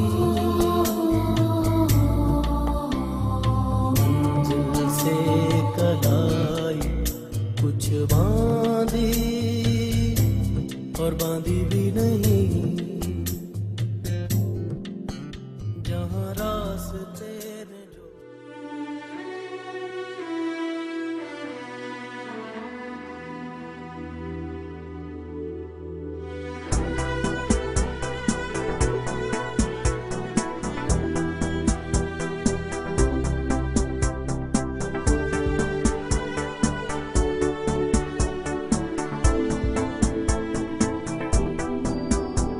तू मुस्कुरा जहाँ भी है तू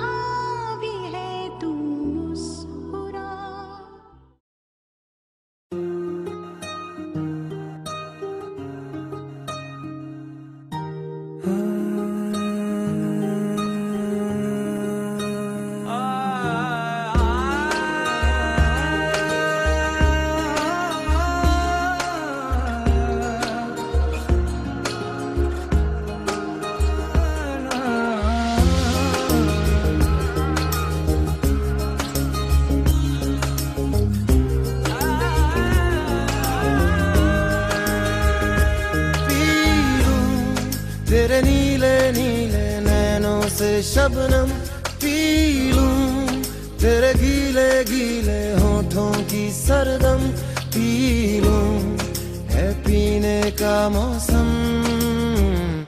तेरे संग इश्क तारी है, तेरे संग एक खुमारी है, तेरे संग चैन भी मुझको, तेरे संग बेकरारी है, तेरे संग इश्क तारी है, तेरे संग एक खुमारी है, तेरे संग चैन भी मुझको, तेरे संग बेकरारी है। तेरे बिन जी नहीं लगता, तेरे बिन जी नहीं सकता, तुझ पे है हारे मैंने वारे दो जहां, कुर्बान मेहरबान के मैं तो कुर्बान, सुन ले जरा तेरा कुर्बान। होश में रहूं क्यों आज मैं, तू मेरी बाहों में सिमटी है, मुझ में समाई है यूं,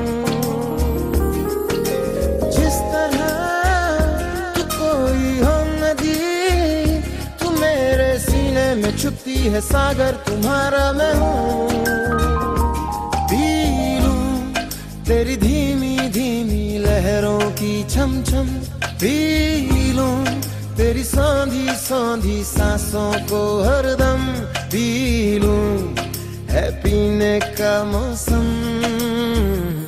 तेरे संग इश्क तारी है, तेरे संग एक खुमारी है, तेरे संग चैन भी मुझको, तेरे संग बेकरारी है, तेरे संग इश्क तारी है, तेरे संग एक खुमारी है, तेरे संग चैन भी मुझको, तेरे संग बेकरारी है।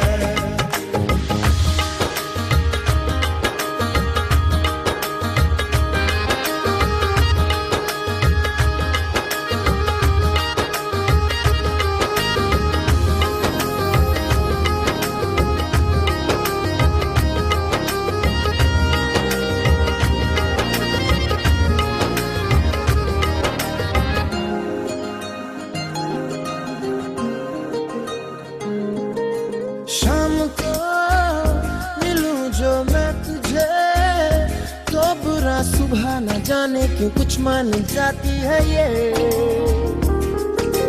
हर लम्हा हर घड़ी हर पहर ही तेरी यादों से तड़पा के मुझको जलाती है ये। भी मैं धीरे धीरे जलने का ये गम पी लूं, इन गोरे गोरे हाथों से हमदम पी लूं, है पीने का मौसम। तेरे संग इश्क तारी है, तेरे संग एक खुमारी है, तेरे संग चैन भी मुझको, तेरे संग बेकरारी है, तेरे संग इश्क तारी है, तेरे संग एक खुमारी है, तेरे संग चैन भी मुझको, तेरे संग बेकरारी है। तेरे बिन जी नहीं लगता, तेरे बिन जी नहीं सकता, तुझ पे है हारे मैंने वारे दो जहां,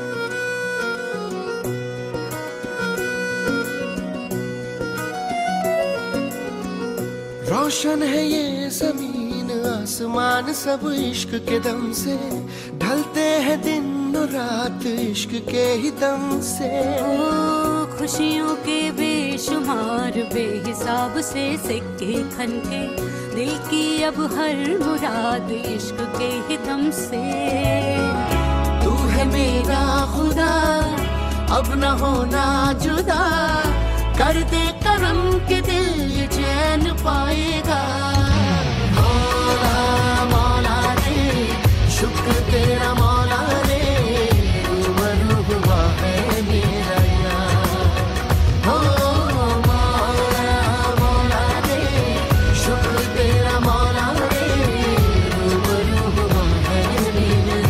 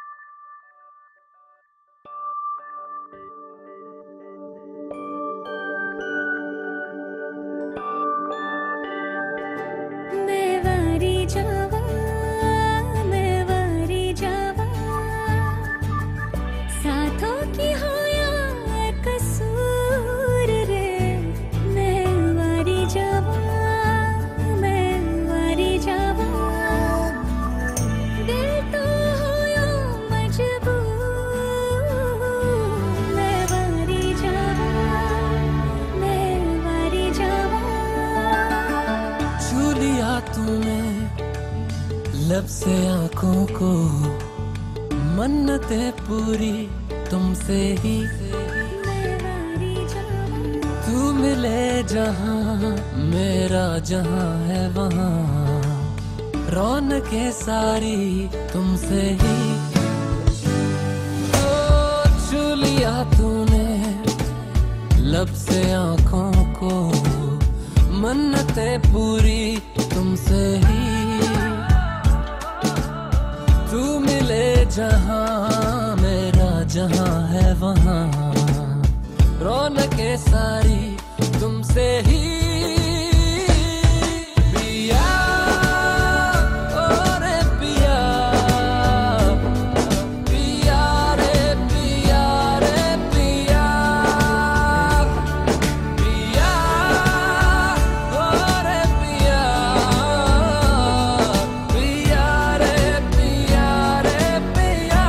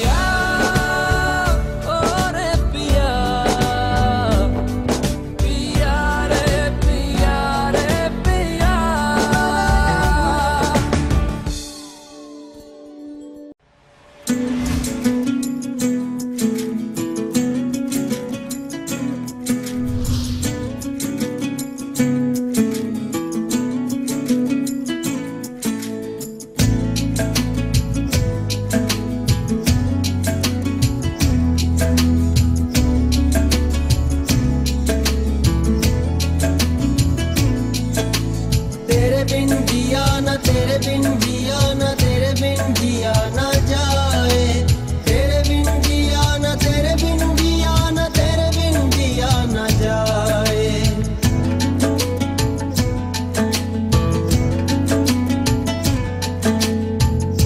बैठे बिठाए ये क्या हो गया बैठे बिठाए ये क्या हो गया दिल से जुदा हो गया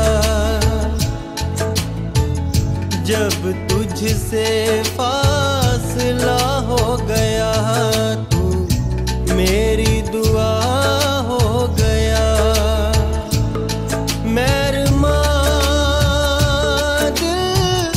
दिल से जुदा हो गया जाने क्यों रब हमसे खफा हो गया तेरे बिन जिया ना तेरे बिन जिया ना तेरे बिन जिया ना जाए तेरे बिन जिया ना तेरे बिन जिया ना तेरे बिन जिया ना जाए चन्न सौ गया ते तारे सौ गए साडे नैना नू नींद नहीं पैंदी शहर दे लोकी सारे सौ गए साडे नैना नू नींद नहीं पैंदी मेहरमा साडे नैना नू नींद नहीं पैंदी हानियां साडे नैना नू नींद नहीं पैंदी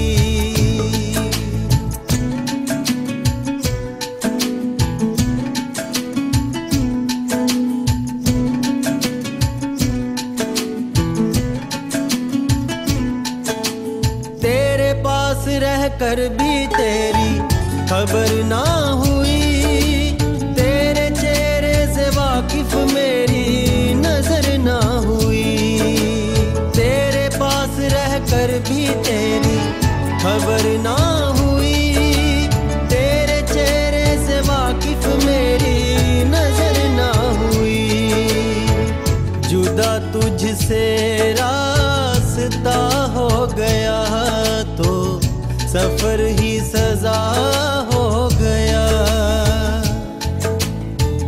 जुदा तुझसे रास्ता हो गया तो सफर ही सजा हो गया मेहरमा दिल से जुदा हो गया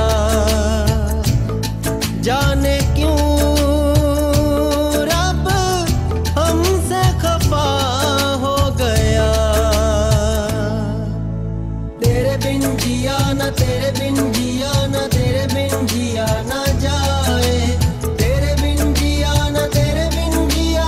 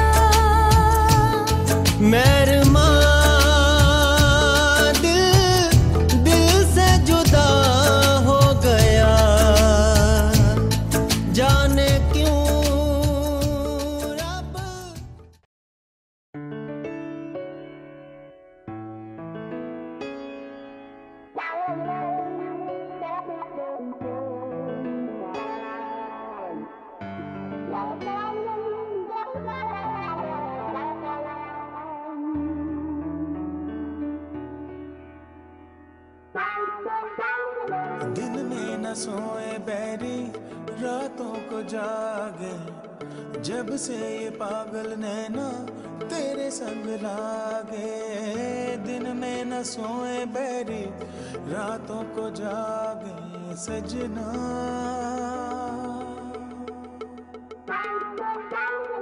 दिन में न सोए बैरी रातों को जागे जब से ये पागल नैना तेरे संग लागे दिन में न सोए बैरी रातों को जागे सजना पिया जाग रही मेरी अखियां करूं याद मैं तेरी बत्तियां पिया जाग रही मेरी अखियां करूं याद मैं तेरी बत्तियां ना भाई मुझे अब सखियां करूं याद मैं तेरी बत्तियां पिया जाग रही मेरी अखियां वे दिन में न सोए बैरी रातों को जागे जब से ये पागल नैना तेरे संग लागे दिन में न सोए बैरी रातों को जागे सजना पिया जाग रही मेरी अखियां करूं याद मैं तेरी बत्तियां पिया जाग रही मेरी अखियां करूं याद मैं तेरी बत्तियां ना भाई मुझे अब सखियां करूं याद मैं तेरी बत्तियां ना भाई मुझे अब सखियां पिया जाग रही मेरी अखियां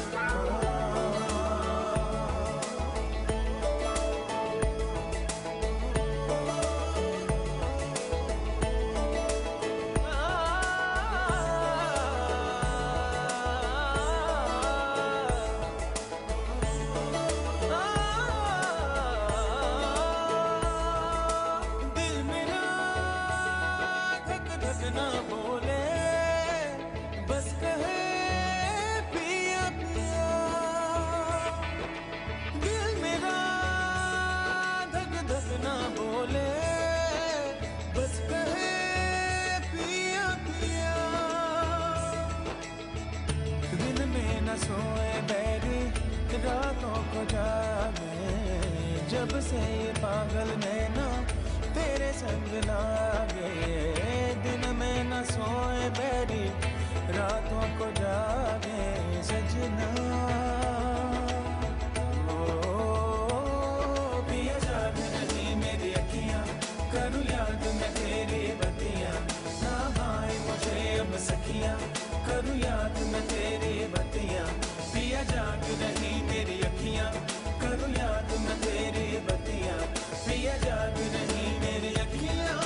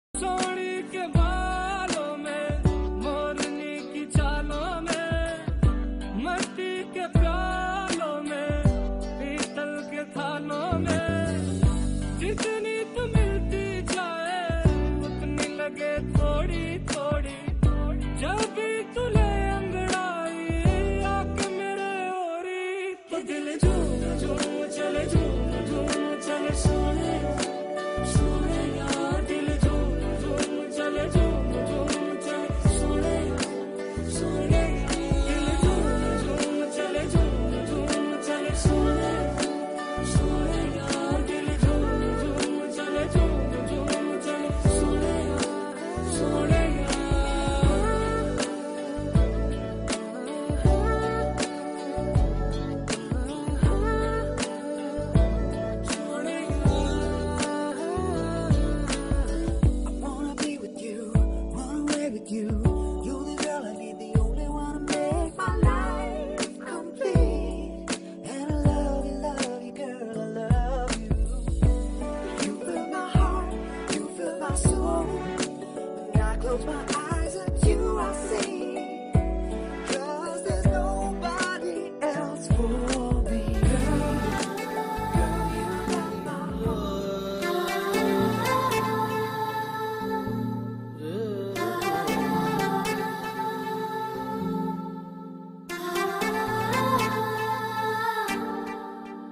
कहीं दायरा बना है कहीं आखिरी सिरा है माई बोल बोल हारी कोई है जो सुन रहा है ये कोई जाने ना के दिल माने ना ये कोई जाने ना के दिल माने ना बिखर जाए ना कैसा है जुनून कहीं मिले ना सुकून देखो कहीं भी करार आए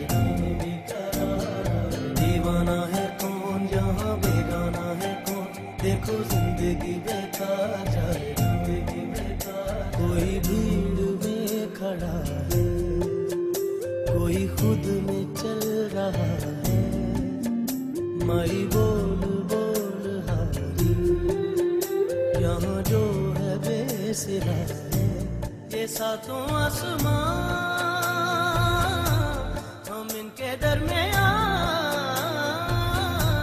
ये सातों आसमां हम इनके दरमियाँ बिछड़ जाए ना ऐसा है जुनून कहीं मिले ना सुकून देखो कहीं भी करार आए दीवाना है कौन जहाँ बेगाना है कौन देखो जिंदगी बेकार जाए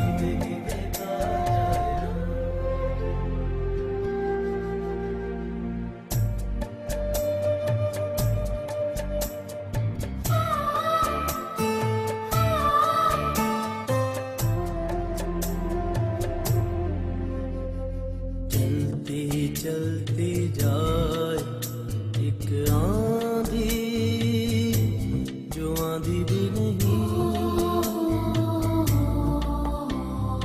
मंजिल से कलाई कुछ बांधी और बांधी भी नहीं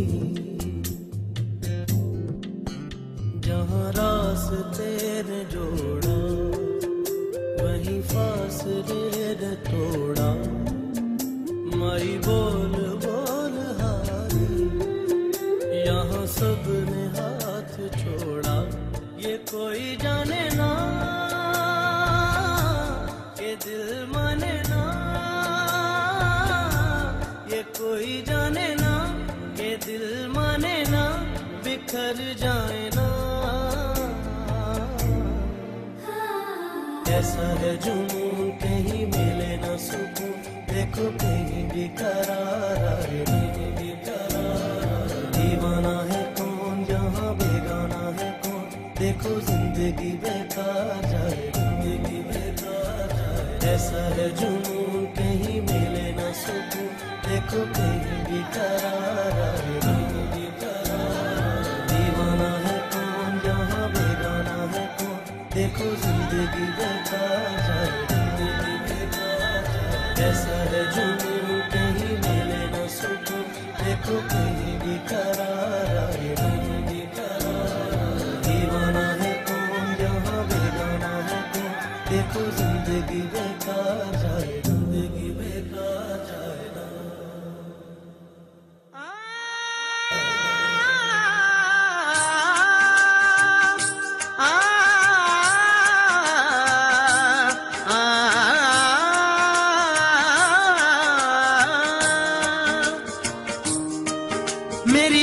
च हसदिया सजना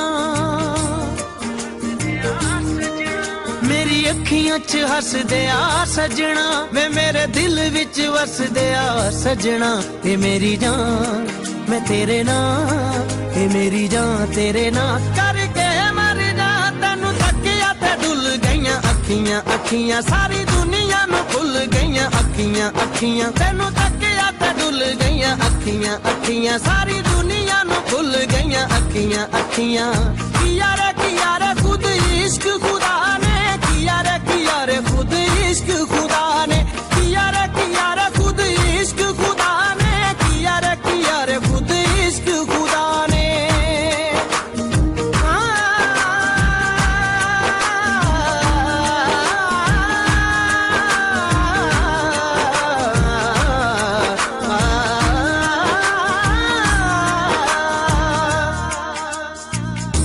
तेरियां बाहों च आके मैं तां चन्ना खो गई साहां दी महक मेरे सीने च समो गई भुल गया जग सारा इश्क च खो गई भुल गया जग सारा इश्क च खो गई एक जिद करे अंबरां च उड़ जाण नू एक जिद करे इश्क च डुब जाण नू ए मेरा दम ए किस कम ए मेरा दम किस कम तेरे बाजू में सनम असी कट्ठे जीना असी कट्ठे मरना मरना एक दूजे बिना साडा नहीं हो Sarna Sarna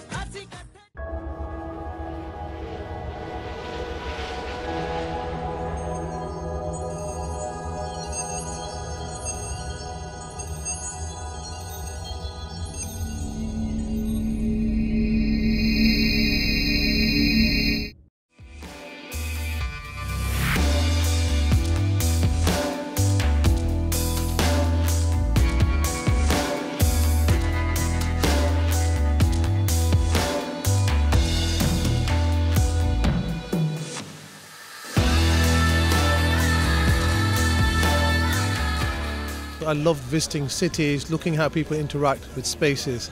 So the opportunity to actually shape places and help those communities who live in those was something that I really felt I couldn't resist. If you think of something like the big city plan in Birmingham in 2010, we set a very clear strategy of how we felt Birmingham could grow. And then what we used was the council's land to form joint ventures with partners like Lend-Lease more recently on Birmingham Smithfield, Argent and Hermes delivering Paradise in the city. So again, it's forming those partnerships with a clear strategy and a clear delivery tool. And my own perspective, I was born in Birmingham, east of the city, so a real Brummie, and having the opportunity to shape your own city is, it's a unique opportunity and something I'm very proud of. So I've been describing the next year, 10 years, as a golden decade for Birmingham. I do think that there is a real opportunity for us to transform the city, and I don't think the city will look anything like it currently does in 10 years' time. Even the UK government have had a conversation with us this morning about moving civil servants out of London into the city of Birmingham, so it does appear to be our time, and what we have to do is make the most of that opportunity. We always start everything we do about people. We try and build communities, we try and think about it. It's always difficult because people are never quite comfortable with developers and what they're doing. That's where it remains. It is a world-class city. We have the right timeline, we have the right language, right? We are a very diverse population. People, the English are not racialists. I think it's great to see. We welcome everybody, right? Firstly, there has to be a vision, a very clear vision of what you want. By all means, you can amend it and alter it as you go along, because you've got to be pragmatic, because the market is cyclical, so it moves. So it's about vision. There's a big piece then about creating certainty for people, so they know what they're doing, and they know what they can get planning permission for. They know, they don't have to take too much risk, and then it's about finance.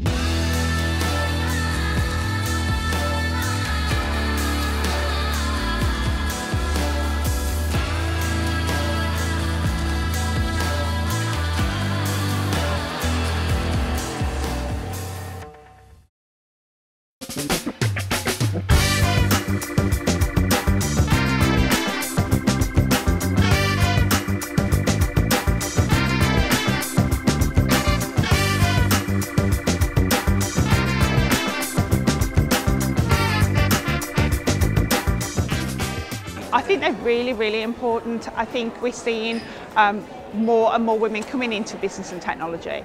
So we need to be able to meet with like-minded women to inspire us and to motivate us to keep going even when the going is tough. How many of you have used your voice?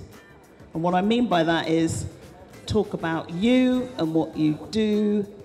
Oh, Headz as a business is amazing. It meets you with so many businesses from different industries.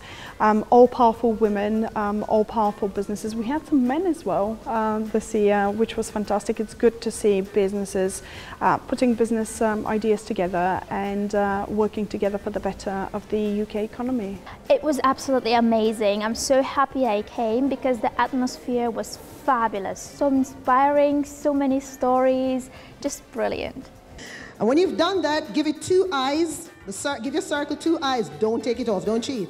I think it is a greatly needed. I think we should have more of these events. I think a lot of time we go to events and I think women kind of have a lot of fear about being able to step forward and speak. I get inspired by women at events like this. Women are out there doing it and getting there in what still feels like a very male-dominated world. She's a woman.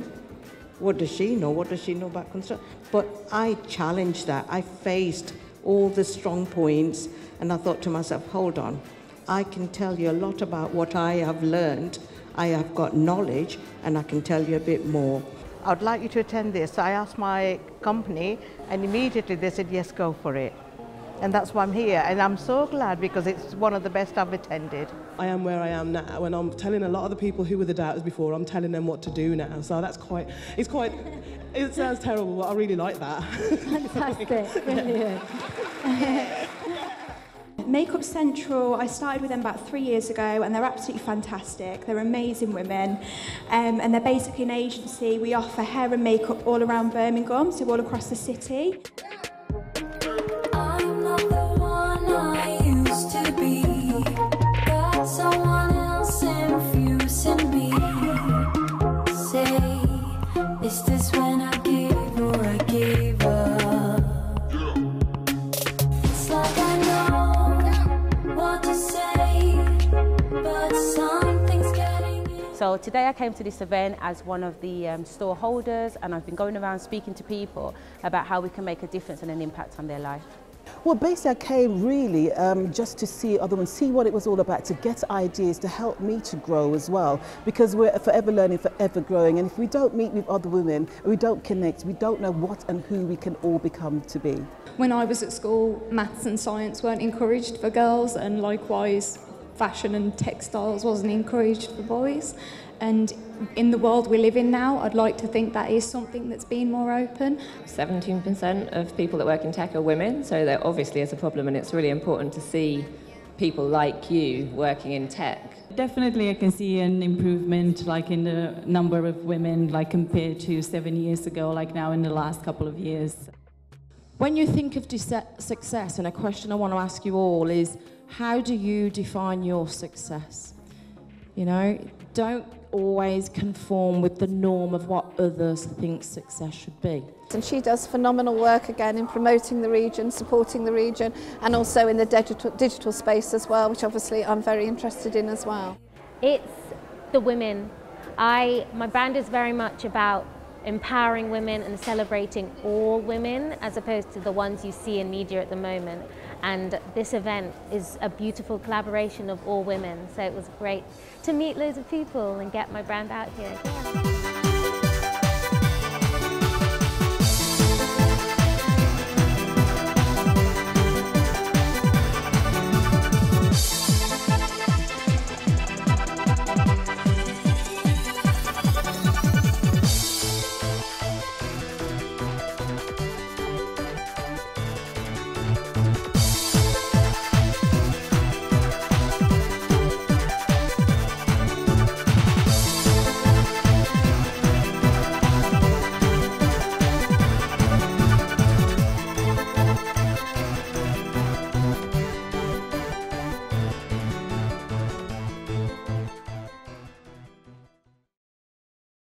Zape collections specialise in made-to-measure designer wear.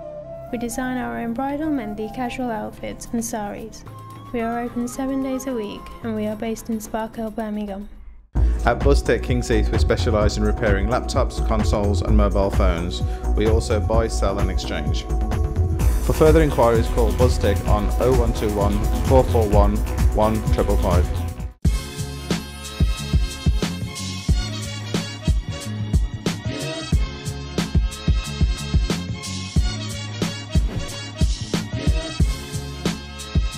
So welcome everybody.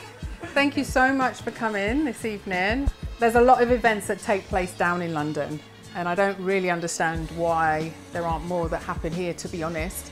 Considering that Birmingham is the second largest city in the country, I'm surprised that, especially for women, that there aren't more things happening here. So that was one of the reasons why I wanted to put on this event today, was just to kind of like show support to the women here. Also just to get to know you more and to get to understand the challenges that you face, the issues that you have, and to see how I or any of the other speakers can help you, can support you, can encourage you.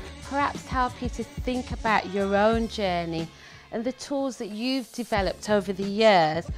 If I was going to raise my boys by myself, I would have to be brave, which on some days was really hard to do. Kids are a great motivator. You're lonely, you love YouTube, why don't you kind of do something like that? Put your creative juices into that.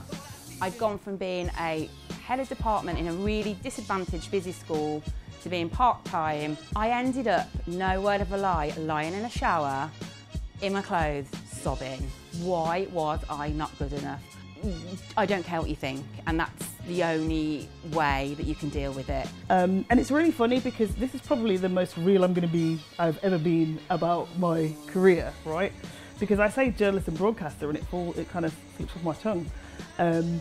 But it has not been an easy road. And the boss at the time was kind of management by fear. Me and another trainee there, basically on our last day, were like, we're leaving journalism, we're not doing this anymore. Because there was a lot of kind of, newsrooms are horrible places, or they were horrible places. I don't know how horrible they are now, but you know, chairs are being thrown across the room by producers who are getting angry. I know you all have incredible stories, and I'd like to hear those. And I think, you know, using our voice is the only way that we can punch through the negativity. I think that is just the fundamental thing in life. So it's just knowing what comes easy to you. Once you figure that out, that's the lane that you need to stay in.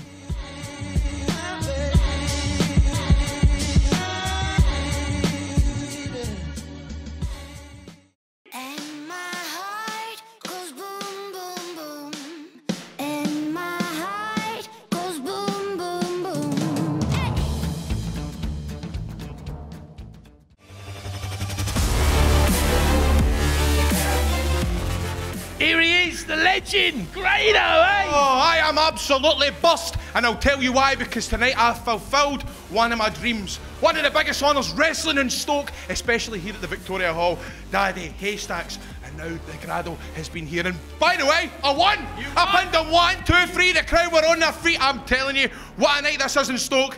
And it doesn't stop there. The WS Tour rolls into Blackpool, Tower tomorrow. Next week we're in Northampton, London. We are on fire. Well, I'll tell you what, even though I lost, the crowd were loud, they were noisy, they were hectic. They wanted to get in my face, but I tell you what, wrestling for WOS is the greatest honour anyone can have in this country.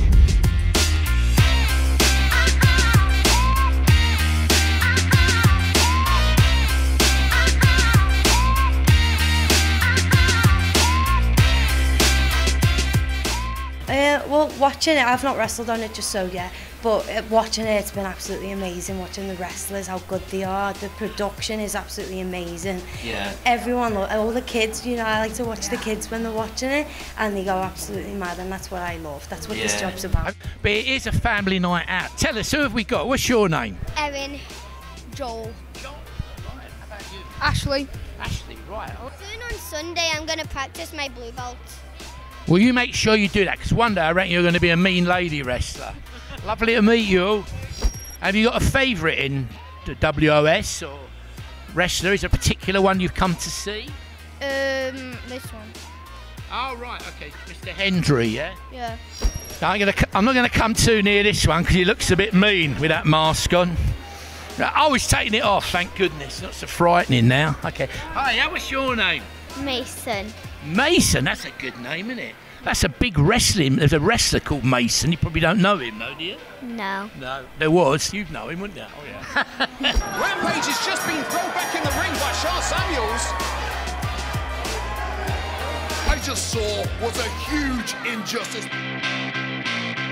As a wrestler being in the ring and having that energy, and the crowd was just from the start to finish, just on their feet, screaming, yelling, showing their appreciation. The turnout has been great, and all the feedback we've seen on social media has been great as well. We love seeing all the photos and the meet and greet snapshots and things, so yeah, it's been great. It's great. It's Grado, the one and only. How you doing? I'm dressed a wee bit smart today. I've got this underneath just in case a fight kicks off at the autograph table, so you never know when a fight might break out, you know.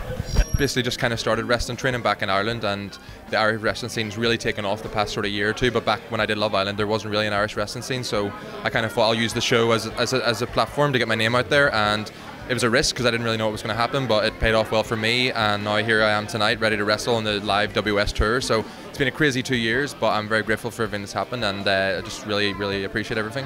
So you're going to be very busy tonight because I think all of them are here. Yeah, I like Nathan Cruz as well. Is this your first time at WOS wrestling? Yes. Have you been to see other wrestling as well or not? No. This is the first time in the flesh, is it?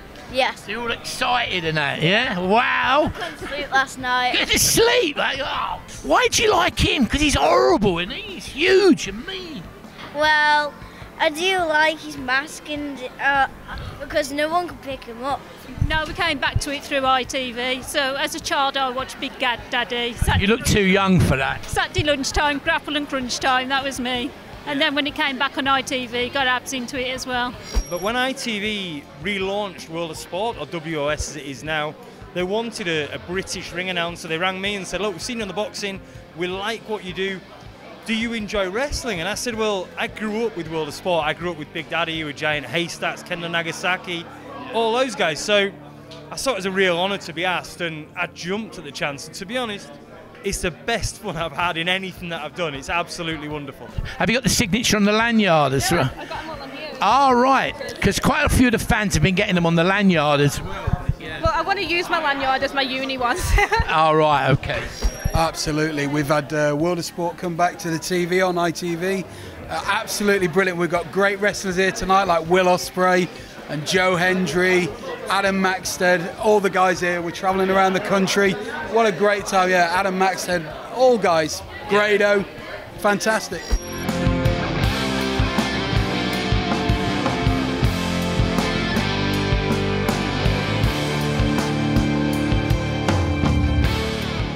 Are you a big fan, or are you look at a mount? I'm a big fan in general in wrestling, but my son loves it. He's been watching it all, the series on the ITV. He's really loved it. To see it back on TV, is that great to see it on like ITV? It's nice to be fresh and to see it going in a good step again, isn't it? Yeah, it's good as well because it's not just your big company like Durrell. You've got all the last ones, egg competitors. There's work all over for everyone now.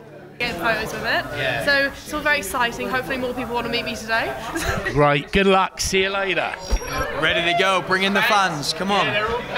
We're ready. 2 coach loads out there have got your name written all on it, you know. There might be the cops. We don't know. Could be the family, eh? Could be. You never know. Have fun, guys.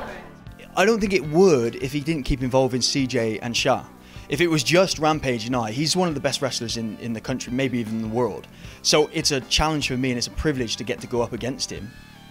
But then when he involves those two, or they get themselves involved, I mean, I know I watched the footage back from last week, and after he'd hit me, he called them down himself, so he knows what he's doing.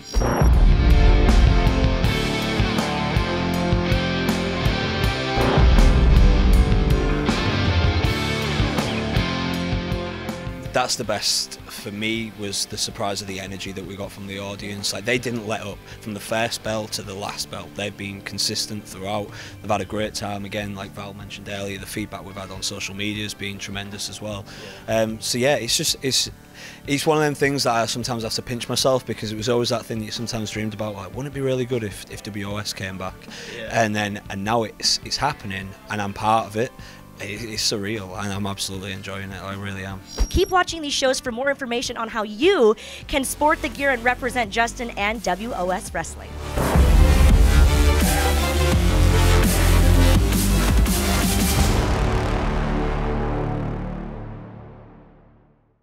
Hi and welcome to another series of Ballsy Women. Have we got a super lineup for you today? Yep, Ty and Lexi, we sure do. We'll hear from former Chelsea legend John Obi Mikel, looking at Middlesbrough initiative that reaches out to refugees using football as a universal language. Plus, we'll take a look at the talented Kinsella family. Dad Mark played in the 2002 World Cup. His son Liam is also a pro footballer at Walsall Football Club. While sister Alice's brilliance will also be on the show as she gained a gymnastics gold on the beam for Team GB 2 months ago. So sit tight and enjoy the ride, because you're watching Ballsy Women. We on the ball and we flip that quick, just me and the girls. Whoa! No, I'm not standing for no, I'm not standing for words. Better get back, no, it ain't your turn. You know Emmeline Pankhurst did that first. Now we don't need rings, I got money in the purse. Come holler at ice, you put it in the verse. Yeah. I be out here, I'm a ballsy woman. We winning. A big welcome to another series of Ballsy Women. Whoa! What? What's with the shirt? I thought you were an Arsenal supporter. Ty and Lexi, I'm paying homage to arguably the team of the season. If not the team, then definitely Chris Wilder, manager of the decade. What? Better than Pep at City? Poch at Spurs? Jurgen at Liverpool? What about him? We're talking relative success, Ty and Lexi. Pound for pound, resources considered, Chris Wilder has not only masterminded 2 consecutive promotions for the Blades. Prior to that, he gained promotion for Oxford from Conference to League 2, then took Northampton from League 2 to League 1. I hear you, Sabby. So we're making comparisons with legends. Clough and Shanks, are we? Well, Chris ain't quite there yet, but he's a manager who's flown well under the radar until now. OK, so you've presented a sound case for Mr Wilder. We're definitely going to watch with interest as he seeks to take on the Premier League Big Six next season. OK, so let's meet our first guest. I'm really looking forward to this one. Me too. Now, twins Phil and Tracy Neville will this summer be leading their respective England teams into the World Cups. That's right. Phil, coach of the England Lionesses, and Tracy, coach of the England netball team.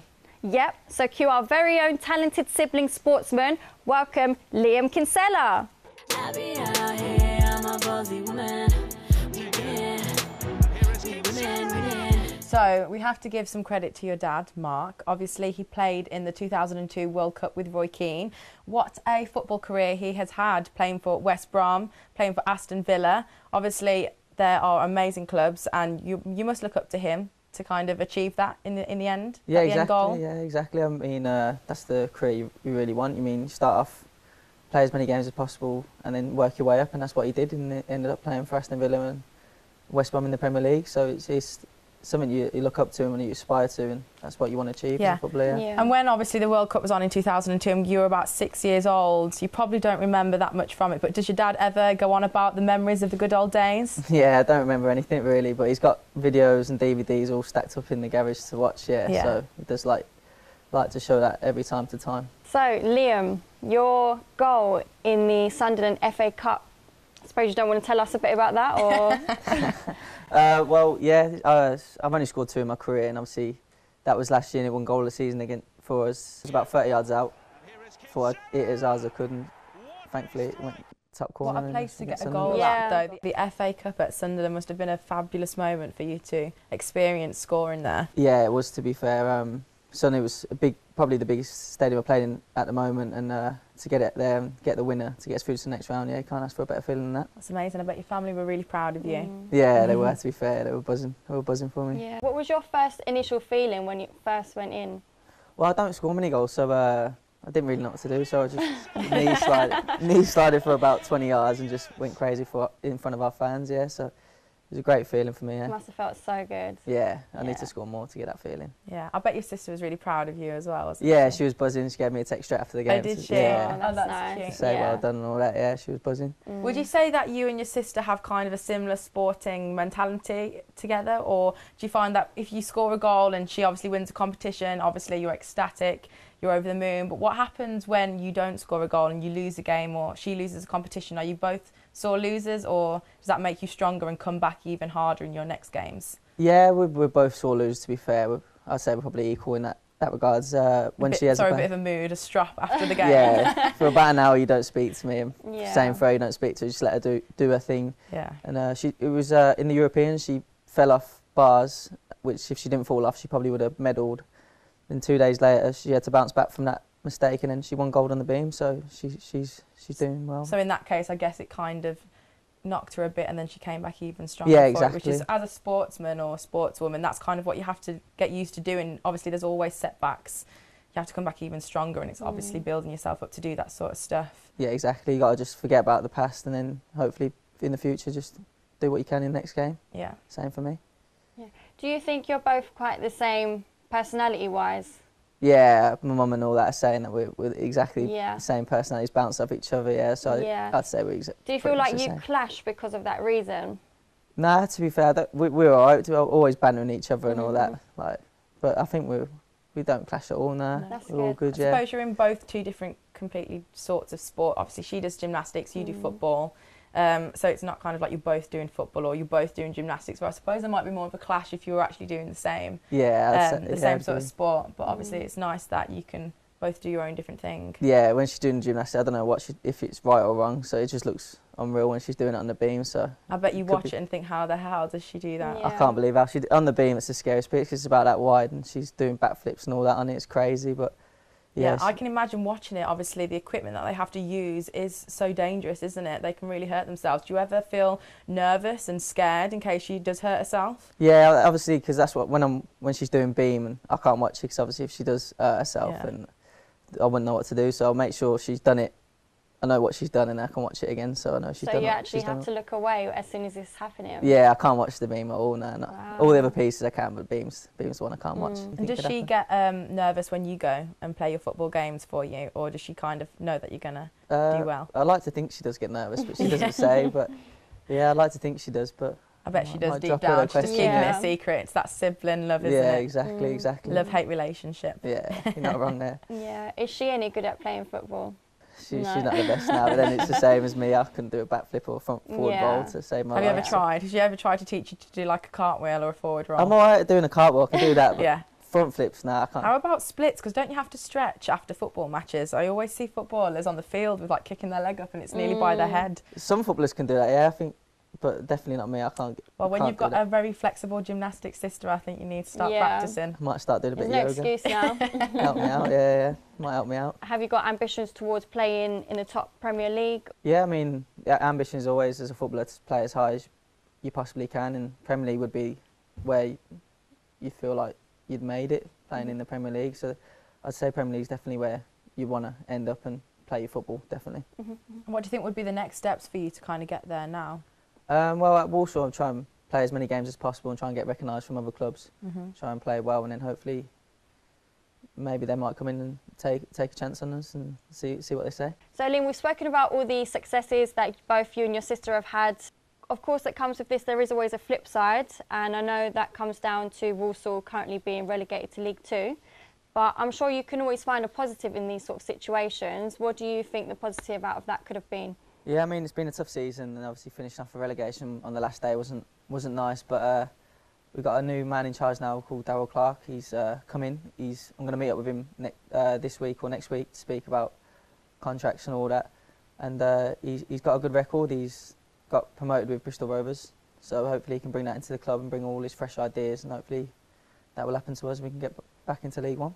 Yeah, sounds exciting. It's like a new chapter in life now for you, do you think? Yeah, exactly. He's a new manager. Hopefully he brings in fresh ideas that we can all adapt to, and bring in new players that can help us fit into the squad and bounce back and get into League One. Yeah. We'll have more from Liam Kinsella talking to us about his award for work in the community. Be sure to join us after the Brexit, because we've got some... What? You just said coming up after the Brexit. Oh, sorry, Freudian slip. Okay, coming up after the break, we've got former Chelsea legend John Obi Mikel plus George Savile as we take a look at Middlesbrough initiative that reaches out to refugees such as Jonas with life-changing consequences. Back in a minute.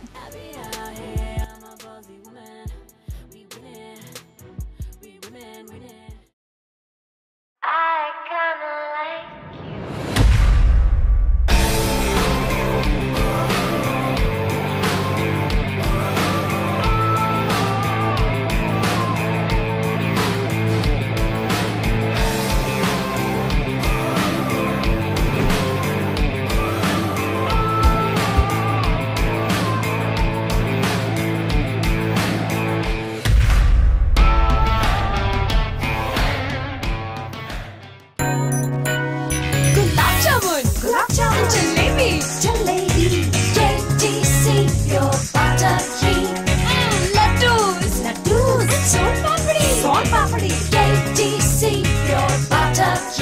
KTC Pure Butter Ghee is made from the finest quality butter. It's perfect for frying and cooking all types of foods, especially sweets and parathas. Wow, parathas and dal makhani. KTC Pure Butter Ghee.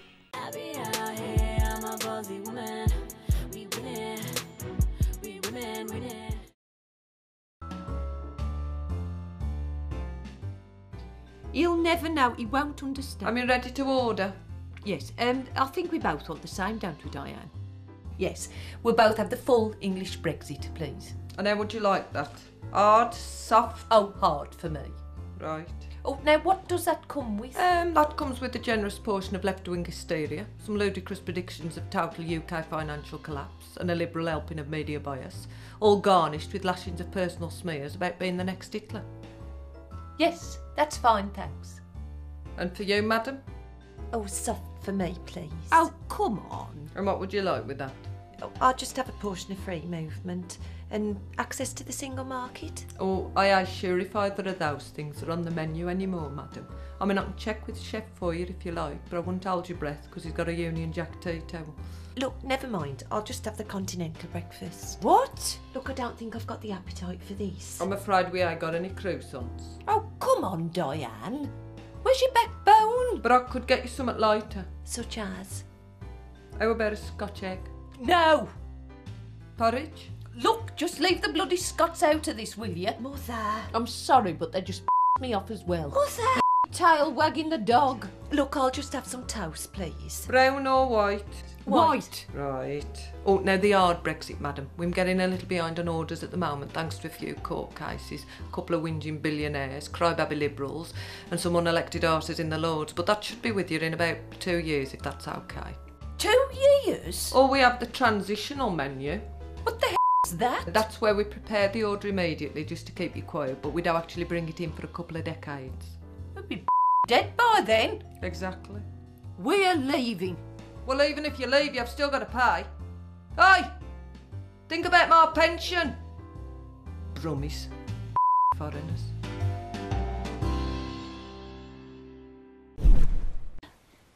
Hi, Sabi. I think I owe you an apology. Why's that? You were right. We returned after the Brexit sketch. Well, never be too quick to condemn Tyne Lexi. 'Tis the more of the story. Well, that's enough Brexit talk for a lifetime. Anyway, we're delighted to still have Liam Kinsella in the studio with us. So you've recently been awarded the Community Player of the Year award, which obviously is an absolutely amazing achievement. What did that entail? How did you manage to achieve that? I mean, we all go on trips like all the players to go visit schools, visit young kids and playing football. But obviously I did the most trips and I visited lots of schools. We did hospital visits during Christmas time to visit the sick. But I mean, there's a lot of visits you got to go to, and I did quite a few to help back to the community and give back to the community. I think you previously mentioned that your mum does a similar sort of thing, which is how the original idea came about of you wanting to get involved in the community and obviously give back something for obviously all the fans that come to your football games. Yeah, exactly. My mum works with disabilities, and it's always nice to give back to the community. And when I was a kid, it was always nice when, say, a footballer came in or someone famous came in to talk about football and or join in and play football. It's always nice to see that. So I like to try and give back to the community as I can when I'm a footballer. Yeah, and obviously winning football games must be a great feeling, but obviously being awarded a Community Player Award is something that is not many football players manage to achieve, so that must be something that your family must be hugely proud of. Yeah, exactly. It's always nice to win games, but to win individual awards is always that little bit sweeter, and it's really nice to win the award, and yeah, I'm really glad I did. And is this something that you want to continue doing? Do you want to go out into more places and give more speeches and obviously offer help wherever you can? Yeah, exactly. As long as I'm still in the game, I always want to give back to the community and visit schools, hospitals and all that, and hopefully I can continue doing that next season and see what happens then. Sure, that would be great. Yeah. Yeah, you must be super proud of yourself because that is a really big achievement, because me personally, I didn't even know that there was a Community Player Award, so for you to achieve that, I think that is brilliant. Yeah, to be fair, I didn't realise at the end of the season when you get the award that there is one, but it's always nice to be recognised for the stuff you do, but you don't really do it for all that, you just do it to give back to the community. And obviously footballers do get a lot of bad press, don't they? So obviously something that you've shown that you've gone out of your way, obviously, in your spare time, besides all the training that you have to do as a footballer, you've actually gone out into your community and offered your services to people that obviously do appreciate you and they look up to you in a way. So obviously I think that's really nice for the football community to be able to offer those things to you, just to say thank you, because they do receive bad press, and obviously behind the scenes I bet there are quite a few footballers that also do the same thing that you do as well. Yeah, exactly. There's a lot of footballers at the club that go into schools and do all the community work, and it isn't just me, but yeah, like you say, we do get a little bit of bad press, but it's nice to be recognised for all the good stuff that we do, and receiving the award was really good. So likewise with Walsall FC, there is other football clubs that do community work as well, one of them being Middlesbrough FC, who have an initiative called Club Together, so we're going to take a little look at that. My name is Jonas. Originally I'm from Eritrea and I came here in 2015. I left my country because of political issue, and then I need to be safe and free, which I couldn't get it in some African countries. Football's fantastic because it just brings everyone together.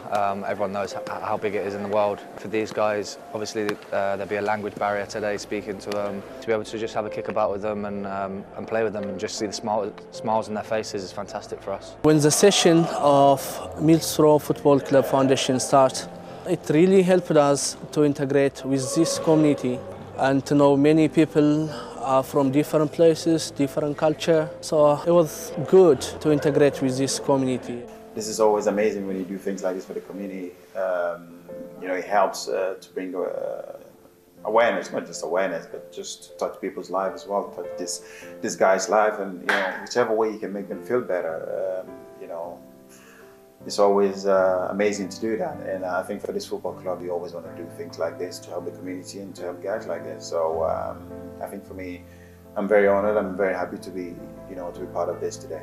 If you can make people happy is always good. You know, money can't buy that. So if they're happy, I'm happy. You know, so I would just do anything if people are happy to help them. Yeah. On behalf of a lot of people here, saying obviously how privileged we are to be in the position we're in. We're very blessed. So. Just to give them a little insight, it's the least we can do, really. If you see what they've been through, if you see how they managed to get here, then I mean, we shouldn't complain at all. I feel like Middlesbrough is my hometown. I'm happy. I know what's going on here. I know many people.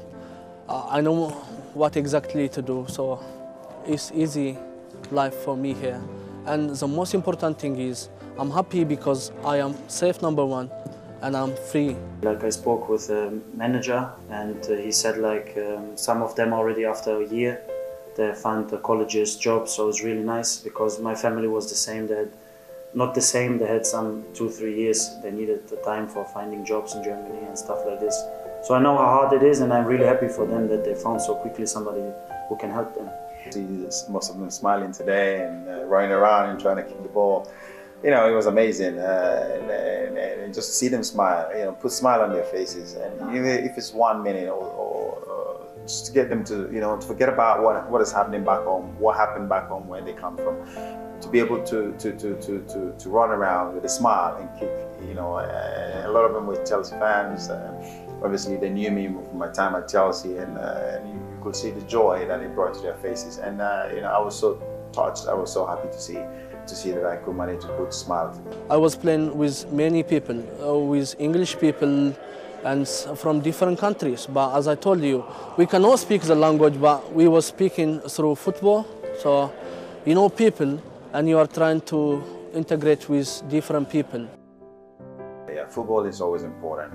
I think wherever you are, same for me as well. You know, in Nigeria, growing up in Nigeria, when there was a little bit of tension, I think football always settles nerve and brings people together. Football knows no language. Football seems to be doing better than politics at the moment. What's your opinion on what Middlesbrough are doing and towards what we've seen of Jonas and the refugees? Yeah, I mean, it's lovely to see bringing in a refugee and making them feel so welcome. I mean, I think a lot of clubs are doing stuff like that, but Middlesbrough being recognised, and I think it's a really nice thing that they're doing, and yeah. So thank you very much, Liam, for coming along today. We've had a really good chat with you. Yeah. And all the best for you and your sister in the rest of your training and your performances. Well, that's it for this week. Be sure to join us at the earlier time of 4:30 p.m. next Sunday as we avoid clashing with the World Cup in France. Okay, we'll leave you with another reminder of the considerable talents of the Kinsella family. Thanks for watching and see you next week.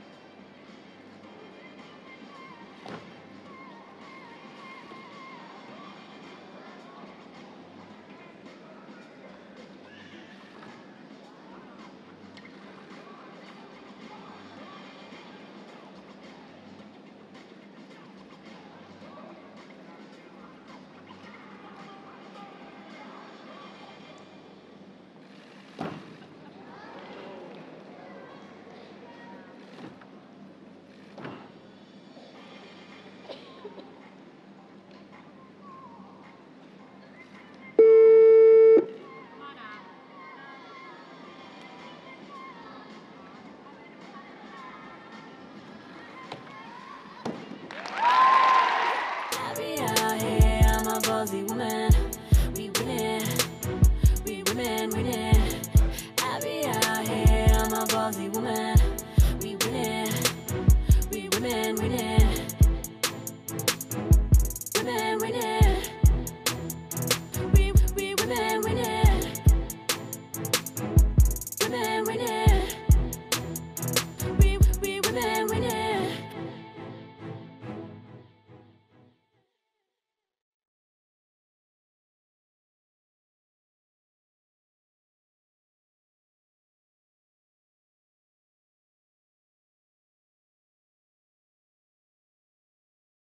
And my